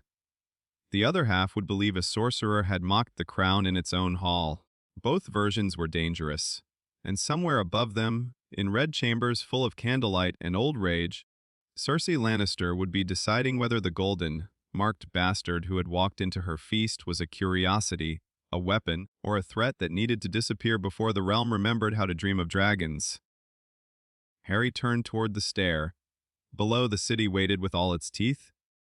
This time, when it looked at him, it would not see mystery. It would see possibility. And that Harry knew was how kingdoms caught fire. They made it out of the Red Keep before anyone stopped them. That should have comforted Harry. Instead, it felt like the pause between lightning and thunder. The city outside the castle had not yet learned what it had seen. The uproar from the feast was still trapped behind walls and courtyards, still racing outward through servants' corridors, stable yards, kitchens, guard barracks, and whispered retellings in the dark. But Harry could already feel it spreading. By dawn, the story would have left the Red Keep in a dozen mouths and returned to it wearing crowns, prophecies, and sharpened lies. He and Hermione did not speak until they were halfway down Aegon's high hill, cloaks tight around them, moving fast through streets that smelled of hot stone and horse sweat. Night wind tugged at the loose hair at Harry's temples. The dragon mark on his brow was uncovered now, pale, gold against skin, impossible to ignore and useless to disguise with a simple fringe. Torchlight caught it once as they turned down a lane near a shuttered wine shop. A passing servant stared. So did a pair of boys hauling baskets of stale bread uphill. No one said the word. They did not need to. By the time they reached the inn near Cobbler's Square, Hermione had stopped trying to sound calm. "This changes everything," she said the moment the door was barred behind them. Harry leaned against it, breathing hard. "I noticed." "No, Harry, I mean everything." She dropped the borrowed green cloak onto the bed and began pacing. Before tonight, rumor could still be shaped. There was ambiguity. Street magic, unusual blood, foreign trickery, whatever King's Landing wanted to call it. But now there are nobles, guards, and half the Red Keep staff who watched your mark physically change. Harry removed the steel clasp from his cloak and set it carefully on the table, as though being orderly might keep the room from spinning. "I know." Hermione stopped pacing long enough to face him fully. "They will not forget that symbol." Harry lifted his eyes to her. "No," he said quietly. They won't. That was the truth clawing at him now. Not fear of exposure. That had already happened. Fear of recognition. There had been a moment in the hall, brief, silent, and more dangerous than Joffrey's shout, when the room had believed. Not because Harry had claimed anything. Not because evidence had been laid before them. Because old dynasties once shattered did not truly die in places like Westeros. They lingered in architecture, songs, bloodlines, and the frightened imagination of people who needed symbols more than facts. Tonight Harry had become one. Hermione pressed thumb and forefinger to the bridge of her nose. We need options. We leave. She looked up sharply. I thought you said not tonight. I did. Harry crossed to the wash basin and stared down at his reflection in the warped water. The dragon mark gleamed back, elegant and merciless, nothing like the scar he had known all his life. But I also thought Cersei might pretend longer. She won't now. She still let us go. For an hour. He turned toward her. Maybe two. That wasn't mercy, Hermione. That was calculation. She knew it. He could see that in the set of her jaw. Cersei had let them leave because arrest in the feast hall would have been clumsy. Public. The wrong kind of spectacle. But once the room emptied and witnesses dispersed into factions and fear, the queen would not keep tolerating an unclaimed dragon, marked bastard wandering her capital. Harry had no illusions about what came next. He began stripping off the court clothes as quickly as he could manage. Pack only what matters. Hermione moved at once.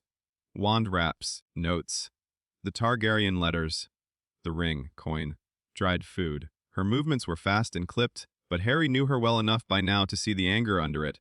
Not at him, not exactly, but at the city and its habit of forcing decisions before knowledge could catch up. We should split the documents, she said. If one of us is taken... A knock sounded downstairs, not at their room. At the inn's front door, heavy, authoritative, they froze. Voices followed. Men.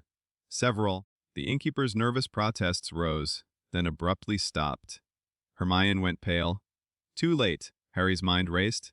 Fight. Impossible. Not here, not in a crowded inn with commoners below, and the entire city ready to turn one rumor into open panic. Run, perhaps out the back, across the adjoining roofs. Bootsteps thundered on the stairs. More than one set. No time. Hermione. Harry stepped close and pressed the folded letters into her hands.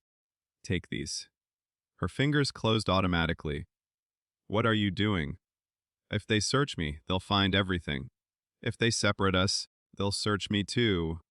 Then hide them better than I can. That got a furious, frightened look out of her. Harry. The door shook under a fist. In the name of the king. Hermione stuffed the letters down the inner lining of her satchel and drew herself up so fast. It was like watching armor settle over a wound. Harry took one breath, then another. He slid his wand into the hidden seam inside his boot. Not ideal, but better than surrendering everything. The weirwood focus he tucked into the back bracer under his sleeve, narrow enough to pass for stiffening wood, unless someone knew exactly what to seek. The ring he hesitated over only a second before pressing into Hermione's palm and closing her fingers around it. If they take it, they'll know more, he said. She nodded once. The fist struck the door again harder. Harry opened it. 4 gold cloaks stood in the corridor. Behind them were 2 Lannister guards in crimson and steel, lion sigils glinting in torchlight. The one in front was broad, hard-faced, and visibly enjoying himself. Harry and Waters, he said. Harry kept his expression blank. Depends who's asking. The man smiled. Her Grace through men with better manners than mine. Hermione spoke before Harry could. On what charge? The guard gave her a bored look. None, my lady. Not yet. Her Grace requests the gentleman's presence for his own safety and the peace of the city. Harry almost laughed. That was how they dressed it then. Protective custody, which meant Cersei had no clean accusation and wanted him under stone before one presented itself. He stepped forward. Hermione moved with him, but one of the crimson-cloaked guards blocked her path. Not you? She's with me? Harry said. The man's eyes flicked to Harry's brow and away again with badly hidden unease. The queen asked for the boy. Not man. Not bastard. Not guest. Boy. Power was already rewriting him. Hermione folded her hands with unnatural calm. I am his kin and interpreter.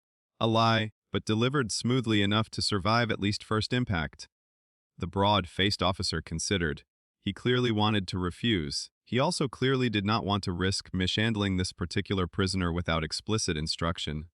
He spat to the side, annoyed by caution. Then, relief flickered through Harry so briefly he almost missed it. They were not being separated. Not yet. That, in King's Landing, counted as fortune. They were not taken to Cersei.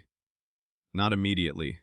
Instead, they were escorted through moonlit streets emptied by the hour and tightened by rumor, back up the hill toward the Red Keep, while every passing torch made Harry feel more exposed. People stared. Some crossed themselves or muttered prayers. A drunk near a fountain actually knelt before being hauled upright by his companion with a hissed curse. The mark on Harry's brow might as well have been a crown painted in fire. By the time the castle gates shut behind them, he understood the cruel brilliance of Cersei's choice. Not arrested in public, retrieved. Not dragged as a criminal, collected as a problem. The guards led them through side passages instead of the main halls. Down staircases that narrowed as they descended. Past storerooms, wine vaults, and corridors where the air turned cooler and older. The red stone above gave way, gradually, to blacker, rougher masonry. Torches guttered low in iron brackets. The smell changed too. Less candlewax and perfume, more damp, rust, and old confinement. Hermione's voice was almost soundless beside him. Black cells. Harry had heard of them. Everyone in Westeros seemed to speak of the Red Keep's dungeons the way children spoke of monsters under beds with fear, exaggeration, and the suspicion that none of it went far enough. The broad-faced officer halted before a heavy oaken door barred in iron. "This far for the woman," he said. Hermione went rigid. Harry turned sharply. "No." One of the crimson, cloaked guards seized his arm. Harry nearly broke the man's wrist on instinct before remembering where he was. The officer's smile came back. Her Grace did not say separate. He admitted. The Lord Commander did. That was worse. Because Cersei might have been calculating. Cersei's men would simply obey. Hermione stepped close enough that her shoulder brushed Harry's, and in that single movement he understood. She had made the same calculation he had: fight now, and they died or became proof of treason, submit, and there remained at least the slimmest possible room to think. "Do not do anything stupid," she murmured, not quite looking at him. He stared at her. That would have been easier if she had not known exactly what "stupid" meant in his case. One of the gaolers reached for her satchel.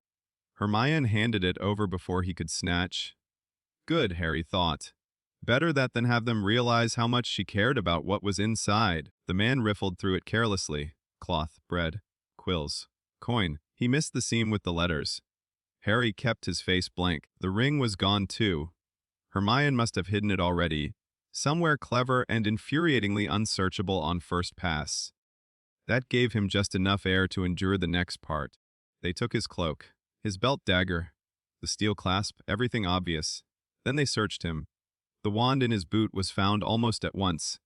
The gaoler held it up with distaste. Witchman's stick. Harry said nothing.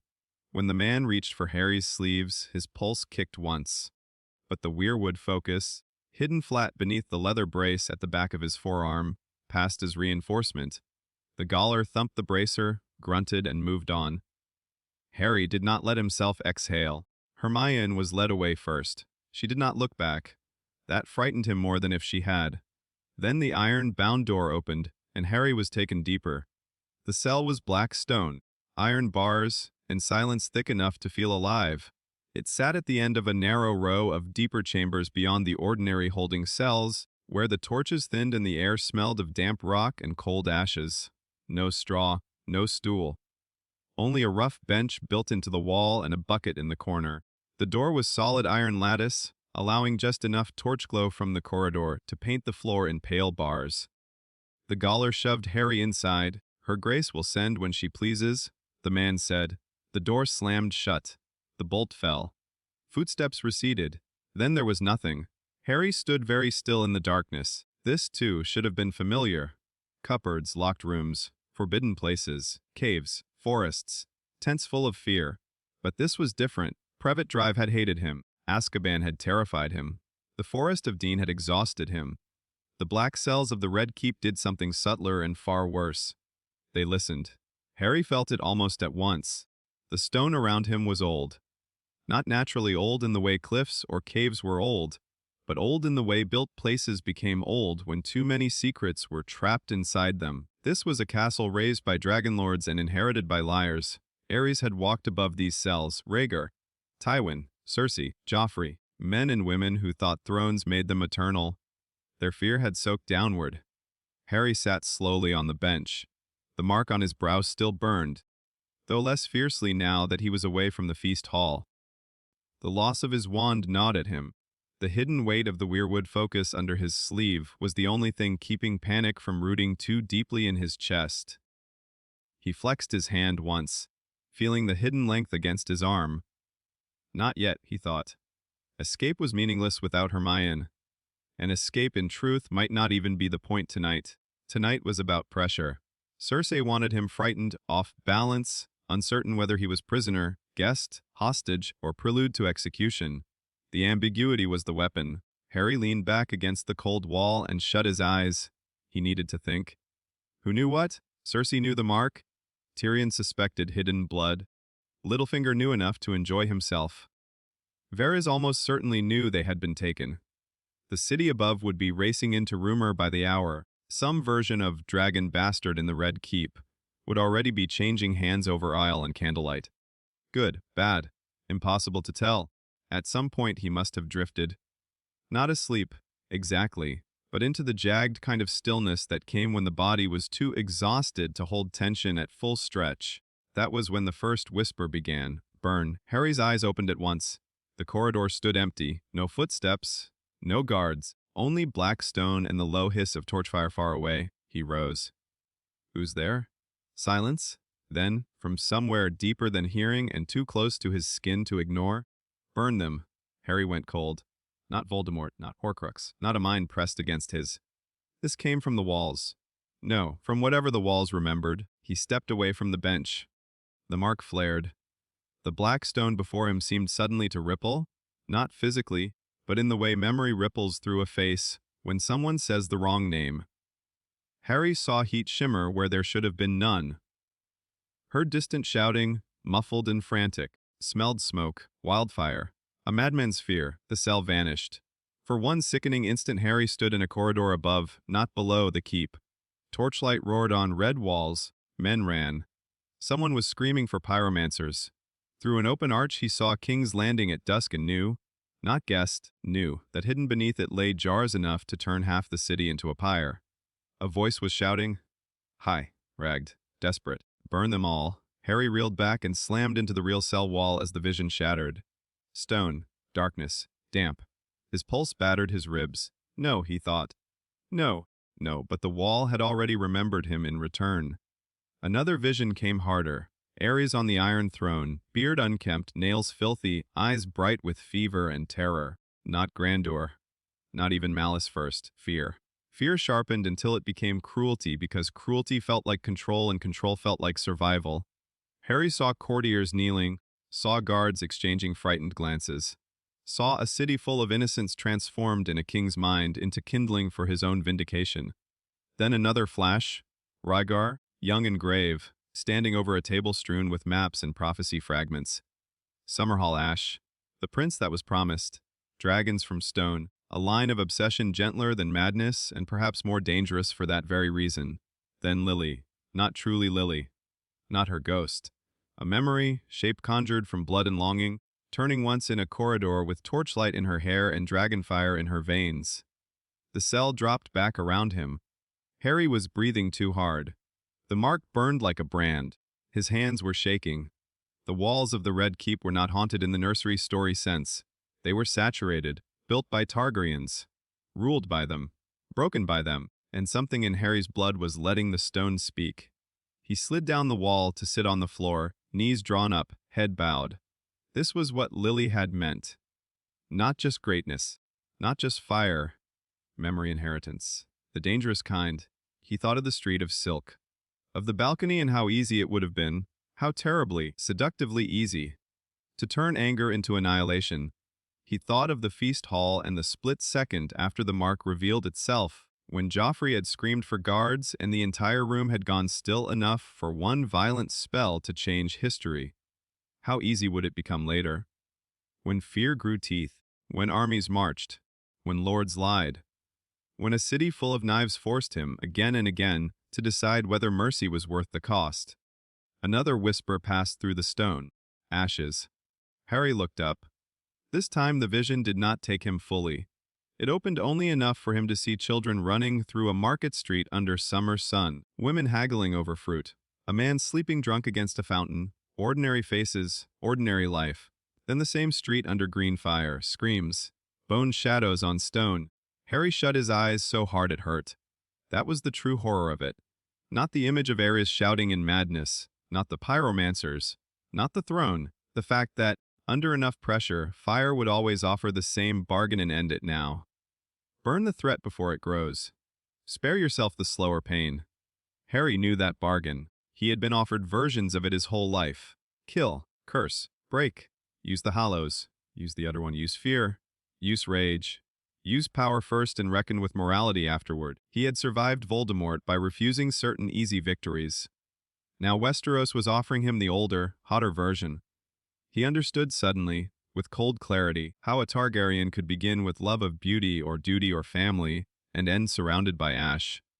Not because madness dropped from the sky one morning, because fire rewarded impatience, because blood turned grief into appetite, because once destruction worked once it solved the unbearable problem in front of you, the second time came easier. Harry opened his eyes again. The cell remained dark. The walls waited. He lifted a hand to the mark on his brow. It pulsed steady and hot under his fingers. "You don't get me that way," he said aloud, voice rough in the silence. The stone did not answer. Or perhaps it did, in the sense that the next memory eased rather than struck. A woman standing at a window above Blackwater, silver hair lit by dawn, one hand resting over the swell of pregnancy. Not fear this time. Resolve, Harry thought with a certainty he could not explain. A mother looking at a burning horizon, and still choosing that a child must live long enough to inherit more than ruin. The vision passed. Harry drew a long breath. Then another. The shaking in his hands slowed. He could not stop the blood in his veins from remembering. He could choose what the memory became. That had to be enough.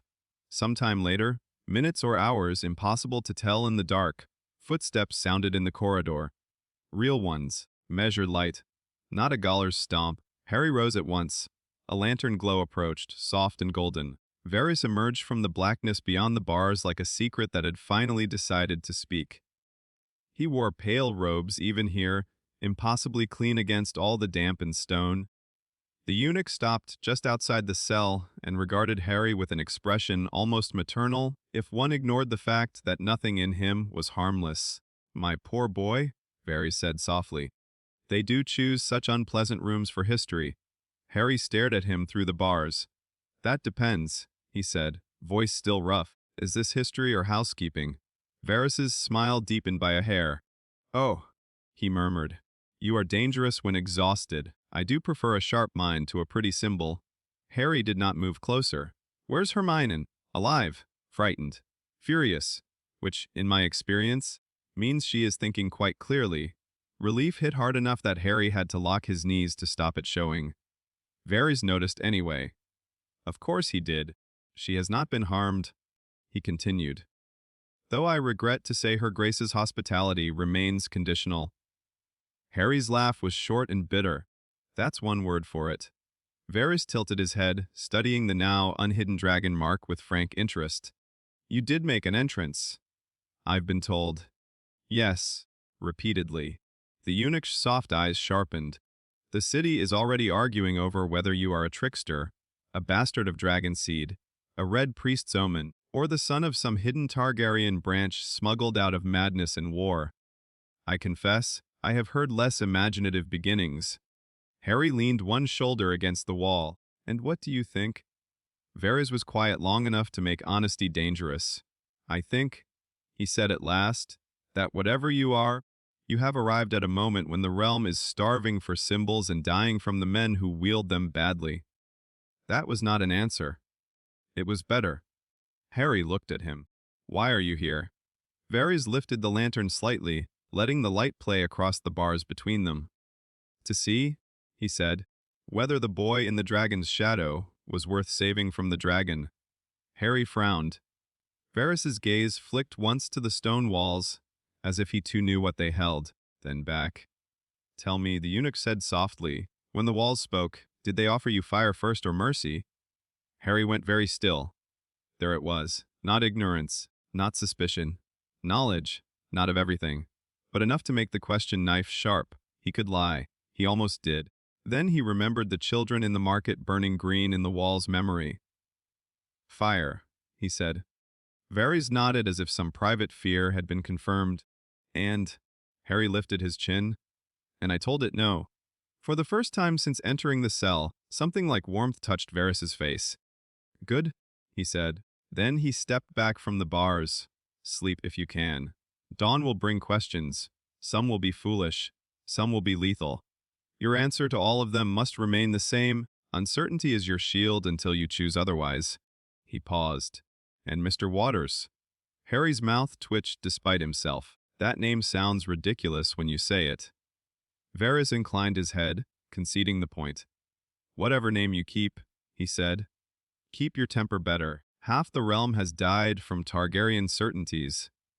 Then he turned and drifted away into the dark, lantern glow shrinking with him, until the corridor swallowed both man and light. Harry stood alone again in the black cell, listening to the last of the footsteps fade.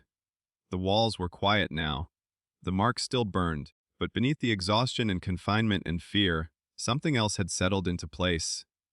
Not confidence. Not yet clarity. He understood the danger better now. Not that he might become powerful.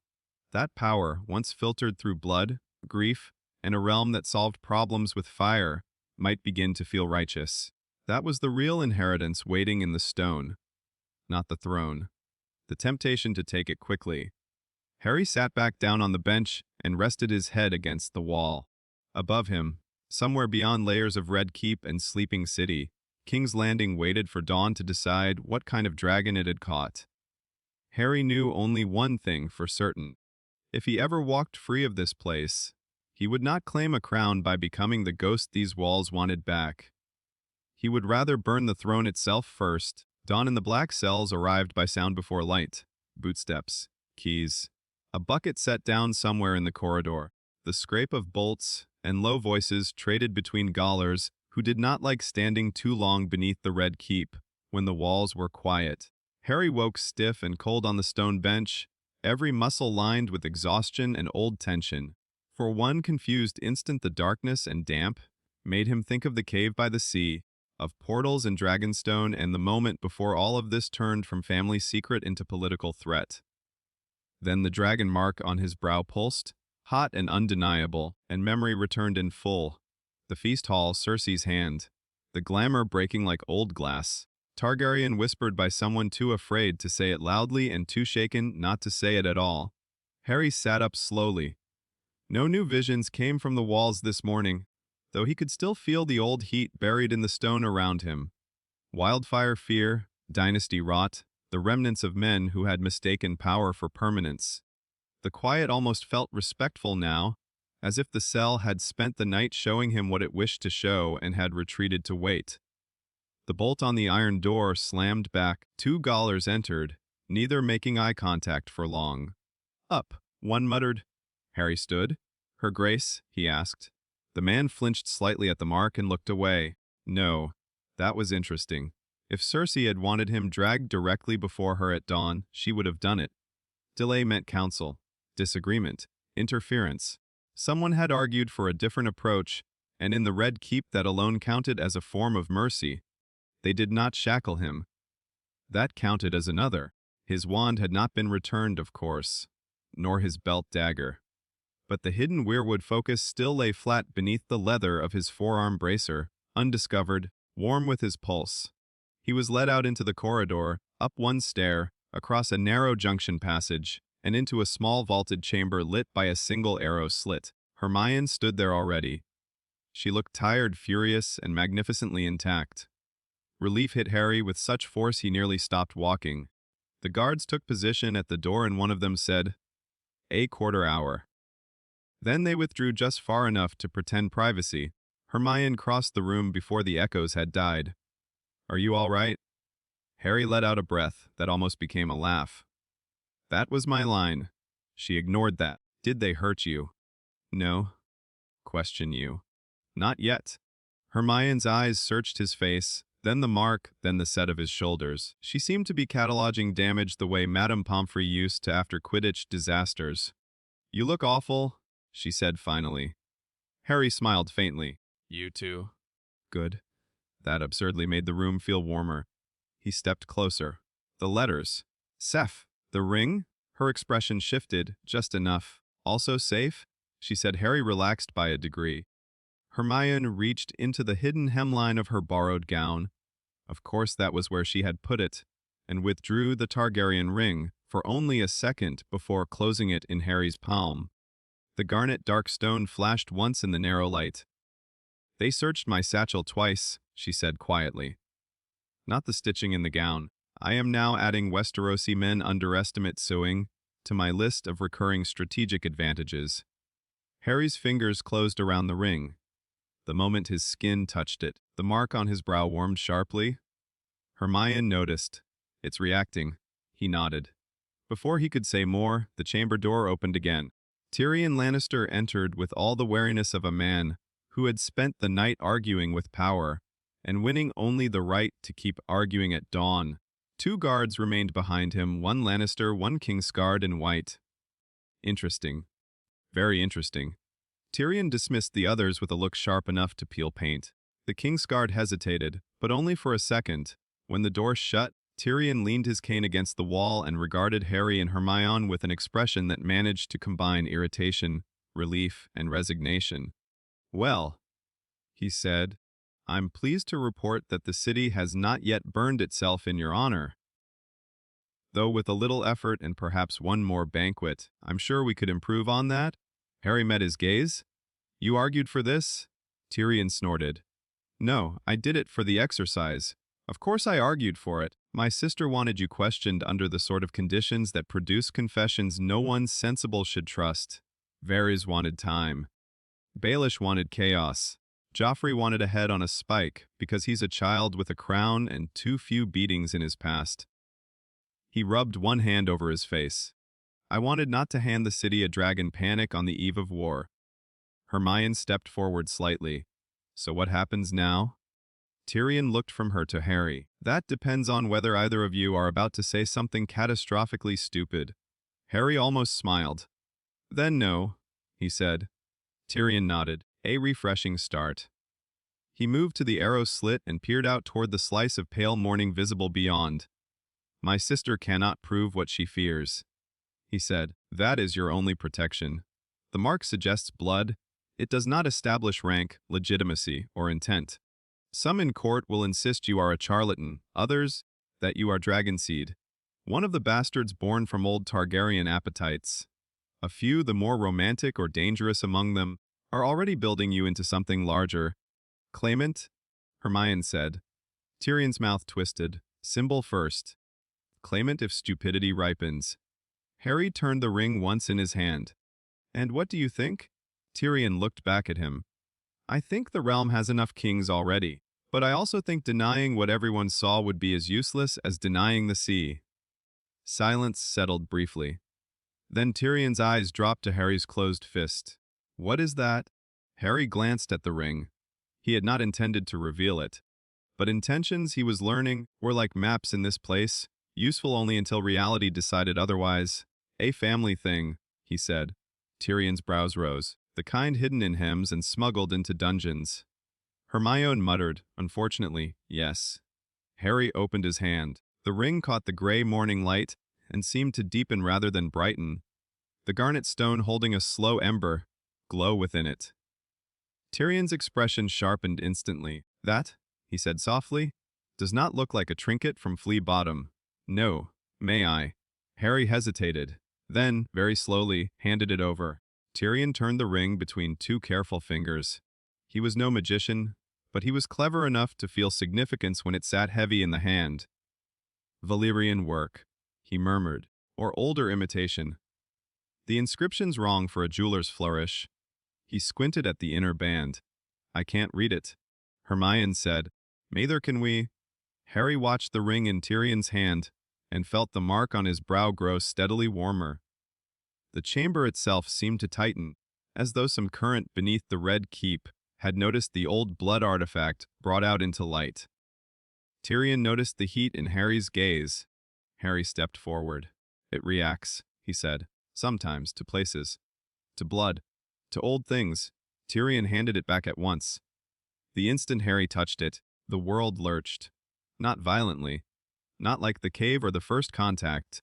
This was deeper and stranger, because it did not try to pull him elsewhere. It showed him a path already chosen. Stone stairs, salt wind, black towers on a distant island, a chamber beneath dragonstone opening under torchlight, basalt walls carved with the three-headed dragon, a table of obsidian covered in scrolls and seal boxes, and a voice, female and familiar in the way inherited memory was familiar, whispering home remembers what the throne denies. Harry gasped and caught himself against the wall. Hermione was at his side instantly. Harry! Tyrion cursed under his breath. What happened? Harry forced the vision into words before it faded. Dragonstone, he said. Below it, there's something there. Records, chambers, the ring knows the way. Hermione's face changed. Not with fear this time. With comprehension. Lily's letter, she said. She said the ring might open doors. Or reveal them, Harry said. Tyrion looked between them, annoyance slowly giving way to something more dangerous interest. And why, he asked, is Dragonstone suddenly making itself indispensable to my mourning? Harry straightened. Because here, perhaps for the first time since entering King's Landing, the path felt clear. Not safe, not easy, but clear. Because if Cersei keeps me here, he said, she'll either force a lie or create a martyr. If she kills me, she risks making the mark more powerful in death than in life. If she releases me in the city, Baelish and Varys keep playing until one of them wins. He looked at Tyrion. But if I go to Dragonstone under watch, quietly, before the city decides what I am, then maybe we find proof. Or we find nothing. Either way, uncertainty survives. Tyrion stared at him for a long moment. Hermione said nothing. She was letting the argument breathe, because she already saw the same shape Harry did. Dragonstone was not just ancestral resonance now. It was strategy, a place outside Cersei's immediate grip. A place tied to the mark, the ring, and Lily's hidden line. A place where answers might exist in stone older than rumor.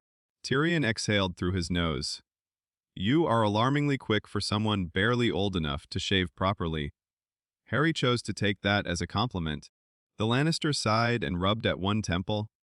The difficulty, of course, is that Dragonstone currently belongs to Stannis Baratheon, who is besieging our future with all the charm of a damp funeral sermon. Hermione stepped in. Not if the trip isn't public. Tyrion looked at her. She continued, voice crisp now, all scholar turned strategist. Send him as a prisoner transfer, a hidden asset, or a false envoy. Whatever fiction best suits your internal politics. If the Queen objects, you argue that keeping him near King's Landing is what fuels the panic. If Baelish objects, that alone is reason. If Varys agrees to silence the servants, the city only knows the dragon-marked boy vanished from the dungeons. Her eyes sharpened. And if there are records at Dragonstone that support or destroy his significance, those records are better found before your sister improvises around ignorance. Tyrion was looking at Hermione with renewed respect. Your cousin, he said to Harry, has the soul of a tax collector and the instincts of a siege engineer. Thank you, Hermione said. That was not praise. I'm choosing to hear it as such. Despite everything, Harry almost laughed. Tyrion's gaze drifted back to the ring, and then to Harry's mark. There is another problem, he said. If Stannis sees you, really sees you, and believes for even a heartbeat that your blood threatens or validates his own claim, things become far more complicated. Harry thought of the fisherman on Dragonstone. The whispered, Targaryen. the island's old magic answering his presence. Yes, he said. They do. Tyrion nodded, as though relieved that Harry at least understood the scale of the knife he proposed to juggle. Still, he said, complicated is better than impossible, and impossible is what keeping you here becomes by the hour. He moved to the door and knocked once. When the guard opened it, Tyrion said, "No one enters this chamber without my order. Not the Queen's men, not Baelish's whispers, not a seven-headed god in silk." The guard looked confused but nodded anyway. Tyrion shut the door again and turned back. "I can get you out by dusk," he said. Not openly, not comfortably, and not with any promise beyond the bay. But I can do it. Harry's pulse jumped. Hermione's shoulders eased a fraction, though not enough to count as trust. "Why?" Harry asked. Tyrion met his gaze directly. "Because the city is a tinderbox and my sister is playing with torches. Because whatever you are, I would rather have the truth on a distant island than a myth in my father's old city. And because," he added with a tired half-smile, "if you truly are no one, then I've lost only sleep. If you are someone, I prefer the someone not be born in my dungeon." That was as close to faith as Tyrion Lannister was likely to offer before noon. Harry inclined his head. "All right." Tyrion lifted a finger. "One condition." Hermione tensed. "If you reach Dragonstone," Tyrion said, "and if you find proof enough to turn your mystery into succession war, you think very carefully before letting anyone see it. Stannis is brittle, Melisandre is hungry for prophecy, and the realm has a suicidal relationship with legitimate heirs. I would prefer not to discover that I rescued you only to unleash a prettier catastrophe." Harry held his eyes. "I'm not looking for a catastrophe." Tyrion's expression darkened with old knowledge. "Neither was half your bloodline, I imagine." Then he left. They were moved just after sunset. Not through the main corridors, not under banners or witness, but down servant stairs and through the castle's belly, where kitchens steamed and laundry dried, and no one important looked twice at carts. Harry and Hermione wore rough cloaks and plain hoods, escorted by 4 men handpicked by Tyrion, 2 sworn to him, 2 loyal to coin, and told only that the prisoners were to be kept breathing. Harry's wand was returned only when they reached the covered wagon waiting below the postern gate. The soldier who handed it over made the sign against bad luck afterward. Harry did not comment. The weirwood focus remained hidden. The ring lay warm against his skin. The letters were safe again in Hermione's possession. And above them, somewhere high in red chambers glowing with torchlight, Cersei Lannister remained unaware until too late that her dragon-marked prisoner was being quietly removed from the board. At least, Harry hoped so. The wagon rolled through darkening streets toward the harbor where a narrow river galley waited under false cargo covers and no heraldry. They boarded under moonlight. The Blackwater smelled of salt mud rope and waiting war. No one spoke until King's Landing had become a smear of torchfire behind them, and the ship had turned toward open water. Only then did Hermione pull back her hood and exhale the breath she had apparently been storing since the dungeons. Harry leaned against the rail and looked west, where darkness hid the island that had already called him once through blood and stone. Dragonstone. Home remembers what the throne denies. He thought of that phrase and felt the mark pulse. Not with warning now, with expectation. They reached the island before dawn. This time Harry saw Dragonstone not as revelation but as return. Its black towers rose from the sea like the spine of some buried beast, windows lit sparsely against the thinning night. Dragon gargoyles crouched along the walls. The surf hammered the rocks below. Overhead, the sky was beginning to pale into cold iron. The moment his boots touched the volcanic shore, the mark on his brow flared so hard he nearly staggered. Hermione caught his arm. Again? Harry nodded, jaw tight. "This place knows," he said. They were led not into the main fortress, but through a lower sea gate Tyrion's men apparently knew from older smuggling arrangements, best left unexamined. The passage beyond wound upward through black basalt and old salt, then branched beneath the castle itself into older chambers, where the walls changed from practical stonework to fused, strange-looking architecture that seemed grown rather than built. Torchlight licked over carved dragons, runic grooves, and obsidian inlays. Harry's breath came short. The ring in his hand was nearly hot. "This way," he said. None of Tyrion's men liked that. He could feel their unease growing with every turn, but Dragonstone itself no longer let him hesitate. The island recognized him more strongly than anywhere else in either world had ever done, not because he belonged to it in some sentimental sense, because its old blood magic had been built for this exact thing: to notice lineage, to wake when answered, to remember. They descended, one stair, another, past collapsed archways and old sealed doors, through a narrow vault where ancient dragon skull fragments lined alcoves like relics of a dead religion, then to a final chamber fronted by black stone doors carved with the three-headed dragon sigil. Harry stopped. The ring burned. The mark answered. The doors shuddered and opened a hand's breadth on their own. Every soldier behind him made a sound, prayer, curse, or both. Hermione only whispered, "Well, that's decisive." Harry pushed the doors wider. The chamber beyond was exactly as the vision had shown. Obsidian table at center. Wall niches holding sealed tubes and boxes. Shelves built into fused stone, bearing scrolls wrapped in dark ribbon and parchments stored inside lacquered cases. A map of Westeros carved into the floor with Dragonstone at its eastern edge and King's Landing marked not with a stag, but with a dragon crown worn almost smooth by time. Dust lay thick over everything. No one had been here in years. Perhaps decades. Perhaps since the fall of the dynasty itself. The ring cooled suddenly in Harry's hand, as if satisfied. Dragonstone remembers, he thought, and then, slowly, he understood the deeper truth. This was not only a secret archive. It was a vault made for continuity, for the preservation of blood rights, line records, and the hidden truths dynasties bury when the world becomes too dangerous to hold them openly. Lily had known enough to point toward this place. Or someone before Lily had made sure the path would remain for a child of the line. Hermione moved to the obsidian table and brushed dust aside with reverent fingers. "Harry," she said. At the center of the table, carved in high Valyrian and ringed by old blood signs, was a single phrase.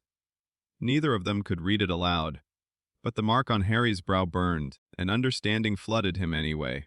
For the blood sent away. For the air hidden beyond flame. Harry did not speak. He could not. Because suddenly the entire story changed shape. Lily had not been merely an exile lost to time. She had been preserved, protected, expected. And if that was true, then Harry was not a random accident of buried blood. He had been accounted for by the old dynasty itself. Somewhere in these chambers, perhaps in the sealed scrolls or genealogies or blood records lining the walls, lay proof. Not just that Lily had been Aelys Targaryen, but what that meant in the line of succession. And if the outline Harry had built in his head was right, if Lily truly stood above Viserys and Daenerys by the laws of birth from which she came, then this chamber did not contain rumor. It contained a war. Hermione looked up at him across the dust-dark table. Her voice was very quiet. "We need to know the truth," she said. "Before anyone else does." Harry nodded. Around them, Dragonstone's ancient chamber waited in patient silence, full of names and blood and inheritance buried under years of ash and sea salt. The island had remembered. Now it was ready to speak. They did not open the first scroll immediately. That, Hermione insisted, was how people in stories triggered curses, wars, and dynastic disasters before breakfast. Harry, who privately thought they had already triggered at least two of those things, still agreed. The chamber beneath Dragonstone felt too deliberate for carelessness. The air itself had a strange stillness, not dead exactly, but preserved, as if the room had been waiting so long for the right blood to enter that it resented haste. Dust softened the obsidian table, but the carved letters at its center remained sharp. The wall niches held sealed tubes of black lacquer and old red wax. Several caskets bore the three-headed dragon sigil. Others carried more specific markings: a single dragon wing, a crown over flame, a sunburst half, hidden beneath draconic lines. None of it was random. This had not been a hiding place for treasure. It had been built as a memory palace for a dying house. Hermione lit additional lamps from the wall brackets, muttering under her breath when the wicks burned blue for a heartbeat before settling into orange. "You saw that too?" Harry asked. Yes, She said. "I am choosing not to enjoy it." Tyrion's men had withdrawn to the outer vault after the doors opened.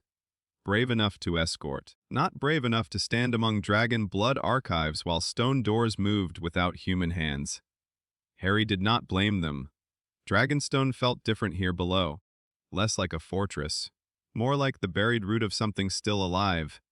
He moved to the nearest shelf and reached for a narrow scroll tube bound with dark red cord. The mark on his brow warmed, not warning, but selection. "This one," he said. Hermione came beside him and studied the seal. "Can you read any of it?" Harry shook his head. The script was High Valyrian or something close to it, elegant and curling, too fluid for his eye. But when his thumb brushed the seal, the wax cracked on its own. Inside was a parchment older than any document Harry had ever held, yet astonishingly well preserved. A family line.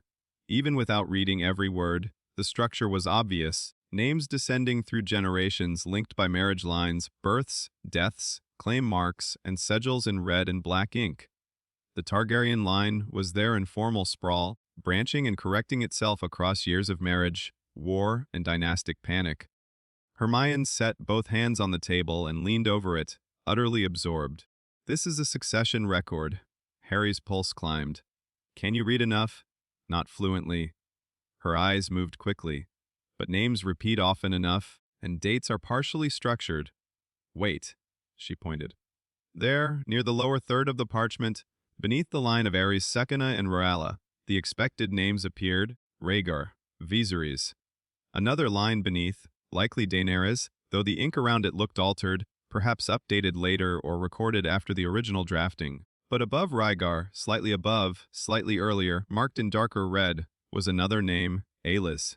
Harry felt the world narrow. The name was accompanied by a sigil variant he had not seen elsewhere in the line, a dragon enclosed in a circle, as if marked apart. Notes branched from it in smaller writing. One line ended in a word Hermione translated slowly under her breath. "Veiled," she said. Another, transferred. Then a third phrase more difficult. She stared at it, brow tightening. "What?" Harry asked. Hermione swallowed once. "I think it says, preserved from the fire of kings." Harry said nothing. He looked at the name again. Not a story told by Petunia in regret. Not a line in Lily's letter, a recorded existence. Ink, blood, dynasty, intention. Hermione's finger moved downward.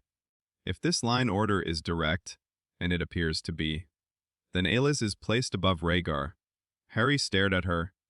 "You're sure?" "No," Hermione said immediately, because honesty was built into her bones. Then she looked again. "But I'm close enough to frightened by it." Which meant yes, or near enough to yes to kill for. Harry rested both hands on the table and forced himself to breathe evenly. If Ellie's had been elder twin or elder sibling, hidden rather than disinherited, then by blood descent Lily's line would precede Rhaegar's. That made Harry not merely a Targaryen relic or symbolic bastard. It made him dangerous to the succession order itself. A movement at the chamber entrance pulled both their attention upward. One of Tyrion's guards stood there, pale under the torchlight. "My lord," he said, uncertain what title to use and choosing none, "there's company." Harry's hand went at once to the hidden weirwood focus beneath his sleeve. "Ooh." The guard swallowed. "The king. Of course. Not a king," Harry thought. "The king here, Stannis Baratheon." Stannis entered the chamber like a verdict. He wore no crown. He did not need one. Severity sat on him more firmly than gold ever could. His face was hard as weathered stone, his beard close, cropped, his eyes the cold blue of winter sea under cloud. He was not handsome, not charming, not warm, but power radiated from him all the same. Not the effortless kind Robert had likely once worn, nor the seductive kind that made courtiers lean in. Stannis carried power the way a man carried an unwelcome duty that had nonetheless fused to his spine. Davos Seaworth came beside him, watchful and deeply unhappy to be in a dragon crypt before sunrise. Melisandre entered last. The room changed when she crossed the threshold. Not magically in the obvious sense. Harry's British instincts would not have registered a spell. But the air tightened. The flames in the lamps drew taller. The red woman's eyes passed over Harry once, then snapped back as though something in him had struck flint against whatever visions she carried. For one heartbeat, no one spoke. Then Stannis's gaze moved from Harry's mark to the succession parchment spread across the obsidian table. His mouth thinned. "Well," he said, "this is inconvenient." Harry almost laughed. Davos made a soft sound that might have been despair. Melisandre did not blink. Harry straightened. "You knew this room existed." Stannis looked at him. "I knew Dragonstone was built atop enough secrets to drown an honest man," he said.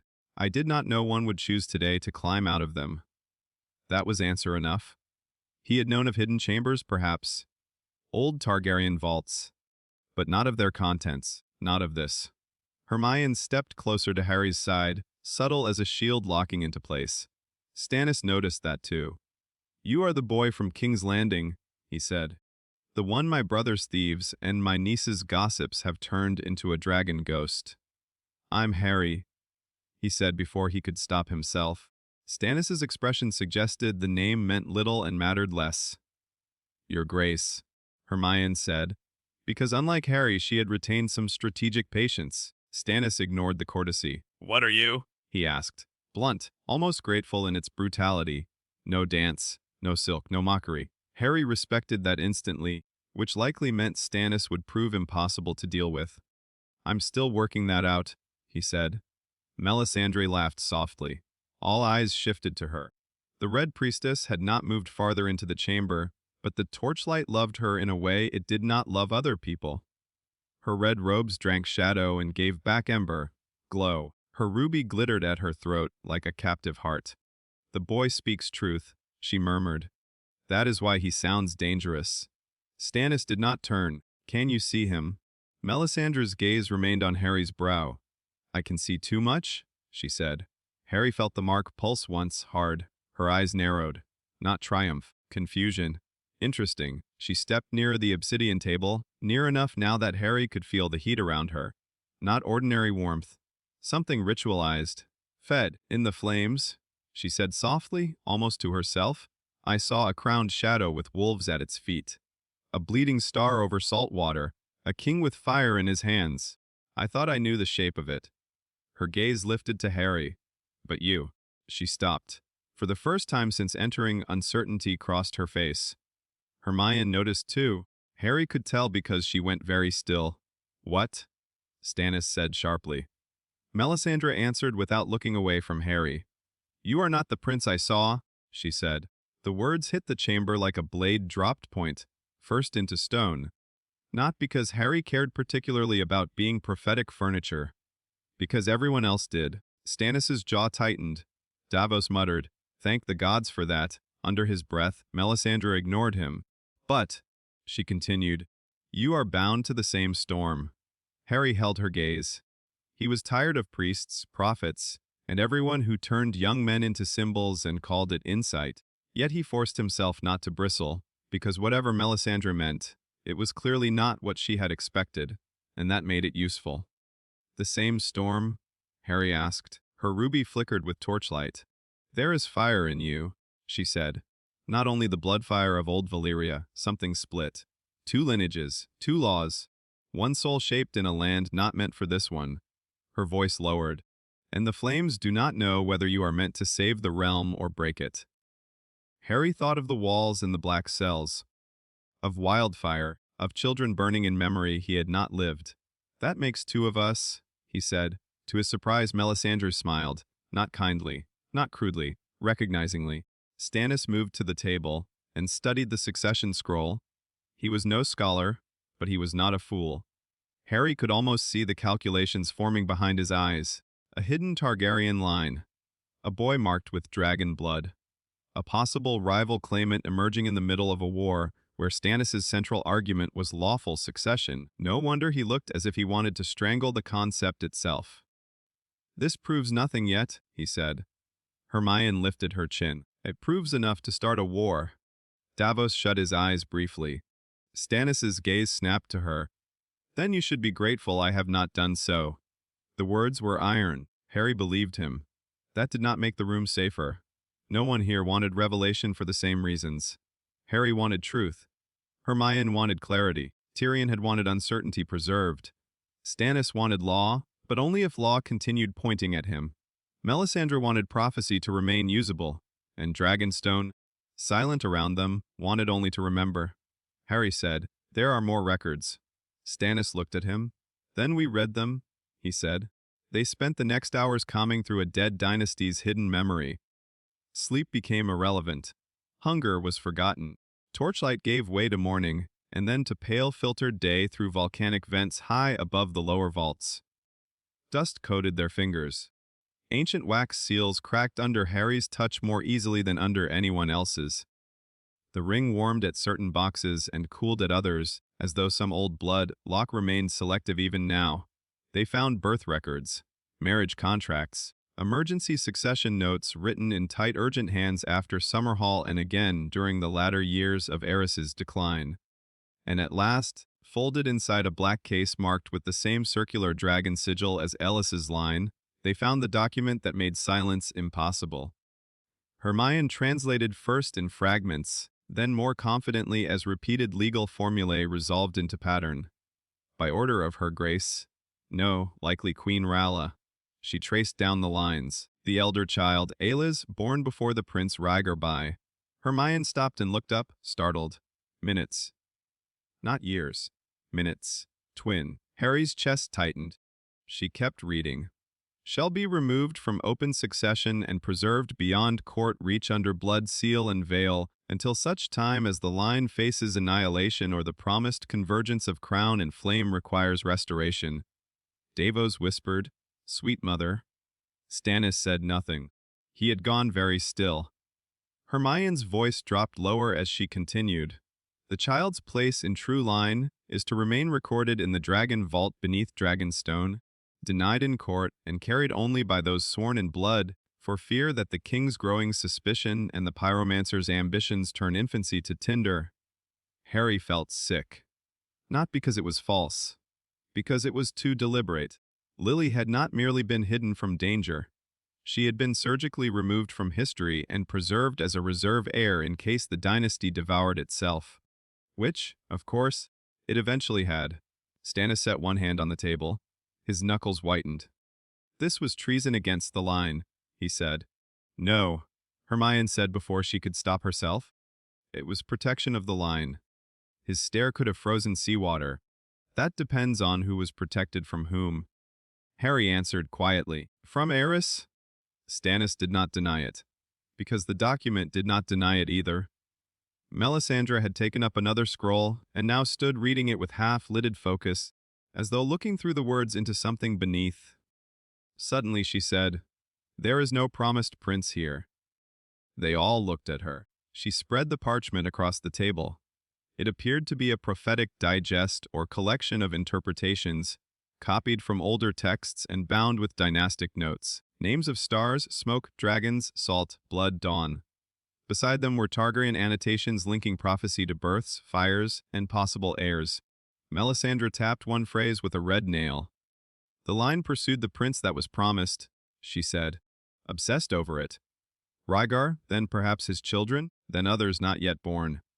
But this chamber, her gaze moved over the scattered records. This chamber was not built for the prince. It was built for continuity, for survival, for a lawful blood return when the main branch fell to madness or slaughter. Davos looked from Melisandre to Harry. "So he's not your chosen one." Something like amusement touched her face. "I did not say that. I said he is not the prince I saw." Her eyes returned to Harry. The flames show him standing beside ruin, not at its center. He is not the answer prophecy gives to simple men. He is the question that comes after. Harry was profoundly tired of being phrased at, but even he had to admit that was a better destiny than most priests tended to assign. Stannis looked at the documents again. His voice, when it came, was quieter and somehow harsher. "If this record stands, then by dragon law the line did not end with Aerys's son." No one answered. They did not need to. The chamber knew it. The parchments knew it. The blood sign beneath Harry's skin had known it before he did.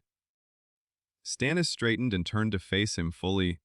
The king's eyes were bleak. "You understand what this means?" Harry met the look head on. "Yes." "Say it." Hermione shifted, almost intervening. Harry stopped her with the smallest glance. He had spent too long letting other people name his role in their wars. Here, now, under Dragonstone, he would at least choose his own words. It means, Harry said, that if Lily was Aelys Targaryen, elder twin to Rhaegar, and if her line was preserved rather than erased, then by that succession record her child stands ahead of Rhaegar's surviving issue. The chamber went utterly silent. Stannis did not blink. Davos stared at Harry like a sailor watching a wave form where no sea should be. Hermione looked pale but steady. Melisandre only seemed more interested. At last Stannis said, "Then by their law you are heir." There it was. Not prince in rumor, not bastard in story. Heir. Harry had expected some internal thunder when he finally heard it spoken plainly. Some crack of revelation. Some triumphant or dreadful certainty. Instead the word landed like a stone dropped in deep water, heavy, cold, irreversible. He thought of Lily writing by candlelight, James laughing first, then swearing magnificently, Petunia watching number 4 burn, Tyrion's warning, Varys asking whether the walls had offered fire or mercy, Cersei touching the false scar and peeling back a dynasty in front of half the court. Heir. It did not feel like glory. It felt like a blade laid in his hands by dead people who would never have to live with where it cut. Stannis turned away first. "Well," he said to no one in particular, "that is intolerable." Davos almost choked. Your Grace. "What would you have me call it?" Stannis snapped, spinning back. "Convenient? Pleasing. I am waging lawful war against usurpers and false kings, and now a hidden Targaryen with better blood than the exiles across the sea walks out of my own ancestral island, carrying proof beneath my feet. Intolerable is the charitable word. That, at least, was honest. Hermione said, "You don't have to announce it." Stannis gave her a long look. "No," he said, "I suppose I do not." The room chilled. Because that was the true fork now, wasn't it? Reveal Harry and redraw the war. Hide Harry and preserve Stannis's claim. Use Harry as leverage. Kill Harry and bury the documents. Every possibility sat in the chamber with them. Harry felt the hidden weirwood focus against his forearm and understood with terrible precision how quickly violence could start if one wrong sentence landed. Melisandre broke the silence. "There is more," she said. She had taken up one final, narrow parchment sealed in black wax instead of red. The seal had opened only when Harry touched it. The writing inside was smaller, more personal. Hermione leaned over to read, but Melisandre spoke first. "It is a private note," she said. "From Rella." To Aelys, Harry realized before she continued. Melisandre's voice, usually so rich with performance, went unexpectedly plain as she translated. "If you live where I cannot follow, remember this crowns are only fire hammered into shape. Men kneel to them because they fear the blaze. Do not inherit our fear. If ever the line returns through you, let it be with cooler hands than ours." Harry closed his eyes for one brief moment. Cooler hands. Not no fire. Cooler hands. When he opened them, Stannis was watching him with something dangerously close to evaluation rather than outrage. Not acceptance. Never that. But the beginnings of a harder question. If the boy truly stood higher in dragon succession, what kind of heir was he? And was that more dangerous than the claim itself? Stannis said, "I will not kneel to prophecy." Harry answered before anyone else could. "Good. I'm not asking you to." That earned a flicker in the king's face. Respect, perhaps, or the unwilling recognition one hard man gave another when neither had the energy for ornament. Davos stepped forward then, careful and practical as ever. What happens next? Every eye turned, strangely enough not to Stannis, to Harry. Because once the word heir existed in the room, even men who hated it began orienting around its gravity. Harry hated that. He also understood it. He looked down at the spread of records, at Ellis's name, at Rala's letter, at the old blood law that had just turned him from rumor into succession bomb. Then he looked up. "We do not announce anything," he said. "Not yet. These records stay here or move only with people we trust. King's Landing remains uncertain. Cersei stays afraid but unconfirmed. Baelish stays guessing. Varys stays listening." He let out a breath. "And I decide what to do before the realm decides for me." Melisandre smiled faintly, ruby glittering. "The flames approve," she said. Harry gave her a tired look. That's not comforting? No, she said. It rarely is. Stannis folded both hands behind his back. This buys you little time. I know. Every day you remain hidden, the war worsens. I know. And if Daenerys Targaryen still lives across the sea, as rumor insists, then eventually your existence becomes not merely a claim, but a challenge. Harry met his gaze. I know. Stannis' mouth thinned. Very well, he said. Then know one more thing. If you reveal yourself weakly, the realm will use you. If you reveal yourself proudly, it will divide for you and bleed for years. And if you reveal yourself with fire, his gaze flicked once to the dragon mark. Then gods help us all. Harry thought of the black cells, of wildfire, of the easy path the walls had offered. He answered quietly, I'm trying very hard not to need the gods. No one laughed. Because in that chamber, beneath Dragonstone, with old succession law spread open and prophecy already failing to name him neatly, it sounded less like wit and more like vow. And Harry understood then what Melisandre had meant.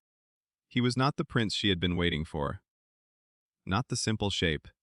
Not the red answer to a priest's need. He was what happened after the prophecy stopped being useful. A hidden heir. A broken bridge between worlds. A claim preserved in secret, now alive in the wrong war. And above them, somewhere high in the Black Towers, a dragon cried across the morning sky as if the island itself had heard the truth spoken aloud at last. Harry learned very quickly that Dragonstone did not permit half measures. The island had tolerated his arrival. It had answered his blood. It had opened buried doors and laid a dead dynasty's truth bare beneath his hands. Now it wanted to know what kind of heir it had remembered. That, Harry discovered over the next 5 days, was a far more exhausting question than the politics. Stannis did not imprison him. He also did not trust him, which, Harry thought, was probably the most sensible response anyone in Westeros had yet managed. Harry and Hermione were given guarded rooms in a lesser tower overlooking the sea, close enough to the main fortress to remain under watch, and far enough from the central chambers that their existence could still be denied if necessary. Tyrion's men were quietly dismissed back toward the mainland with sealed messages and more coin than comfort. Davos became unofficially the line between guest and captive. It was he who brought meals, news, and the sort of unadorned honesty Harry had begun to value more than almost anything else in this world. It was Melisandre who brought the fire, not metaphorically, literally. On the second morning after the archive chamber opened, she found Harry in one of Dragonstone's lower courtyards with his wand in one hand, the weirwood focus in the other, and 3 different failed heat charms scorched into the black stone at his feet. Still trying to make your old world obey this one? She asked. Harry looked up sharply. She stood in the archway like a strip of living flame laid against the basalt walls. Red robes, red hair, ruby bright at her throat. The sea wind should have made her look dramatic and absurd at once. Instead, on Dragonstone, she simply looked inevitable. I'm trying to stop setting things on fire accidentally, Harry said. Melisandre stepped into the courtyard and studied the blackened stone. And how has that noble ambition rewarded you? Harry glanced down. The answer was obvious. Poorly. His wand still worked, but the finer he tried to be, the more Westeros dragged at the spell. Shielding, summoning, blunt force, those could still be managed with effort. Precision remained unreliable. Heat magic was worst of all. Every warming charm tried to become ignition. Every controlled burst wanted to widen into something hungrier. The weirwood focus made that easier and more dangerous at once. With the wand, the fire slips, Harry said. With the focus, it listens. Melisandre's mouth curved faintly. Ah, there is the problem. You still believe obedience makes a flame harmless. He almost said something sharp back, but stopped himself. There was no point sparring with a priestess if every sentence she uttered arrived already shaped like a sermon. What do you want? He asked. To see. Harry snorted. That's everyone lately. Yes, she said, but I at least admit it. That earned the smallest reluctant flicker of respect. Melisandre descended the remaining steps and came to stand in front of him. Her gaze dropped to the weirwood focus, then to the dragon mark on his brow. The fire in you is not mine, she said, not holy. That interests me. Harry tightened his grip on the focus. You keep saying things like that as though they're helpful, and you keep hearing them as though help must feel kind. Before he could answer, she lifted one hand toward the brazier in the corner of the courtyard. The coals there glowed, then the flame rose, slowly, unnaturally, bending toward her fingers without touching them. Harry had seen wandless magic before. Dumbledore, Voldemort, even accidental bursts in frightened children. This was not that. This was something older and more devotional. Not spellcasting. Command through offering. Melisandre watched the flame dance above the brazier rim. Fire is memory, she said. Fire is hunger. Fire is judgment. But above all, it is answer. It answers what is fed to it. Harry frowned. You make it sound alive. She looked at him sidelong. And you do not? That shut him up? Because yes, he did. He had felt it in Privet Drive, when number 4 burned with almost deliberate precision. In the Street of Silk, when rage made destruction feel elegant and obvious. In the black cells, when the walls showed him wildfire and madness as temptation instead of warning. Fire did feel alive. That was precisely why he distrusted it. Melisandre lowered her hand. The flames settled. You cannot master dragonfire as if it were a schoolboy charm, she said. You cannot carve it into neat little shapes and pretend blood will behave because pronunciation is correct. If you want control, you must know what you are feeding it. Harry's expression hardened slightly. And what do you think I'm feeding it? She did not answer at once. Instead, she said, Show me. He should have refused. He knew that. The last thing he needed was the Red Woman poking at his temper and calling it revelation. But some exhausted, stubborn part of him also wanted an answer, or at least wanted to stop feeling as though every spell near heat stood one breath away from disaster. So Harry lifted the weirwood focus. A simple flame conjuring spell formed first in his mind out of habit.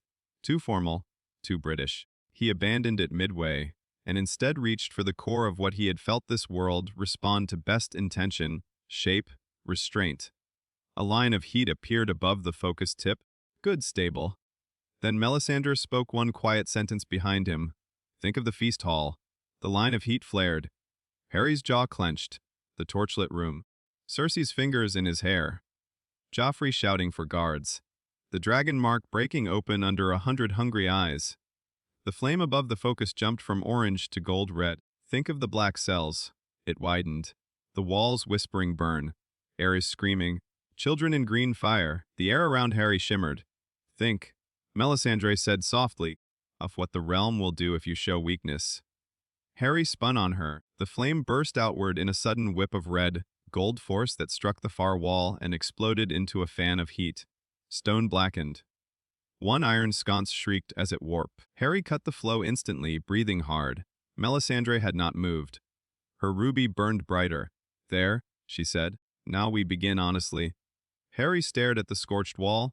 That had been far too much. He had not lost control, exactly. Worse. He had obeyed anger too well. Hermione hated the training on sight. Not because she thought Harry should avoid learning control.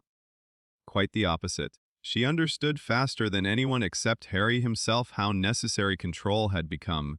She hated it because Melisandre's methods relied too much on emotional provocation and too little on safeguards.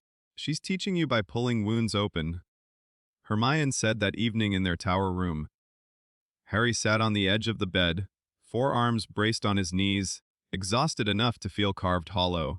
Yes, that is not a defense, it's the truth. Hermione paced once, then turned sharply. Harry, every time she pushes you, you come back hotter. Not angry, exactly. I don't know how to explain it. As if the fire lingers under your skin after she's finished. He rubbed a hand over his face. It did. That was the worst part. Training with Melisandre was useful. He could not deny that. She understood instinctively what this fire wanted from him, not perfect phrasing, but emotional fuel shaped before it became explosion. She was teaching him how to notice the surge before it broke free. But in doing so, she kept forcing him up against the edge, and Harry knew edges. Knew how dangerous it was to spend too long living beside one. She says fire answers what it's fed, he said quietly. Hermione stopped pacing. And what are you feeding it?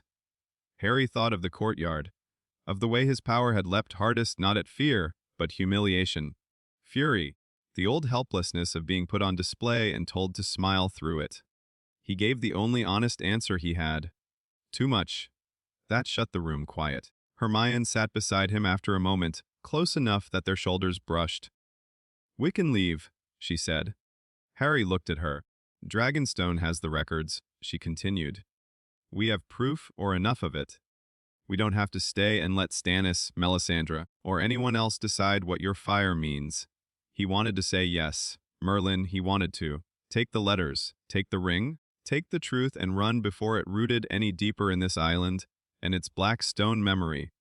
But outside their narrow window, Dragonstone stood against the dark sea with ancient patience, and Harry knew that leaving now would not solve anything. It would only hand his uncertainty back to everyone else and let them weaponize it in his absence. "Not yet," he said. Hermione let out a long breath. "I know," she said. That, somehow, was worse than if she had argued. Stannis watched the training only once. That was enough. It happened on the third day, down on one of Dragonstone's lower sea terraces where black stone steps led to a narrow platform above crashing waves. Melisandre had chosen the place because the air was raw and open, and because, in her words, the sea reminds fire it is not the only power in the world.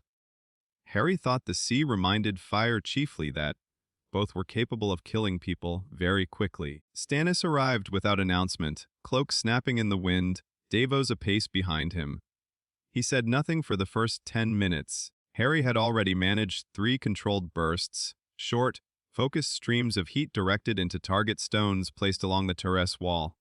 Not elegant, not pretty, but contained. Then Melisandre moved one of the stones farther out, toward the edge above the drop. "Again?" she said. Harry raised the focus. The wind hit him hard from the left, carrying salt and cold. The target shimmered through spray. He shaped the power more carefully this time, narrowing force, keeping the emotion beneath it thinner. The fire leapt. It struck clean. The stone glowed, cracked down the center, and split. Better. Harry lowered the focus, and heard Stannis say from behind him, "If you mean to live in war, boy, do not admire your own work." Harry turned too quickly. The lingering fire in the focus answered the sharp pivot of temper and pride with a flare. A tongue of gold, red flame lashed sideways across the terrace instead of dissipating. It slammed into the parapet 2 yards from Davos and burst in a shower of sparks and molten stone. Davos stumbled back.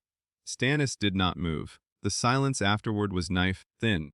Harry extinguished the power at once. "I didn't." "No," Stannis said. "You didn't." He looked at the melted section of parapet, then at Harry. "If that had been a crowded wall walk," he said, "you'd have killed men for my correction." Harry went cold. Because he was right. Stannis's face remained hard, but there was no mockery in it. Only judgment. The kind Harry had come to realize Stannis reserved for everyone, himself most of all. "Control first," the king said. "Power is common. Any fool with fear, hunger, or a god can produce power." His eyes flicked once to Melisandre, who smiled faintly as if the insult pleased her. Control is what keeps a kingdom from becoming a funeral pyre. Then Stannis turned and left. Davos lingered just long enough to give Harry a grim, almost apologetic look before following. Harry stared at the scorched stone. Melisandre said nothing. That was almost kind. The attack came at dusk on the 6th day. Later, Harry would think that King's Landing had a way of sending its lessons after a person, no matter how many miles of sea lay between. At the time, all he knew was that Dragonstone's bells began ringing from the harbor towers just as the sky went bruised purple over Blackwater Bay. Once. Twice. Then again hard and urgent. Hermione looked up from the chamber table where she had been copying succession notes. "That's not a drill." Harry was already on his feet. They reached the outer walk above the harbor with the rest of the household in a rush of cloaks, boots, shouted orders, and torchlight. Below, the sea churned black beneath the stone piers. 3 boats had somehow slipped into the lower harbor under fishing cover before the watch caught them. One had already rammed the outer landing and burst into fire. Men spilled from it onto the docks, some in rough sailors' clothes, some in stolen livery, all armed. Saboteurs. not a siege. Worse in some ways. A knife aimed at the island's throat rather than its walls. From the upper battlements, Harry could see the shape of their purpose almost at once. They were not trying to hold ground. They were driving toward the lower storehouses near the sea gate where pitch, rope, and grain were kept. Fire and supplies, panic and starvation, a perfect little gift from Cersei, Littlefinger, or anyone else who wanted Dragonstone destabilized before larger war arrived. Stannis was already below, barking orders that cut through chaos like hammered iron. Archers lined the walls. Davos was directing men toward the burning landing. Melisandre stood higher on a sea stair, red against smoke, face intent and unreadable. The docks exploded in noise, steel, shouting, timber splintering, horses screaming from the stable cut above the harbor road. Harry's eyes tracked the fight and froze.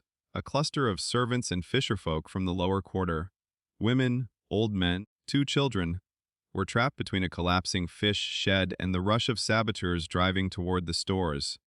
The defenders were too far left. The fire from the first boat was spreading along pitch, slick planks. In moments that whole stretch of dock would become an oven. Hermione saw it too. Harry.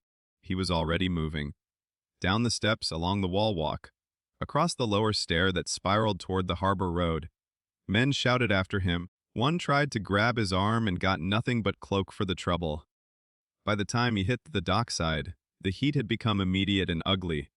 Smoke rolled low over the planks. One of Stannis's men went down with a crossbow quarrel in the shoulder.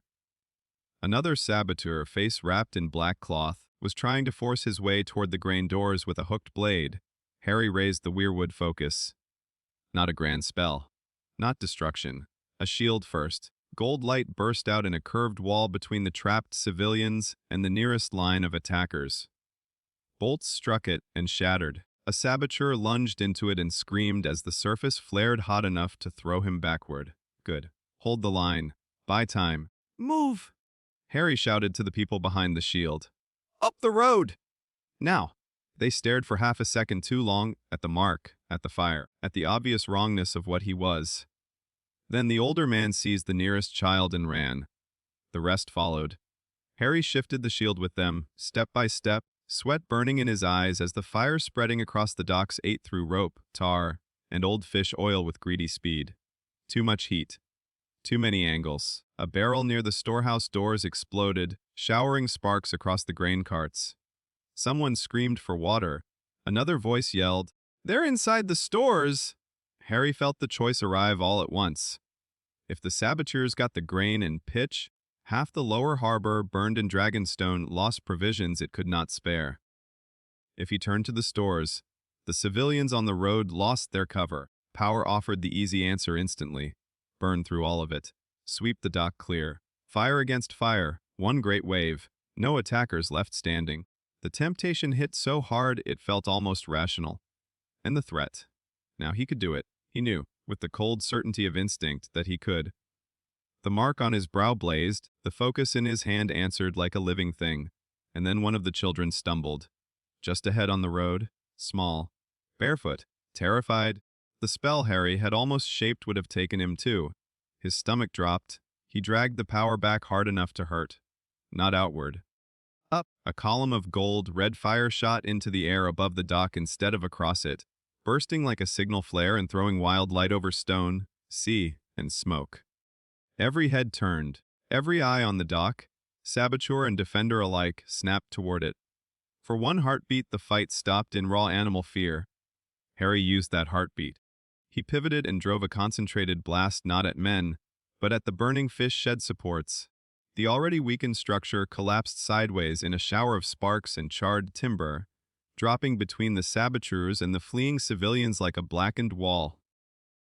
Good. Better. Still too much. The surge hadn't finished with him. Power was roaring through his arms now, no longer content with shaped bursts. It wanted the whole dock, wanted the boats, the stores, the attackers, the problem solved in one unforgettable act. The flames around him bent with the pull, drawn toward the mark on his brow and the focus in his hand as if recognizing an older master than pitch and accident. Someone shouted his name. Hermione. He barely heard her. The world narrowed to heat lines and targets, and the unbearable ease of ending danger all at once. He saw the storehouse roof catch, saw a saboteur forcing the grain door, saw 3 of Stannis's men trapped behind an overturned cart, saw the wind shift toward the lower village, and power, slick and terrible, whispered the same bargain the black cells had shown him. Burn the threat before it grows. Harry's hand rose. Fire gathered. The air screamed. Then Davos Seaworth, mad brave fool that he was, did the one thing nobody else on Dragonstone would have dared. He stepped directly in front of Harry. Not close enough to touch the fire. Close enough to be seen. "Look at me!" Davos shouted over the roar. Harry's raised hand trembled. The smuggler's face was streaked with smoke and sweat. One sleeve was blackened. He had blood on one cheek that wasn't his, but his eyes were clear as hammered iron. "Not the dock," Davos barked. "Choose!" The word hit like cold water. Choose. Not react. Not answer. Choose? Harry saw it then, not just the attackers or the flames, but the full spread of consequence. One wide blast and the saboteurs died, yes. So would half the dock workers, the remaining stores, the men behind the cart, perhaps Davos himself. And afterward there would be no arguing he was different from the ghosts in the walls. No cooling hands. No line left uncrossed. His teeth clenched hard enough to ache. Harry wrenched the fire sideways. All of it. The blast that should have become a sweeping inferno instead drove into the open sea off the dock's end. Steam exploded upward in a tower. The shockwave slammed back over the harbor, knocking men off their feet, extinguishing parts of the dock fire, and soaking everyone in hot brine. Harry dropped to one knee. The focus nearly fell from his hand. Silence hid in fragments. Then noise crashed back. Stannis's soldiers surged. Archers on the wall found clean shots. The surviving saboteurs, stunned and blinded by steam, were cut down or thrown back into the water. Men rushed the stores with wet cloaks and sand. Davos was shouting orders again, voice rough but alive.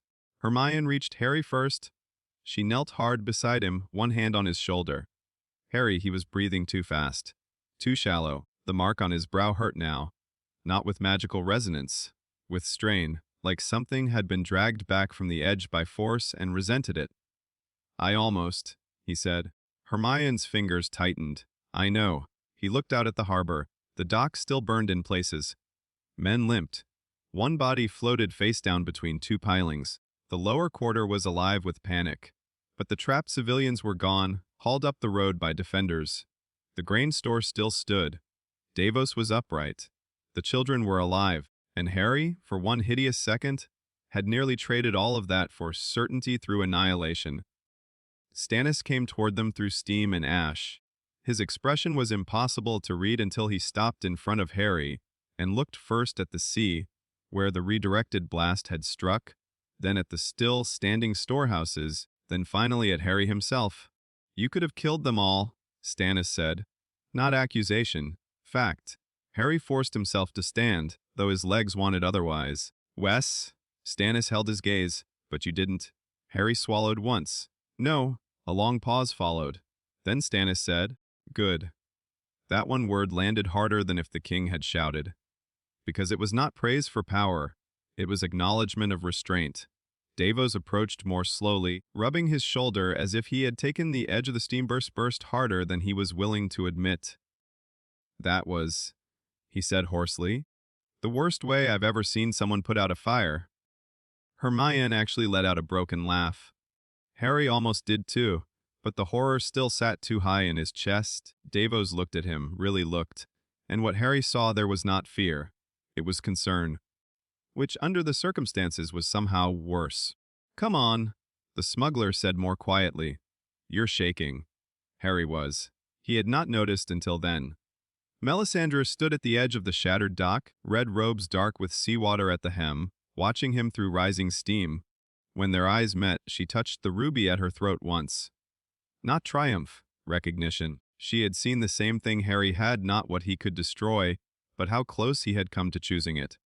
That was the true price of dragonfire. Not exhaustion. Not fear. The knowledge that, for one intoxicating instant, destruction had felt efficient.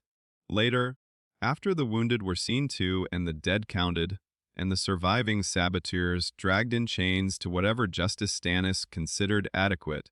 Harry stood alone on a high sea terrace above Dragonstone. Night had come fully by then. The wind off Blackwater was cold enough to strip the last heat from his skin, though not from memory. Below, the harbor glimmered with scattered torchlight. Men moved like insects over blackened docks, repairing what could be saved. Somewhere farther up the fortress, bells rang once for the dead. Harry gripped the parapet until his hands hurt. The mark on his brow had settled into a dull, exhausted ache. Behind him, footsteps approached. Hermione stopped at his side. For a while neither of them spoke. Then she said, "The little boy with the blue scarf lived." Harry shut his eyes. That should have relieved him. It did. It also made the almost worse. "The old man too," she continued. "The woman with the burned arm. Davos is furious with you and also impossibly fond of you now, which seems medically questionable." Harry let out a weak breath through his nose. Hermione glanced sideways at him. "You scared me." There it was, simple. Sharper than any accusation. Harry kept his eyes on the sea. "I scared myself." She leaned both forearms on the parapet beside him. "I know." The honesty of that undid him more than comfort would have. "I nearly did it," he said quietly. "Not by accident. I saw exactly what would happen if I let it go, and for a second," he swallowed. "For a second it felt right. Efficient. Cleaner than risk." Hermione was silent. He forced the rest out anyway. "That's how it starts, isn't it? Not madness. Not all at once. Just enough times where power offers the fast answer, and you're tired and angry and frightened enough to think maybe this once it's worth it." The wind tore at his hair. Far below, a wave hit the rocks and burst white in the dark. Hermione said yes. No false denial. No easy correction. Just yes. Harry laughed once, short and bitter. "Brilliant." She turned toward him then, fully. "But that isn't where you stopped," she said. He looked at her. "You're right." Hermione continued. "That's how it starts for people who keep choosing the fire because it works. You didn't. You stopped. Even when it hurt. Even when it would have been easier not to." Harry's mouth tightened. "That doesn't make almost go away." "No." Her voice softened by only a fraction. "But it does tell you what matters. Not that the temptation exists, that you fought it." He looked back at the harbor. Davos had shouted choose, and Harry had. Not perfectly, not cleanly, but enough. "Cooler hands," Rella had written, not "no fire." Cooler hands. He exhaled slowly and, for the first time since the dock, let the vow take full shape inside him. "I won't take the throne like that," he said. Hermione did not ask what he meant. She already knew. "I won't save people by becoming the thing the walls wanted back. I won't win because burning everything is simpler than ruling it." He lifted a hand to the dragon mark. "If this blood wants a king of ash, it can find someone else." Hermione studied him for one long second. Then she nodded. "Good," she said. That was all. But on Dragonstone, beneath a cold black sky and above a harbor he had nearly turned into a pyre, it sounded enough like absolution to keep him standing. Below them, the island rebuilt. Behind them, old blood waited in vaults and parchment. Ahead of them, the war still gathered. And Harry knew now that power would keep offering him the fast answer. The real battle would be refusing it before it became habit. The morning after the harbor attack, the people of Dragonstone stopped looking at Harry like a rumor. Rumors were easy things. Whispers with no weight. Stories that drifted from dock to tower and changed shape with each frightened mouth. Harry had been one of those when he first arrived on the island. A strange young man under guard, marked with a dragon sign, wrapped in secrecy and the kind of dangerous uncertainty that made common folk either cross themselves or stare too long. But rumors did not haul wounded men out of splintered piers. Rumors did not stand in smoke with their hands shaking and still choose not to burn half a harbor for the sake of certainty. By noon, the lower docks knew exactly two things about him: that his fire was real, and that he had turned it away from them. That changed everything. Harry noticed it first when he went back down to the harbor with Davos to inspect the damage. The place still smelled of wet ash, burned rope, salt, and burst grain. Half the outer landing had collapsed into the sea. 2 storehouse roofs were blackened. Men worked in grim silence with hammers, rope, and whatever patience war had left them. One of the saboteurs' boats still smoldered where it had broken apart on the rocks. Overhead, gulls wheeled and screamed as if the island had offended them personally. Davos moved through the rebuilding with the ease of a man who understood docks better than palaces and trusted them more. He had a list in one hand, a clenched jaw, and the permanent expression of someone who had once spent his whole life surviving fools, and was deeply annoyed to find kings were simply richer ones. Harry walked beside him, hood down. There was no point hiding the mark now. A carpenter on the half, repaired loading walk saw him coming, straightened, and touched 2 fingers to brow and chest in a gesture Harry did not know. Respect, perhaps, or warding. A fishwife with a bandaged arm nodded once, solemn as prayer. The little boy with the blue scarf, the one Hermione had mentioned, peeked from behind a barrel, saw Harry looking, and grinned with all the missing teeth and fearlessness of childhood. Harry had survived prophecy, war, and Voldemort. None of it prepared him for a 6-year-old treating dragon blood like an invitation to hero worship.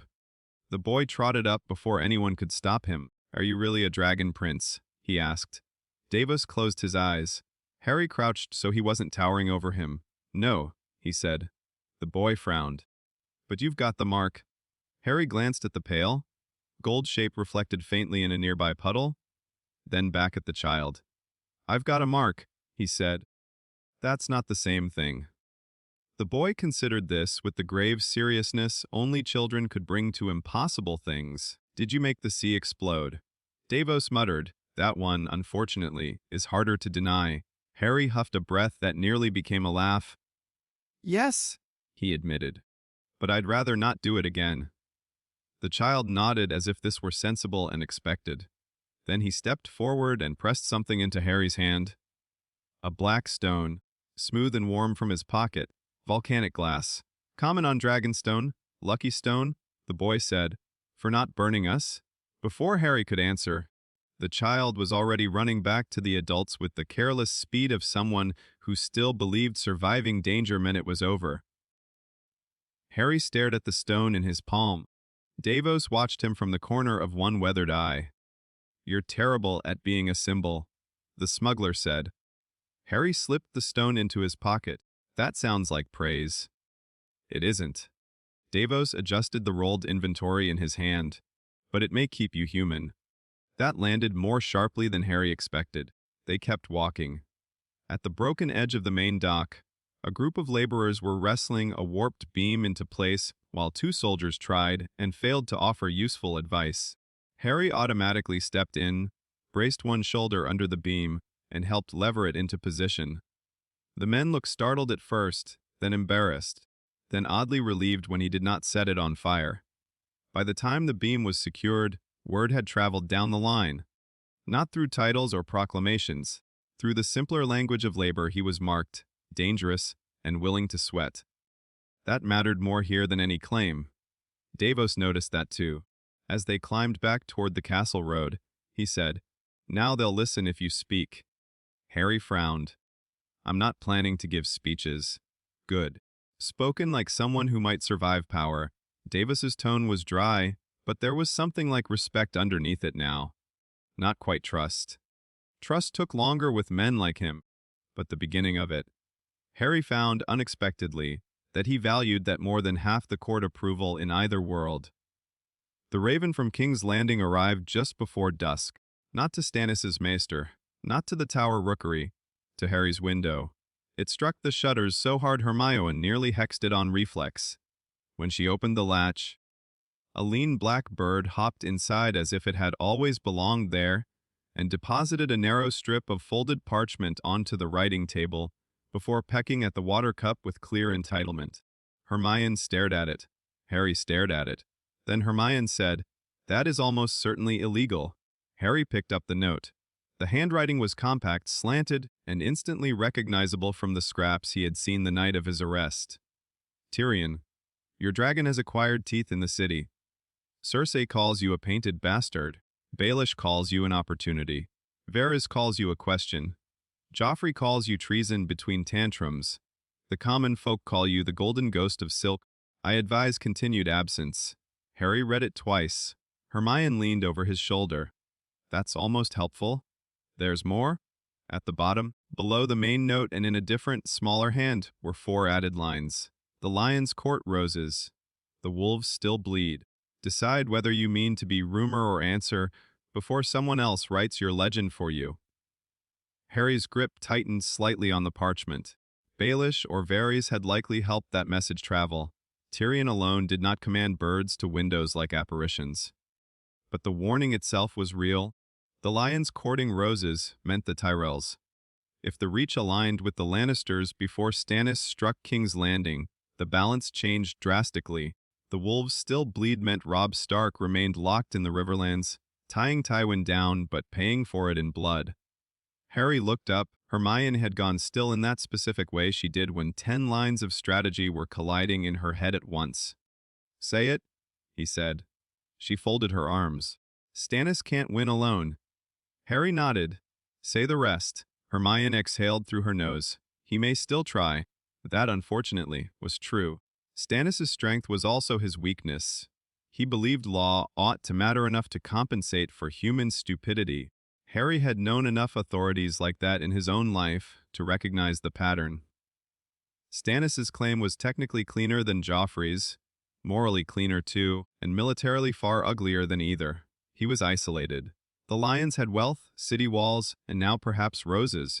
The wolves had fury, justice, and no reason to love southern kings. And the dragon, Harry, was hidden on an island, carrying proof that could ignite the whole realm if used too soon.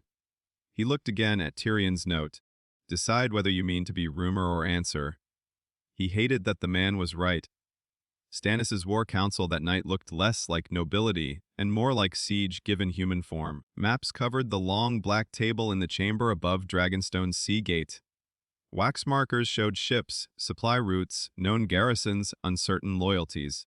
Candles guttered in iron stands.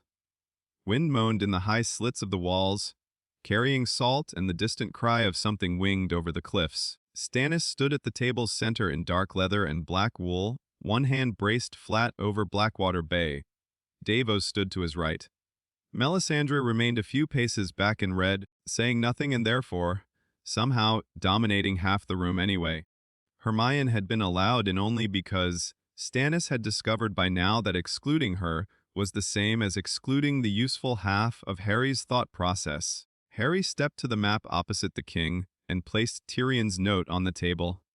Stannis read it once, expression barely changing. The imp grows chatty. He grows alarmed. Davos corrected quietly. Stannis ignored that. The city always breeds rumors before battle. Not like this, Harry said. That got the king's eyes on him. Harry met the look evenly. They've made me into a symbol, because they don't know enough to make me into a person, he said. That's dangerous for Cersei. It's also dangerous for you. Stannis' mouth tightened. I require no lesson in danger from my own guest. No, Harry said, but you do need one in perception. The room went still. Davos made a noise in his throat that sounded suspiciously like a prayer for patience. Hermione, to Harry's left, did not move, which was how he knew she agreed. Stannis' voice came out like hammered iron. Explain.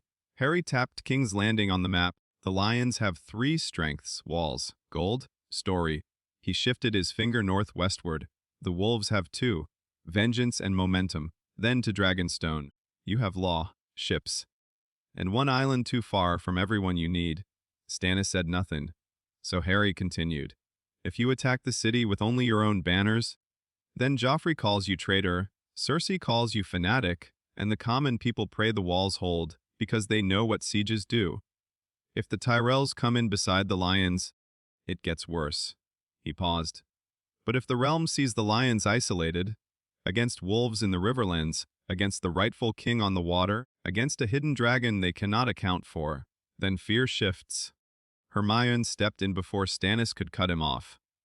The point is not to declare Harry, she said. The point is to widen uncertainty around the Lannisters and narrow their ability to control the narrative. Davos rubbed his beard. And how do you propose we do that without half the realm trying to stab him? Harry looked at the map. The wolves, Stannis laughed once, with all the warmth of a drawn blade. Robb Stark has crowned himself king. He is in open rebellion. He has no love for Dragonspawn, hidden or otherwise. Harry turned to face him fully. I'm not asking him to love me. Then what? Harry heard again the harbor. Davos shouting choose. The simple brutal necessity of selecting a path and living with the cost? Ask him to hate the lions first. Silence. Davos's eyes flicked between them. Hermione leaned in over the table. If the North keeps Tywin pinned, or turns him back toward the Riverlands at the right moment, the capital stands more alone. Robb Stark does not need to bend the knee to help collapse Cersei's options. Stannis's face hardened. I will not bargain away lawful allegiance to rebels. Harry answered at once. Then don't. Stannis narrowed his eyes. Harry held his ground. Don't ask them to kneel yet, he said. Ask them to let the lions die first. That landed. Not because Stannis liked it, because it was militarily sound and ethically infuriating, which meant he had to take it seriously. Davos exhaled slowly through his nose. A truce without saying truce. A common enemy without naming friends. Hermione said, the sort of thing politics has always done badly with better dresses. Harry added. Melisandre's laugh was soft and low. The dragon learned statecraft, she murmured. How disappointing for prophecy. Stannis ignored her. His eyes remained on Harry. And what did the wolves gain from this gracious non-alliance?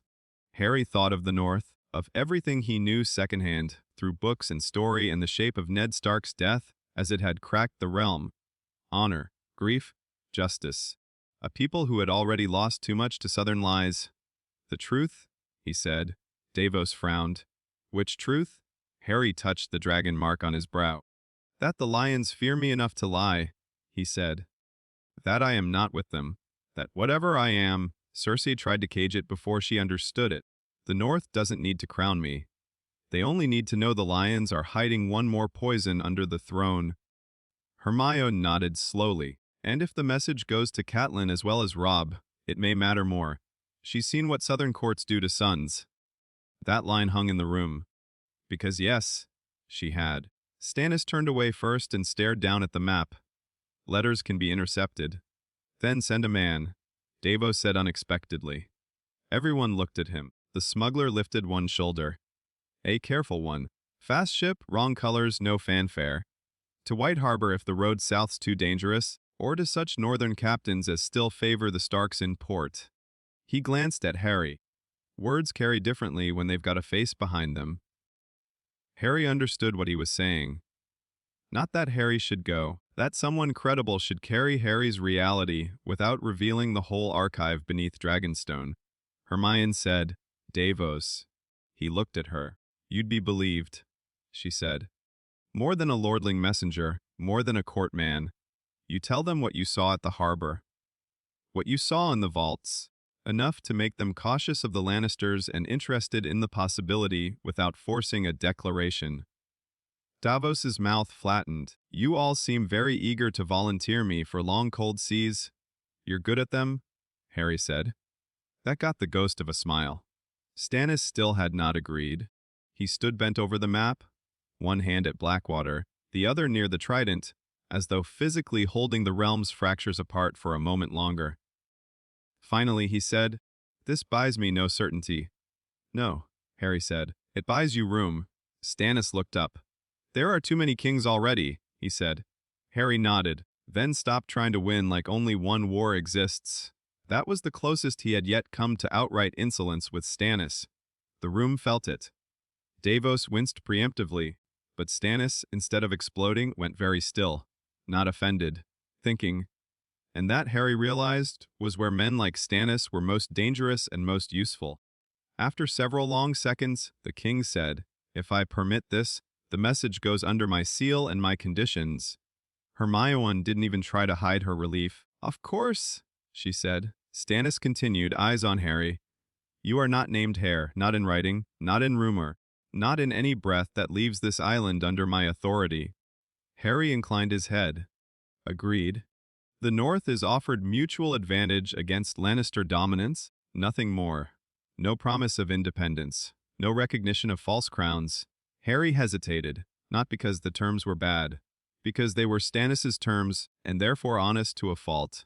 Agreed, he said again. And if this fails, Stannis said, voice hardening, then I will not have Dragonstone made nursery to every rival legend in the realm. I strike King's Landing as king, not as escort to hidden dragons. There it was. The line, the practical mercy of a man who would never let Harry forget it had limits. Harry met his gaze. Understood. Stannis turned to Davos. You leave before dawn. The smuggler sighed like a man condemned to competence. Your grace? Stannis looked at Hermione. You draft the letters. You, at least, understand that words can kill slower than fire. Hermione nodded once. Yes, your grace. Then Stannis's attention shifted back to Harry for the last time. And you, he said. Stay off my docks unless the island is actually dying. Davos made a strangled noise that might have been laughter badly disguised as coughing. Harry, against his own better judgment, almost smiled. Yes, your grace. They drafted 3 letters that night. One to Robb Stark, one to Catelyn Stark, one to Tyrion Lannister, sealed separately and sent by a different hand entirely. Harry wrote the first lines of Robb's himself. He did not use heir, did not use prince, did not even use Targaryen. He wrote to the young wolf, from one the lions tried to bury before they knew his name. I ask no oath. I offer no crown. I ask only that when the lions speak of monsters, you remember they speak loudest when frightened. Hermione refined the rest into cleaner political language. Davos added the practical notes of travel, timing, and where such a message might matter most if Robb himself could not be reached quickly. Stannis removed 2 phrases he considered too conciliatory, and one he considered sentimental. Melisandre, uninvited, watched the candle flame bend over the drying wax and said nothing at all. The letter to Catelyn was shorter. Stranger, perhaps, and more honest. Your son fights lions in the field. I have seen what they do in halls. If word reaches you of a dragon mark in the south, know this before all else. The queen feared it enough to cage it. Harry did not know whether she would ever read it, but he wanted one person in the north to hear the truth in a human voice before the realm's storytellers shredded it. Tyrion's letter was briefest of all. Still absent, still undecided whether to become answer or trouble. The city may blame whichever it prefers. Keep breathing. Hermione raised a brow at that. You do realize this reads as though you're flirting with catastrophe. Harry sealed it anyway, probably because I am. Davos's ship left at first light under gray skies and no heraldry. Harry stood on the eastern sea wall and watched it become a dark scratch against the water. The wind was sharp enough to cut, and the dragon mark on his brow lay quiet for once, as if the island approved of motion after so much revelation. Footsteps approached behind him. He didn't turn immediately. Did you come to tell me this is reckless? He asked.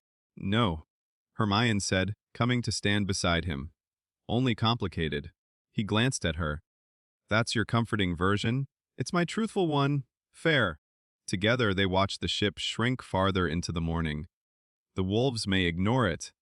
Hermione said after a while, Wes.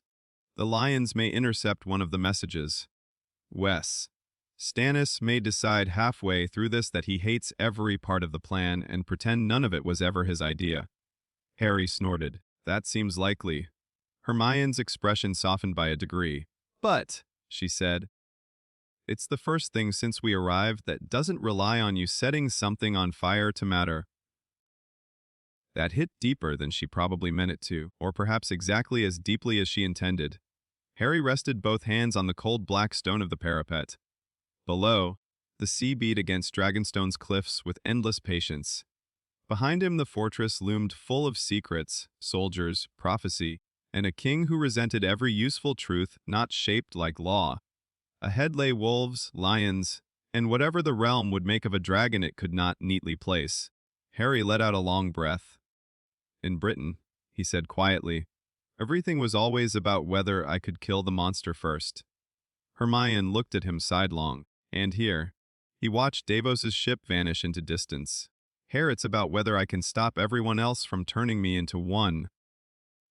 Hermione did not answer immediately. Then she reached out and nudged his shoulder with hers. Then it's a good thing you're difficult. He laughed once under his breath. Far out on the water, the ship carrying their letters toward uncertain wolves and wary lions disappeared into morning haze. And for the first time since the dragon mark revealed itself in the Red Keep, Harry felt the shape of another kind of power settling into place. Not the hot answer of fire, not the easy violence of claim, but the colder, harder work of making other people choose before the world chose for them. It was slower, messier, less satisfying than flame, which probably meant it had a chance of saving something.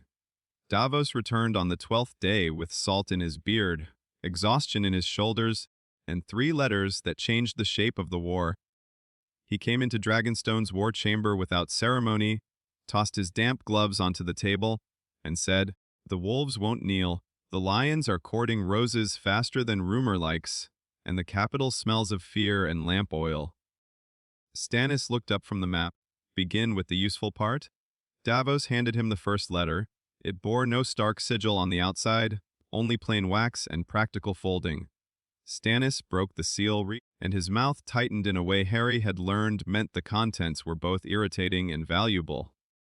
"He refuses me," Stannis said flightly. Davos leaned one hip against the table. "He refuses everyone, your grace. But he means to keep Tywin bloody and occupied in the west if he can. Says the lion will not reach the city clean while the wolf still has teeth." Hermione, standing at Harry's right shoulder, breathed out slowly. That was not alliance, but it was room. Stannis laid the Stark letter aside with all the reluctance of a man forced to accept sensible help from someone who had the audacity to remain politically inconvenient. The second. Davos handed that one to Hermione. Her eyes moved quickly over the lines, then softened for only a heartbeat before she gave it to Harry. It was Catelyn Stark's hand. Smaller, sharper, and steadier than Harry expected from a woman at war. To the boy the lions caged before they named him, "I do not know what blood you bear, only what fear it stirred in the queen. A mother notices cages. Do not let southern men make a crown out of your wound." Harry read it twice, then once more. He folded it carefully. No title, no pledge, no request, just warning, and somehow that felt more valuable than a dozen lords swearing banners. Stannis, who had been pretending not to watch Harry's face, cleared his throat with mild annoyance at visible humanity. The third. Davos didn't hand that one to the king. He handed it to Harry. "Came by a different ship," the smuggler said quietly. "Different crew. Paid too well to ask where it came from. Could be the imp. Could be the eunuch wearing the imp's handwriting. Could be both." Harry broke the seal. The letter was short. "You've become less absent than I hoped. Baelish smiles too much. My sister smiles not at all. More importantly, pyromancers have been seen below the keep at hours where loyal men ought to be sleeping. If the city falls, she may prefer ashes to witnesses. Should you discover some heroic urge, direct it beneath the hill, not merely at the walls." Harry felt the room go colder. Hermione took the letter from him and read it. Then she looked up. Wildfire. Stannis's expression did not change, but Davos swore softly under his breath. Harry stared at the map spread across the black table. King's Landing marked in ink and pins. A city of walls, markets, towers, and hidden fire running beneath it like a disease under skin. The black cells had shown him enough. Ares had seeded the capital with death.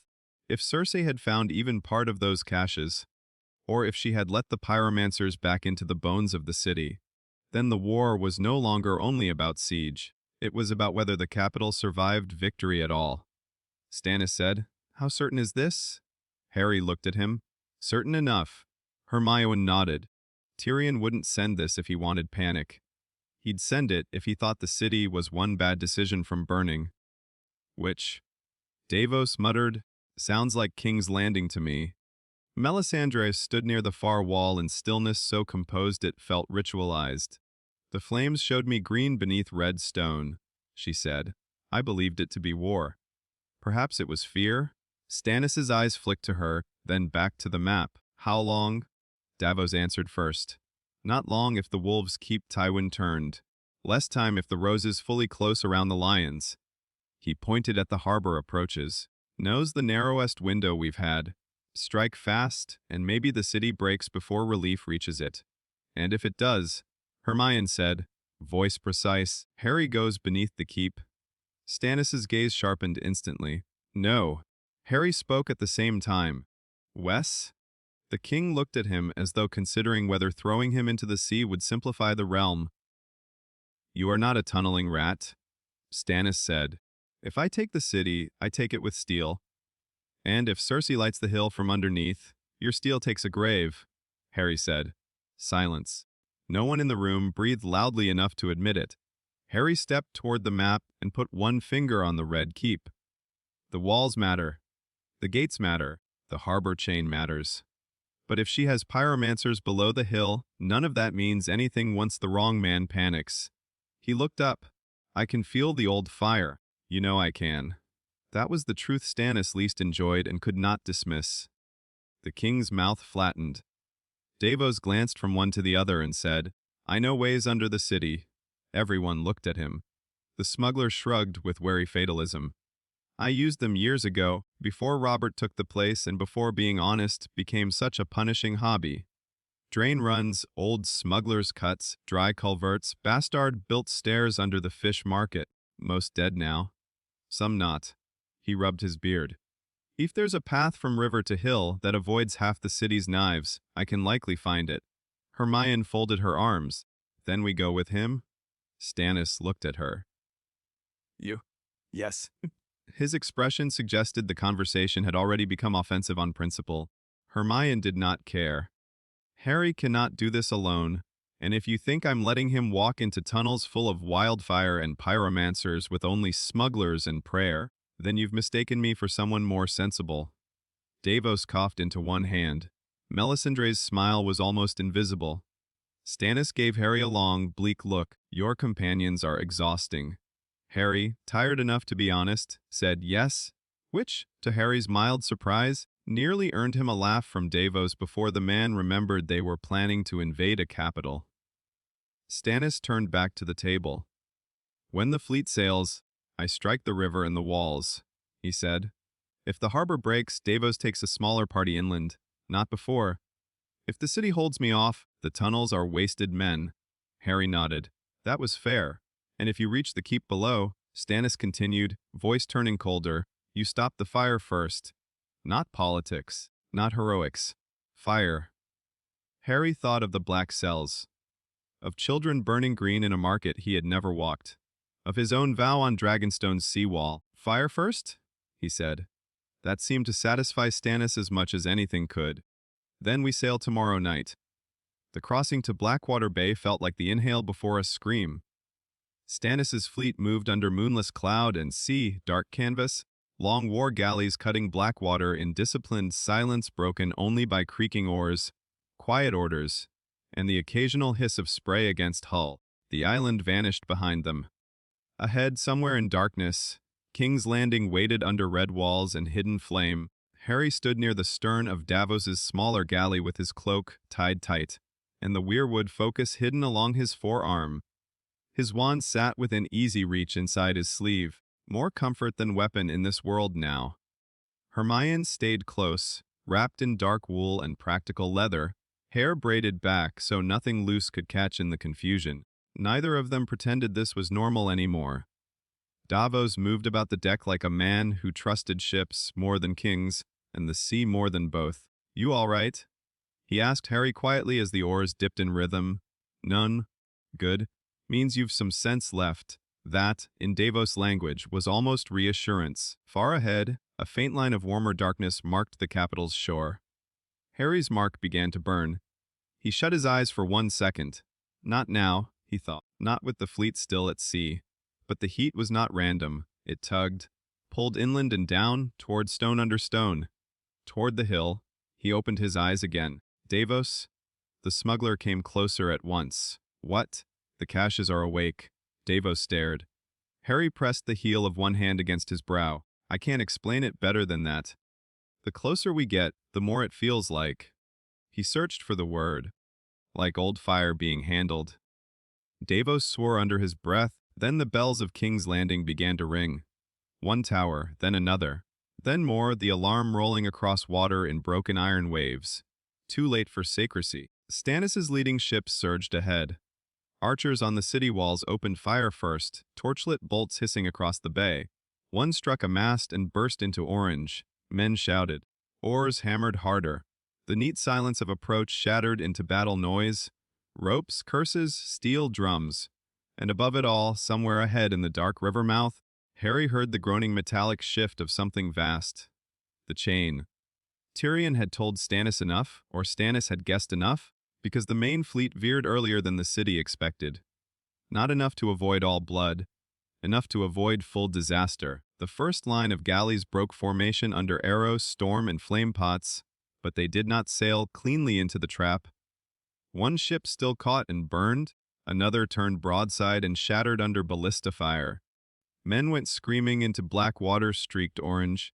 Davos hauled Harry and Hermione toward the lower boat line the moment the leading clash began. Now, he barked. 3 smaller boats were cut loose from the galley's side, each packed with dark, cloaked men who knew how to row without shouting and kill without explanation. Harry jumped down into the first, Hermione after him. Davos came last. Above them, Stannis's fleet slammed against the city's defense like a storm against breakwater. Below, the smaller boat vanished toward shadow. They rowed for the lower river edge, hugging broken quay lines and weed, choked stone where blackwater runoff met the old underbelly of the city. Smoke rolled across the water. Farther out, fire reflected in ugly gold streaks. The sound of battle thickened the closer they drew. Horns, bells, men screaming for ladders, commanders losing control and pretending they had not. At the foot of a rotted retaining wall, Davos raised one hand. The rowers stopped. Here, he whispered. Harry saw nothing but moss-black stone, runoff slime, and darkness between collapsed pilings. Then Davos shoved aside a drift of debris with his boot and revealed an opening no larger than a cellar window leading into the city's drowned foundations. Hermione stared at it. This is your reassuring path. It's the one no one expects decent people to use. Harry almost smiled. That was the trouble with Davos. Even his worst ideas sounded reasonable, because he never dressed them in anything prettier. They went in. The tunnel beneath the riverfront stank of brine, old mud, dead weeds, and long-forgotten trade. The ceiling was low enough in places that Harry had to duck. Water trickled through cracked mortar and ran in black threads along the floor. Rats darted ahead of them through the dark. Behind, battle roared distantly through stone like thunder under earth. Davos led with a shuttered lantern, an absolute certainty born from crimes old enough to become nostalgia. 2 of Stannis's hand-picked men followed. Hermione came behind Harry, wand out and low light charm muffled to a pale thread. Harry kept the weirwood focus in hand now, the wood warm and responsive in the dark. The farther they went inland, the worse the mark burned. There were no visions this time, no ghosts. No Mad King in walls. Only direction. Left at the first split, up the broken stair, through an abandoned wine culvert that sloped under a granary, across a dry chamber where old smuggler marks still scarred the bricks. Every turn deeper toward Aegon's high hill made Harry feel the wildfire beneath the city like bad teeth under skin. The others could not sense it, but they felt him sensing it, and that was enough. At a narrow intersection where 4 separate passages met beneath a sewer arch, one of Stannis's men said, "How does he know?" Davos answered without looking back. Best not ask questions you won't like the answer to. Harry almost told him the truth then, that it wasn't prophecy, that it wasn't inheritance in any noble sense. It was more like walking over graves with a splinter of the dead under his skin. Instead he said, "This way," and took the steepest stair. Halfway up, voices reached them. Men above. 2, maybe 3. Lannister guards judging by accent and lazy confidence. Davos killed the lantern. Darkness swallowed them. Harry's heart thudded once hard. The guards were moving across the next corridor, talking about smoke on the river and whether the Queen had sent for more pyromancers yet. Harry caught the last phrase clearly enough that his mark burned like a struck wire. Pyromancers. Close. One of Stannis's men started to move. Harry caught his sleeve. No noise. The man glared at him, but held. Harry closed his fingers around the focus and let the smallest possible thread of legitimacy extend. Not a break-in, not a command, just a brush against surface thought. He hated doing it. hated how easy it had become in places where fear ran close to skin. The guard nearest the stair was bored, frightened, and trying not to think too hard about green fire. Good enough. Harry nudged that fear. A sound echoed farther down the corridor. Boots, in the guard's imagination, nothing real. Both men turned instinctively toward it. Davos was already moving when they did, silent as old crime. One guard went down with a knife under the ribs. Before he understood the dark had hands. Hermione stunned the second with a spell so tight and efficient it felt like a correction to the universe. The third opened his mouth to shout. Harry stepped in and caught the man's throat with one hand against the wall. "Where are the pyromancers?" he asked. The guard stared at the mark on his brow and forgot half his courage. Harry did not fully push his way into the man's mind. He only held the gaze long enough for terror to surface and memory with it. Green jars, lower hill, old dragon stairs, Hallen. The Queen's order if the gates fail. Light the Lion's Road and the cellars beneath Magers. Harry released him. Hermione's stun spell took him cleanly before the scream arrived. Harry stepped back, breathing harder than the effort warranted. Davos looked at him once, sharp and silent, then nodded toward the lower passage. Come on. No one asked what Harry had just done. That, somehow, was worse. The old dragon stairs were older than the Lannisters, older than Baratheon banners, older perhaps even than the Red Keep's final stone facing. They were cut into black rock beneath the hill in a spiral too smooth for chisels alone, as if he'd had helped shape them once. Faded dragon sigils marked the walls at intervals. Here and there, newer torch brackets had been hammered into ancient stone by men who clearly trusted utility more than reverence.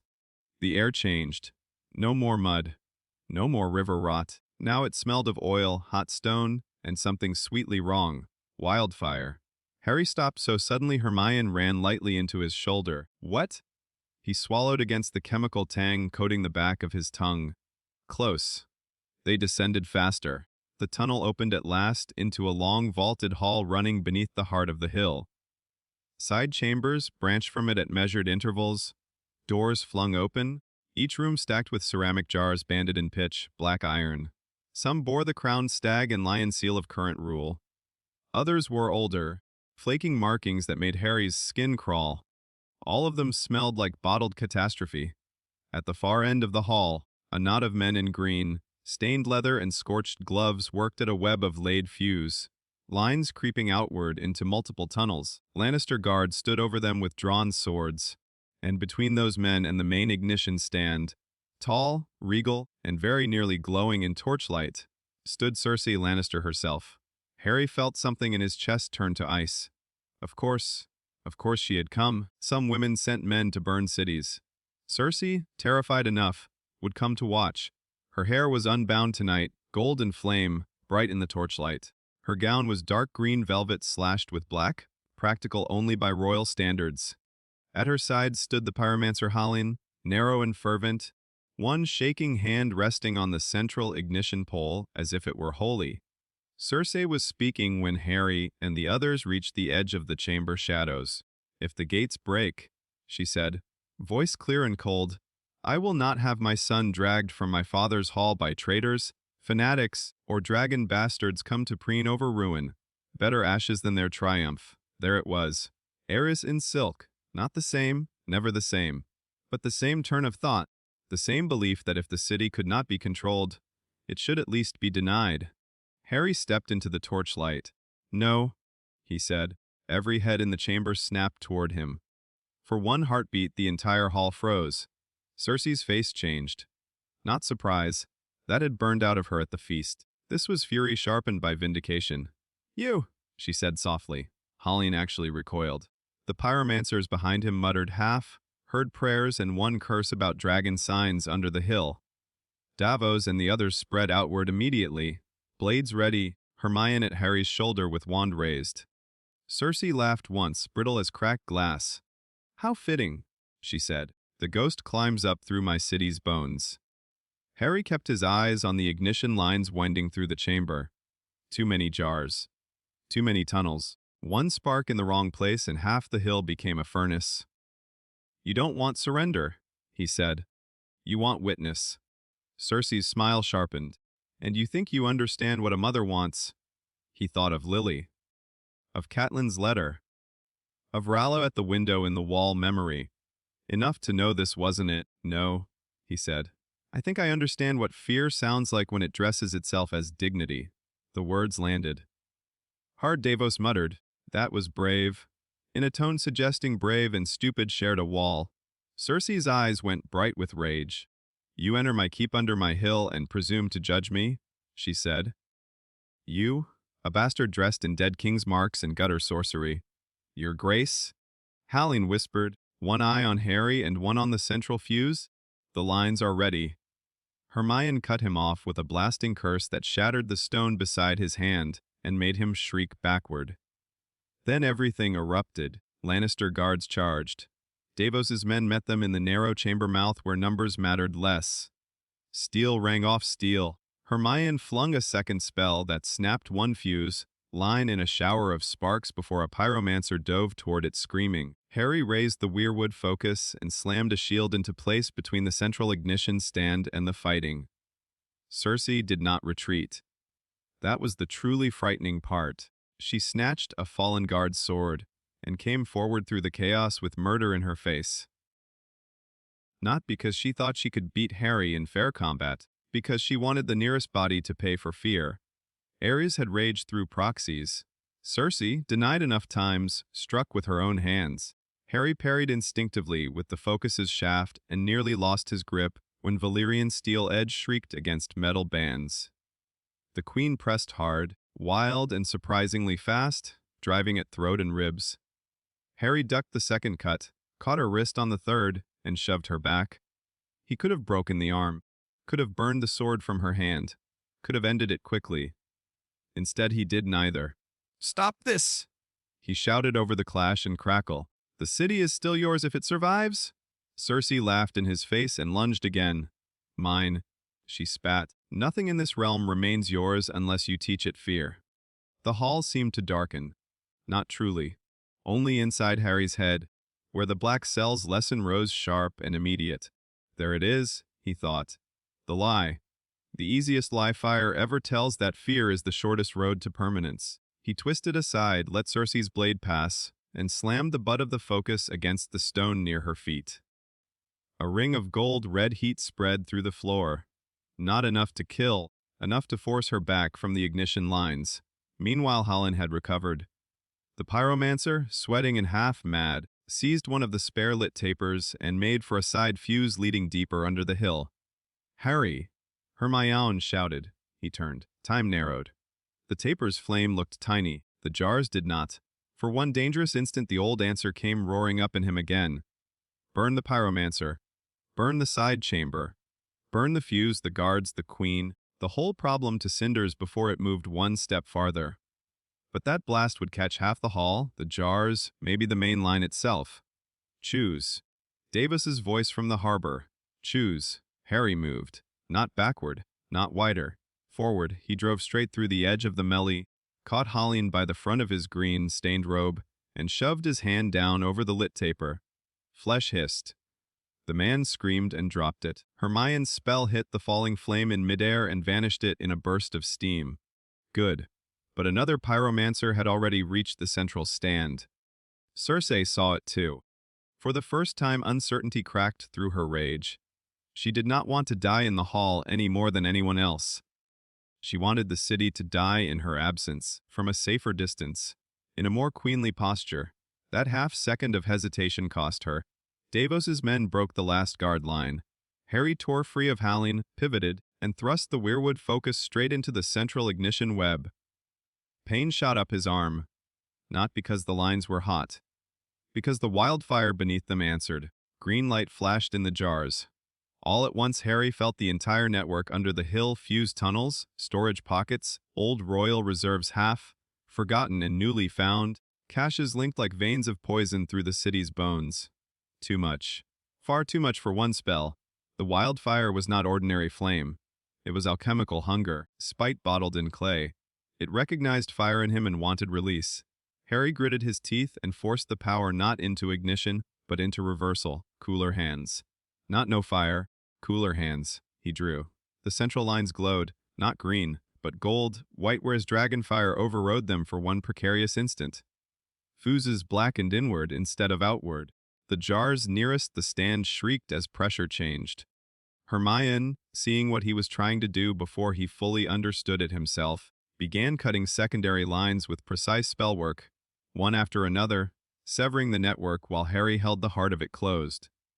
His entire body shook. The wildfire pushed back. It wanted sky, streets. Stone split open in green. Cersei stared at him as if seeing something monstrous and miraculous at once. "You can command it," she whispered. Harry barely had breath to answer. "No," he said through clenched teeth. "I can stop it." That was the difference. That had to be the difference. The chamber cracked with heat. One side alcove burst, not into fire, but into a plume of green vapor as a jar split under pressure and died unlit. Davos tackled the last pyromancer away from a side fuse and drove him into the wall hard enough to end the struggle. "Now, Harry!" Hermione's voice. He knew what she meant. The network wouldn't stay contained. Not all of it. Not with this much wildfire and this much old madness laid into the city. He had one move left. One terrible, expensive move. Harry pivoted the focus and drove all the gathered pressure downward into the ancient drainage channels beneath the hill. The same old stone veins through which royal runoff, forgotten ash, and hidden heat once bled toward the sea cliffs below. The floor boomed.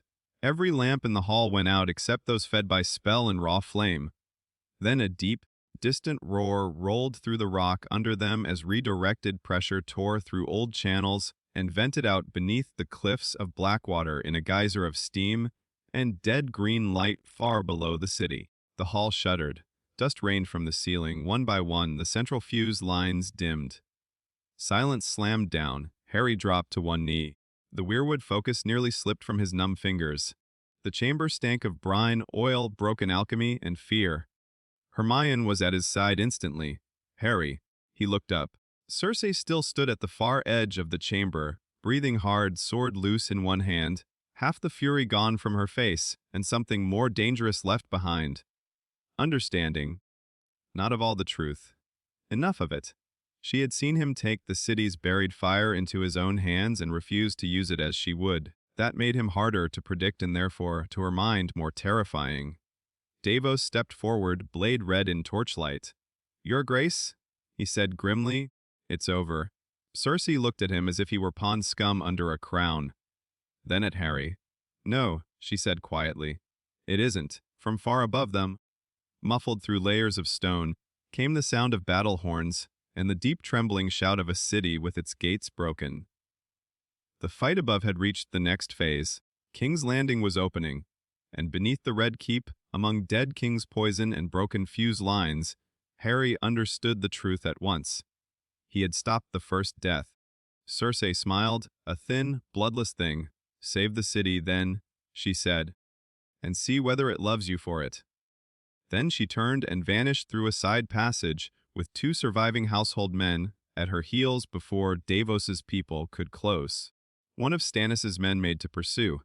Harry caught his arm. "No." The man stared.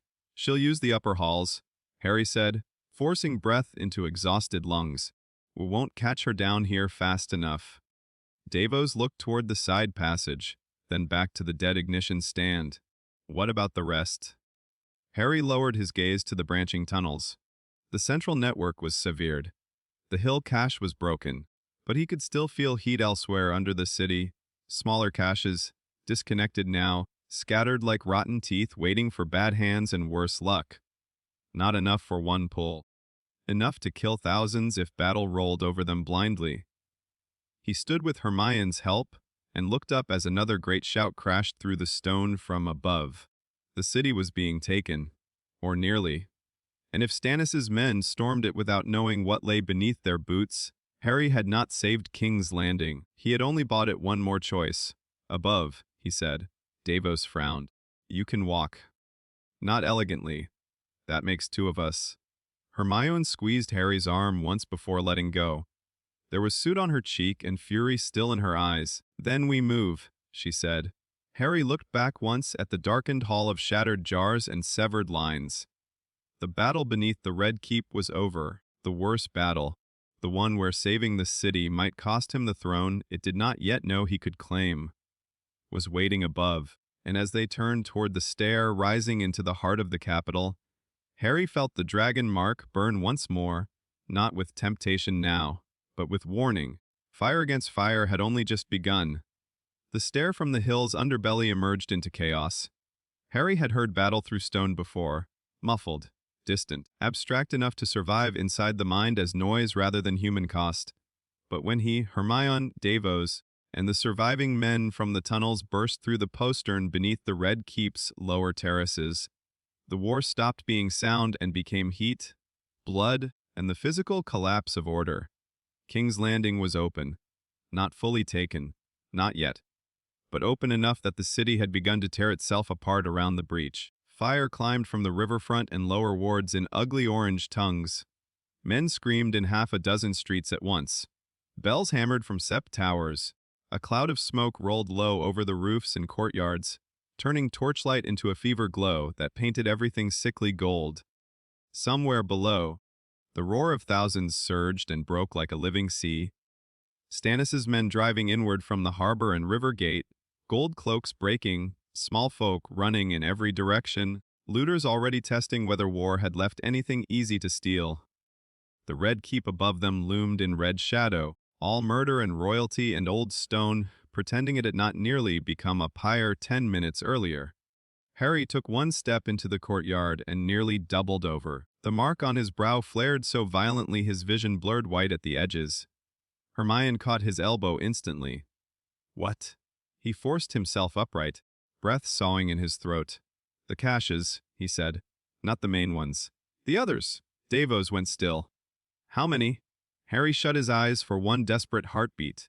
The city beneath him answered in fragments. Not neat, not mapped. But there pockets of wrongness under stone, under market lanes, beneath old walls and forgotten vaults, smaller than the hill network, still enough to rip whole streets apart if battle or panic struck them in the wrong order. Some dead, some cold, some newly stirred by moving men, dropped torches or pyromancers not clever enough to know when their queen's plan had failed. Too many, Harry said. Davos swore. One of Stannis's men pointed toward the lower city. The king's at the gate line? A horn call rolled up from the breached quarter, answered by 3 others farther in. Stannis had entered. That should have simplified things. Instead, it made them worse. Because now every street beneath the keep was a collision of soldiers, civilians, collapsed command, and fire looking for excuse. And somewhere within that chaos Cersei still moved, wounded in pride, not yet in body, with whatever loyal guards remained and all the poisonous instinct of a cornered queen. Hermione understood before anyone else did. If Stannis pushes too fast through the inner wards, one lantern in the wrong cellar and the city still burns. Harry nodded. He was beyond tired now, beyond even the clean edge of fear. What remained was that strange, lethal stillness that sometimes came just after the worst had already nearly happened. Every path ahead was bad. Some were simply less final than others. Davos looked from the burning city to the Red Keep towering above them. Then choose? He said. The same word again. Not prophecy, not inheritance. Just the ugly necessity of acting before indecision killed more people than any blade. Harry looked downhill, at the city, at the smoke, at the unseen green poison under stone, then uphill, at the keep, at the throne behind those walls, at the chance, real now, horribly real, that if Stannis broke the city cleanly enough and Cersei fell, Harry could walk into the aftermath carrying proof, blood, and spectacle enough to claim what the archive said was his. The faster path was obvious. Let Stannis finish the fight, hold the keep, save the hill. Let the city below sort its own dead. Win first. Repair later. The city had chosen kings that way for centuries. It was exactly how kingdoms learned to love tyrants. Harry turned away from the keep. Davos, he said. Find Stannis. Tell him the Red Keep stands and the hill won't burn. Not if his men stop throwing torches into cellars like idiots. He needs heralds, runners, anything with lungs enough to shout this through the lower wards. No open flame near stone vaults, wine cellars, guild basements, or old dragon masonry. Clear civilians from the fishmonger's lane quarter, and the streets below the Great Sept. He pointed as the map inside his skull assembled itself from pain and instinct. That way too. 3 pockets at least. Davos stared at him for half a second, then nodded once. What about you? Harry looked toward the old city beneath the hill. I'm gonna kill the fire before it finds a king again. Davos's face tightened, not in disagreement, but in all the grim ways a practical man recognized suicidal intent and accepted it, because the alternative was worse. He grabbed one of the soldiers and started barking orders immediately. Hermione was already beside Harry, wand in hand. I know, she said before he could speak. He almost told her not to come. Almost. Then a building 2 streets down burst into sparks, and a crowd of screaming people flooded out into a lane already full of panicked men in armor. He didn't insult either of them with the words. They ran. The city below Aegon's high hill had become a maze of firelit choices, and all of them terrible. Harry had thought King's Landing fall when he first entered it. Now, with war cracking it open, the place showed its real anatomy. Narrow lanes choking with bodies, stairs too steep for orderly retreat. Courtyards trapped behind merchant fronts and shrine walls. Alleyways where smoke pooled thick enough to blind. Men dying for streets they had not even known existed before tonight. The first minor cache lay beneath an old guild cellar near the Street of Flower. Harry felt it before he saw the danger. A hard, bitter pressure underfoot, while 2 squads of Stannis's men tried to batter through a barred warehouse door with a stolen ram. One torch had already rolled too close to the cellar grating outside. Back! Harry shouted. No one listened. Of course they didn't. Why would exhausted soldiers in a burning city obey a half-known dragon, marked stranger on instinct alone? So Harry raised the weirwood focus and slammed a burst of force into the stone at the mouth of the lane. The cobbles cracked in a fan. The men stumbled back swearing. That got their attention. The cellar, Hermione shouted, pointing. No sparks! Out. One of the sergeants looked ready to argue, until he actually looked at Harry's face and saw the certainty there. Move! He barked to his men. Harry dropped to one knee by the grating and laid the focus flat against the iron bars. The cache beneath was smaller than the hill network, still big enough to kill half the lane if it caught. He could feel the sluggish, chemical malice of it through the stone. Dormant, but waking under heat and vibration. He had no spell for this, no neat Hogwarts answer.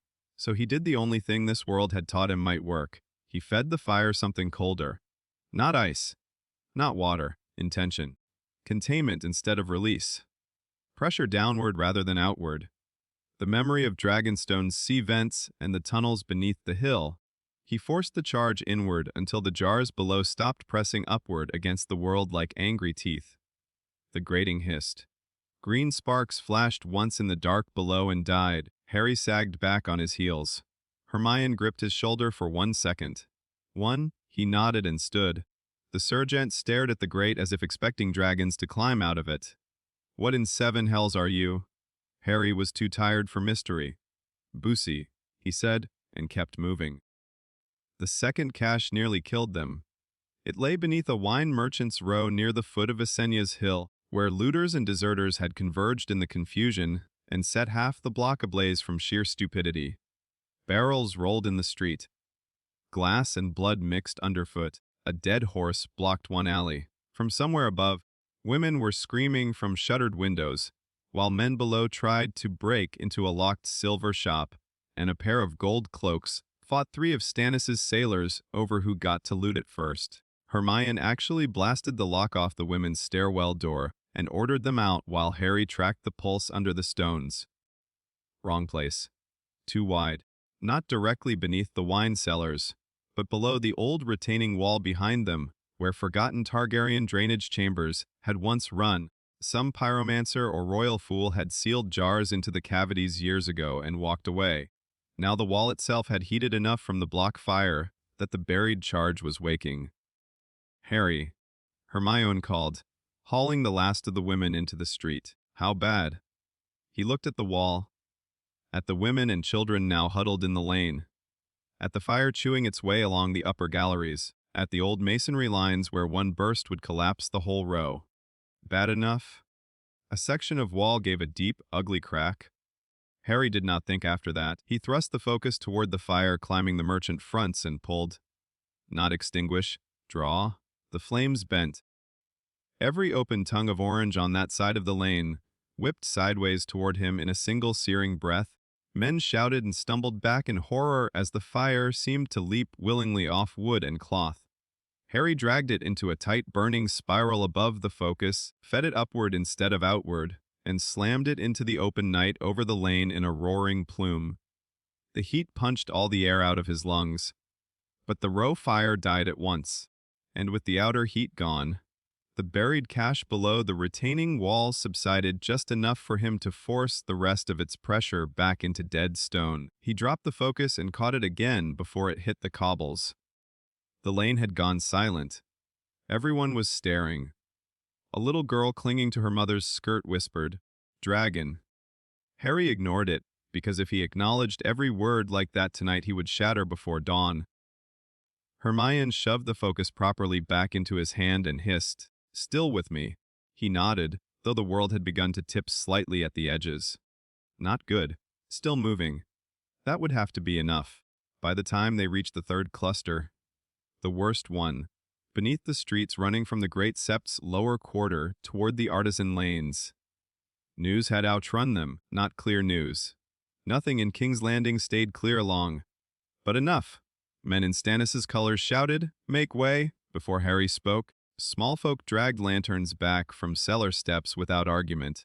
Somewhere along the route the story had become that the dragon, marked boy beneath the Queen's curse, could smell green fire under stone. Incorrect. Close enough. Harry hated how useful that was. He hated more that part of him understood now how symbols worked. Not because they were true, because they moved faster than truth and could save lives before accuracy arrived. At the edge of the Sept quarter, the city opened into a broader plaza littered with dropped packs, broken market boards, and the wounded. A shrine to the Seven had been trampled half flat. A group of Septists knelt beside a row of civilians bandaging burns and cuts with terrifying efficiency. Farther down, a knot of Stannis's men tried to drag a half-collapsed cart away from a storm drain while arguing over whether the square was secure. The moment Harry stepped into the plaza, the mark on his brow went white-hot. Not one cache, many, layered. This was worse than the hill in one specific way, not organized, not centralized, but scattered in old foundations beneath houses, shrines, and merchant vaults. Heir or his pyromancers had salted the heart of the city with contingency enough to murder thousands in separate breaths. Harry stopped dead. Hermione saw his face and went pale. How many? He almost answered too many, but the words felt childish now. Instead he said, "If one goes, the others could chain." That got everyone's attention. A captain in stag colors strode over, suit black and bleeding from one temple. "Can you stop it?" Harry looked at the square. The storm drain. The shrine cellars. The merchant undercroft. The lane mouths feeding wind and people and sparks toward the whole tinderbox heart of the district. Could he stop it? Not all cleanly. Not one by one. Not in time. He would have to do something bigger, which meant risk, which meant fire. The captain mistook his hesitation. "Boy," he snapped, "if you can do something, do it now." The words were ordinary, the tone was not. Too close to command. Too close to all the adults in his life who had handed him impossible choices and called obedience virtue. Something sharp flashed through Harry before he could kill it. Anger, exhaustion. The old helpless fury of being treated as weapon first and person second. The square's fires answered instantly. Torch flames rose taller. The brazier near the shrine guttered green at the edges. Heat rolled out from him in a visible shimmer. Hermione grabbed his wrist. "Harry." That one word. Not command, not demand. His name. He dragged himself back from the edge hard enough to feel sick. The captain saw enough to step back, eyes wide. Good, Harry thought distantly. Let him be afraid. Better fear now than another order. He looked down at the storm drain, then at the broader square. One move. One chance. He could not extinguish the buried wildfire. Not all of it. But he could vent it, drain it, force the pressure outward into one place of his choosing, before random battle did it for him everywhere else. And there, at the center of the square, lay the old dry fountain basin from before Robert's renovations, stone-lined. Deep enough to matter. Open to sky ugly. Improvised. Possible. Hermione, he said. She followed his gaze at once and understood. Everyone back, she shouted, louder than half the officers around her. Out of the square! Now, the captain started to demand explanation. Davos's voice cut across from somewhere behind them, rough as rope and carrying like a bell. You heard the lady! Move, you bloody fools. Harry had not even seen him arrive. Smoke and battle had coated him in city grime, and one sleeve was torn nearly through. But he was there alive, dragging two more of Stannis's men into line with sheer practical fury. Good. Harry needed him alive. He stepped into the center of the square and raised both wand and focus. He had never done that together here. Not properly. The wand was old law, old precision, old self. The focus was blood, dragonstone. This world's rough answer to all his neat schooling. Together they felt wrong and right in equal measure. Harry closed his eyes for 1 second and chose the memory he would feed the fire. Not the feast hall. Not the black cells. Not the humiliations and rage that made destruction feel righteous. He fed it the harbor child with the blue scarf. The lucky stone pressed into his hand. Catelyn's letter. Lily's line in the ash of Privet Drive, you were loved before you were chosen. Protection. Not punishment. The power that answered still hurt. But it came cleaner. Harry drove it down. Every storm drain in the square boomed at once. Stone underfoot trembled. Green light flashed up through the cracks around the fountain basin as buried wildfire pressure rushed where he forced it. Not into houses, not into lanes, but into the open throat of the dry fountain. The basin exploded upward in a geyser of blinding green flame. People screamed and ran, though they were already clear. The pillar of wildfire shot 30 feet into the air, contained only because Harry held both wand and focus shaking in opposite hands, and forced the roaring column straight upward like a spear aimed at the night. It could have spread, wanted to spread. Wanted roofs and cloth and flesh, he held it. Every muscle in his body trembled. Hermione moved around the edge of the square, severing side channels with precise spells as they lit and tried to leap. Davos and the soldiers kept the civilians back by sheer noise and desperation. The fountain roared green under the stars. Harry felt the whole city watching. Not literally. But the force of it, the square's witness. The surrounding roofs full of frightened faces. Stannis's men in the lanes staring as a dragon, marked boy held a king's hidden death turned into a vertical sun. And then came the choice. There, in the exact center of his exhaustion, power offered him one final beautiful lie. He could let it fall forward, toward the Red Keep, toward the lion banners, toward the walls where the throne waited. One motion. One release. The line of green and gold would become a wave rolling uphill, and everyone in the city would remember forever that when he took power, he took it in fire. Victory through terror. The throne through fear. The fastest road. Harry bared his teeth against it. No, he said aloud, though whether to the city, the blood, or himself he could not have said. Then he forced the whole column sideways, away from the keep, away from the packed streets, away from flesh and thrones alike, and drove it into the open section of broken outer wall facing the river.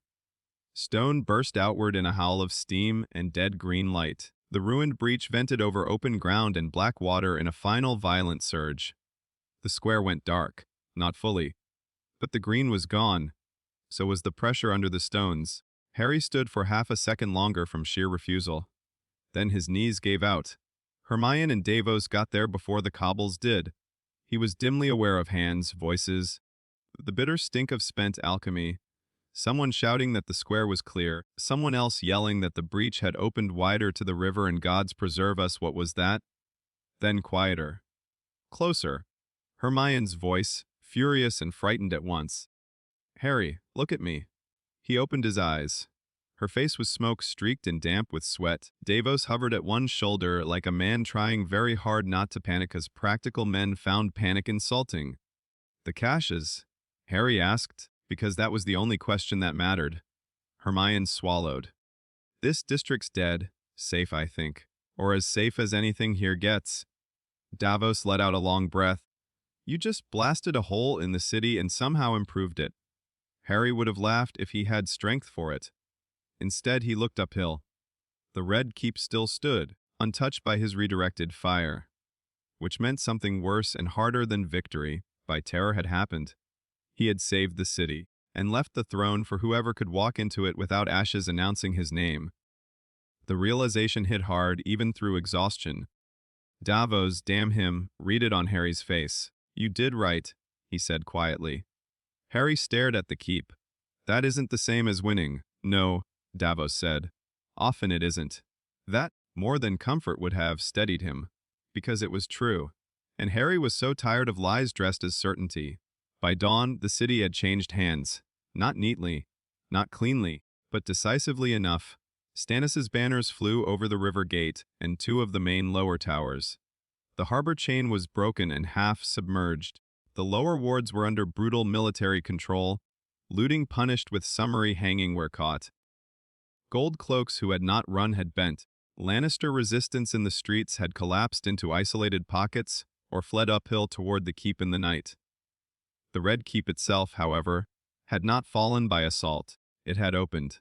At sunrise, after a long hour of silence from the upper fortress and conflicting reports about Joffrey, Cersei, the Kingsguard, and whether Maegor's holdfast still meant to resist, the inner gate was unbarred from within. By Tyrion. Or by men acting under Tyrion's direct command, which in practice amounted to the same thing. Harry learned that in fragments while sitting wrapped in a soldier's cloak, on the steps of a ruined market hall, drinking water that tasted of smoke and old copper, Hermione sat beside him with one hand still around her wand. Davos stood before them, relaying the latest reports in the clipped manner of a man who had been awake too long to enjoy drama anymore. Joffrey's gone to ground. Some say hidden, some say fled, some say trampled by his own panic on the way to Maegor's. No body yet. Davos ticked points off on blackened fingers. Cersei vanished from the lower keep before the gates opened. Might still be inside somewhere.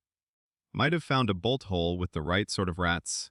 The imps alive, apparently smacked 3 men senseless and opened the gate before anyone loyal could decide whether to stop him. Harry huffed a breath. That sounded like Tyrion. Davos's expression grew more thoughtful. Stannis has the castle court, not the throne room. Not yet. He's waiting for the holdfast to be searched, and the hill cleared. Harry looked up at the red keep in the morning light. The red stone now looked less like flesh and more like old dried blood. Smoke drifted past its towers. Broken banners hung limp. Men moved ant-like along the walls where knights dead had already begun to be counted and carried. The city lived. That should have been enough. It wasn't, because now came the part no fire could solve. Now came the keep. Now came the throne. Hermione followed his gaze. You know this is the dangerous part. Harry smiled tiredly. That has described every part since Privet Drive. This is different. He knew. Battle had rules even when they were ugly ones. Stop the fire. Save the civilians. Keep moving. But the throne room, the moment after the city survived, that was where symbols hardened into law or got strangled trying. If Stannis sat first, Harry's claim became a future problem or a buried threat.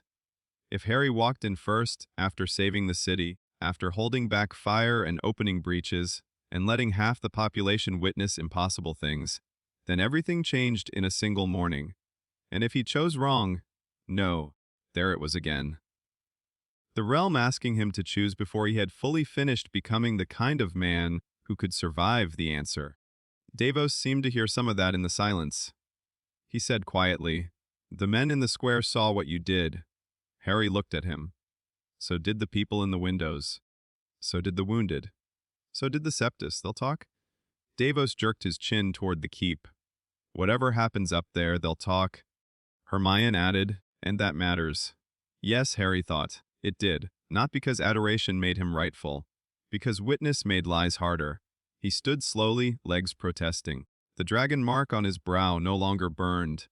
It lay cool now, almost still. As if the fire, for the moment, was waiting to see what he would do without it. Harry looked once more at the red keep. Then at the city below it, scarred, smoking, alive because he had not taken the easy path. Not enough to win by itself, maybe enough to stand on. All right, he said. Hermione rose with him at once. Davos did too. What are we doing?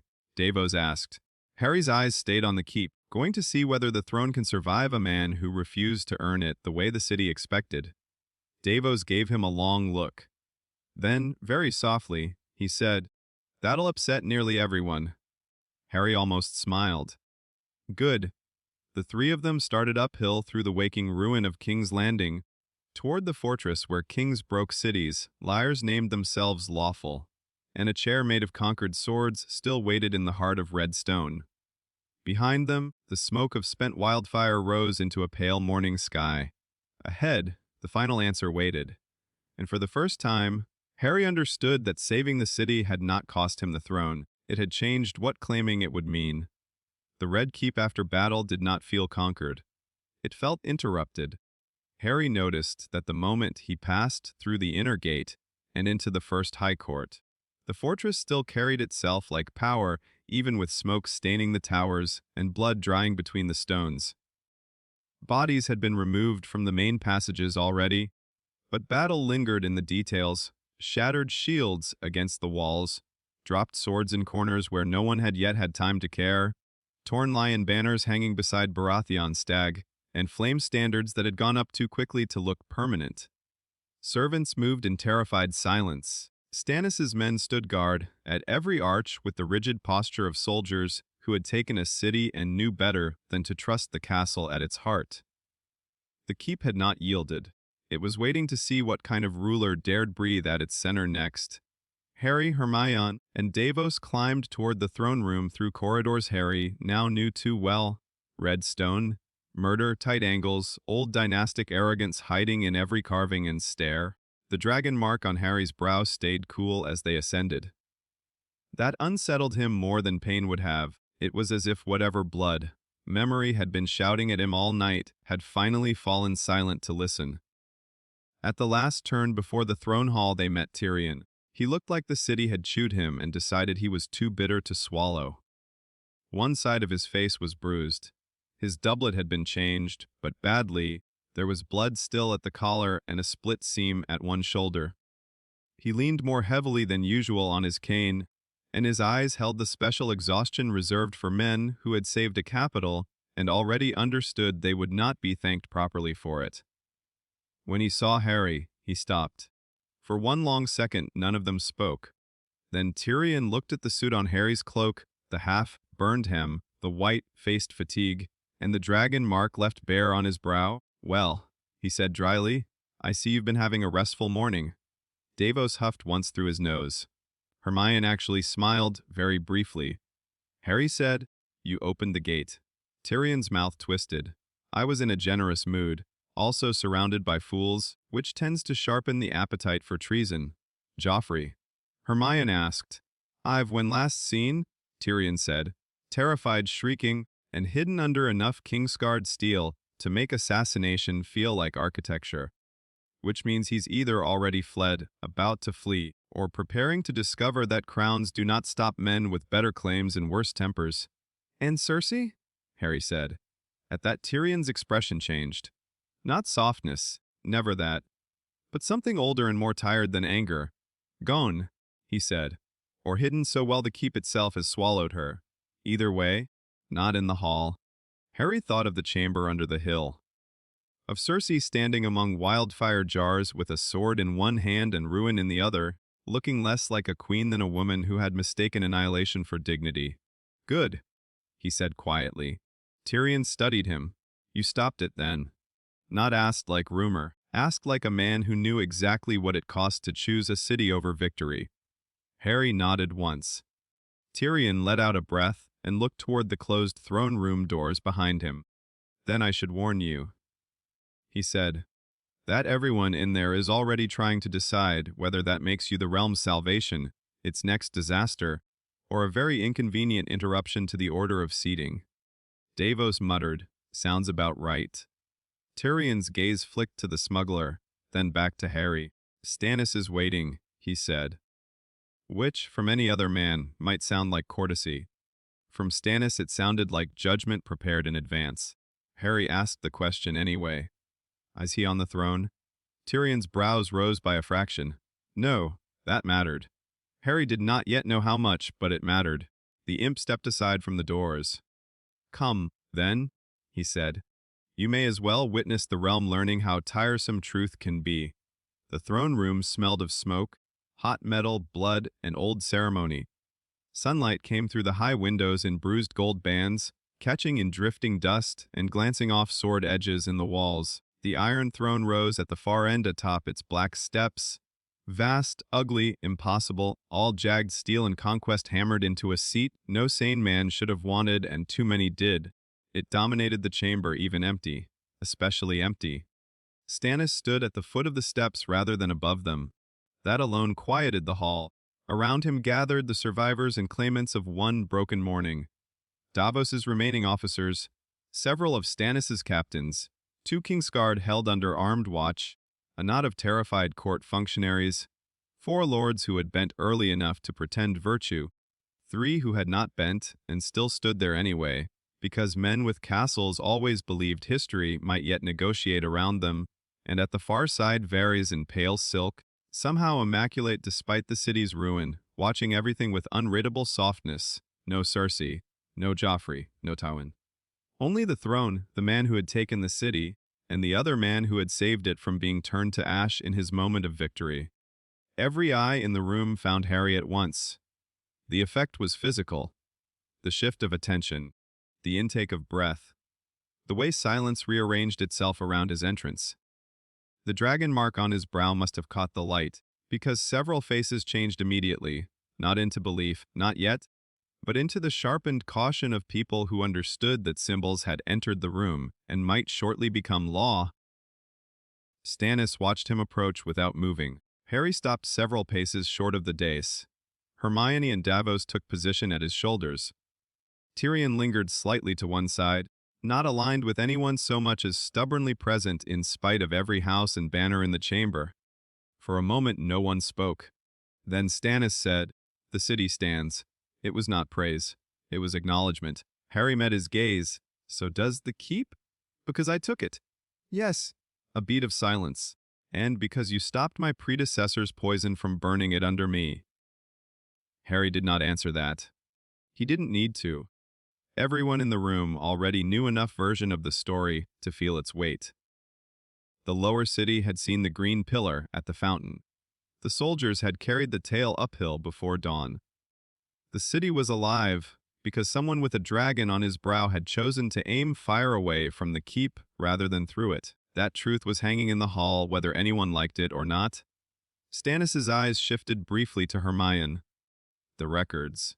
She had anticipated the demand.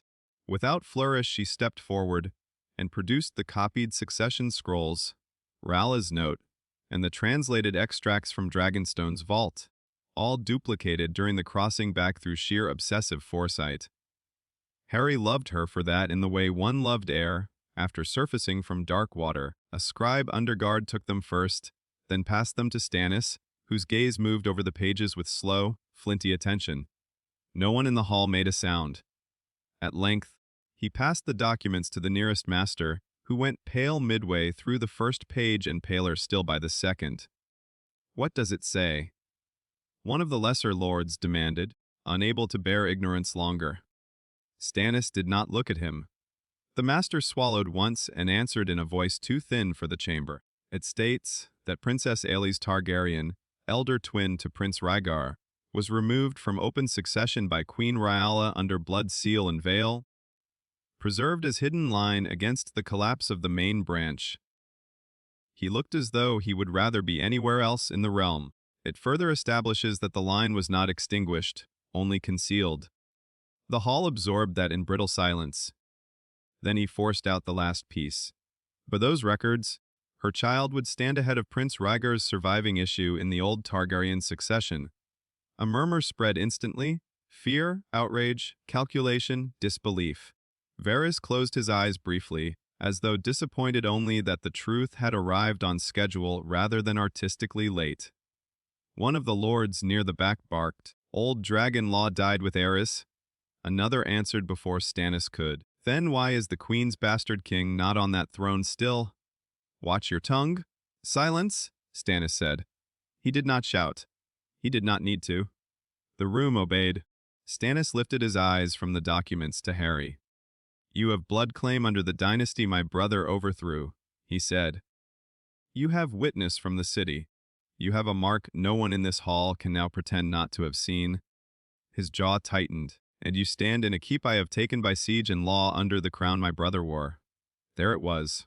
Not contradiction. Collision. Two legal orders. Two histories. Two claims to one monstrous chair. Harry understood then why Stannis had not sat. Because sitting too early, before this truth was spoken aloud, would have made the problem simpler and the man smaller. For all his severity, Stannis Baratheon was not a small man. "What do you want?" Stannis asked. The question slammed into the room. Lords turned. Varys watched. Tyrion looked suddenly, intensely interested in the floor just in front of Harry's boots, the way people did when they very much wanted to watch your answer without seeming to. What do you want? Not who are you. Not what are you. What do you want?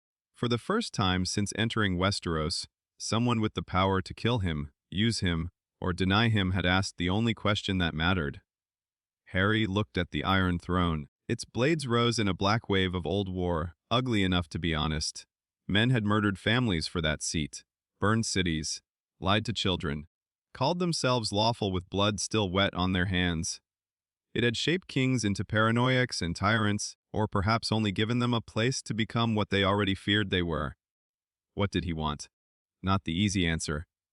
Not the answer a boy humiliated at feasts, caged in dungeons, and thrown at prophecies would have given. He thought of Privet Drive burning with precise dragonfire, of the Street of Silk, of the Black Cells, of Dragonstone's vault, of Davos shouting choose, of the Fountain Square under green flame, of Catelyn Stark writing that a mother notices cages, of Rhalla's line, "Do not inherit our fear." He lifted his eyes from the throne. "I want the city sealed," he said. Several people in the room actually blinked. Harry went on, "All pyromancers in chains. Every cache found and marked. No one enters the lower tunnels without leave from men who can count and read. The wounded treated before victory feasts. Food guarded before banners changed." He looked at the lords who had started whispering. "And I want everyone in this room to understand that if one more person reaches for this city, as if it were kindling for their pride, I will burn the hidden fire out of the ground before I let them." Silence hit harder than applause ever could have. Because that was not a claim. Not exactly. It was authority without coronation. Stannis studied him for a long second. "You answer like a king," one of the older lords said before he could stop himself. Harry turned his head slightly toward the man. "No," he said. "I answer like someone who just watched kings nearly murder a city twice." That shut him up. Tyrion's mouth twitched. Stannis looked at the throne, then back at Harry. "You did not answer the question fully." Harry knew. So he answered it. "When I first learned what the mark meant," he said quietly, and now the whole hall leaned in, because they could feel truth coming without armor, "I thought being Heir would mean choosing whether to take what was mine or refuse it. I was wrong. It means deciding what kind of man is allowed to touch it without the city bleeding for the lesson." The room was dead still. Harry drew one breath. "If I wanted this throne by terror, I had 3 chances before dawn." Now even the lords who wished him dead could not look away. "The keep," Harry said. "The hill. The Fountain Square. Fire would have made it simple. Fire would have made people kneel quickly." His hand rose, not to the throne, but to the dragon mark on his brow. "I'm done with quick." Varys lowered his head ever so slightly. Hermione's eyes shone, though her face remained composed. Davos looked as if he might punch anyone in the room who mistook the moment for weakness. Stannis was very still. Then, slowly, he stepped aside from the foot of the throne steps. Not far enough. The entire hall felt the movement for what it was. Not surrender. Recognition? "If that is true," Stannis said, "prove it." No one breathed. Harry looked at the steps. At the impossible chair above them. At the steel shaped by dead dragons and conquerors. At the seat that had cut and maimed kings because metal did not care for rhetoric. At the path every man in that room was now measuring against whatever version of destiny or disaster they preferred. This was the test, then. Not a priest's prophecy. Not a dragon. The throne itself. Harry climbed. One step, then another. The hall remained so silent he could hear the faint crackle of torches against the walls. He did not rush. He did not bow. He did not touch the swords for balance, though their edges crowded close enough to threaten him at every turn. The mark on his brow warmed, not with the fierce burn of fire, but with that strange old recognition Dragonstone had held in its stone. At the last step, he turned once and looked down. Stannis at the base of the dais, Hermione and Davos below. Tyrion off to the side gazed sharp with tired wonder. Varys folded in pale silk. Lords and captains and servants and survivors. A city's future distilled into one room full of people who all wanted something different from the next hour. Then Harry turned and sat. The Iron Throne did not cut him. That was the first thing everyone saw. No hiss of pain. No blood, no jerk of surprise. He sat as if on discomfort itself, because the chair was brutal and ugly and built for nobody's peace. But it did not bite. A noise passed through the hall, half gasp, half prayer. The mark on Harry's brow gleamed pale gold. For one impossible heartbeat, the swords of the throne seemed to catch the same light and answer it, not melting, not shifting, only remembering what language had once forged them. Harry felt the weight of the chair, not mystical omnipotence, not triumph. Burden. Conquest hammered into shape and called governance afterward. How many men had climbed to this seat believing they wanted power, when what they really wanted was never to feel afraid again? Harry understood, in that moment, how it ruined them, because the chair promised permanence through dominance and people through fear. It lied. He rose. That startled the room more than his sitting had. He stood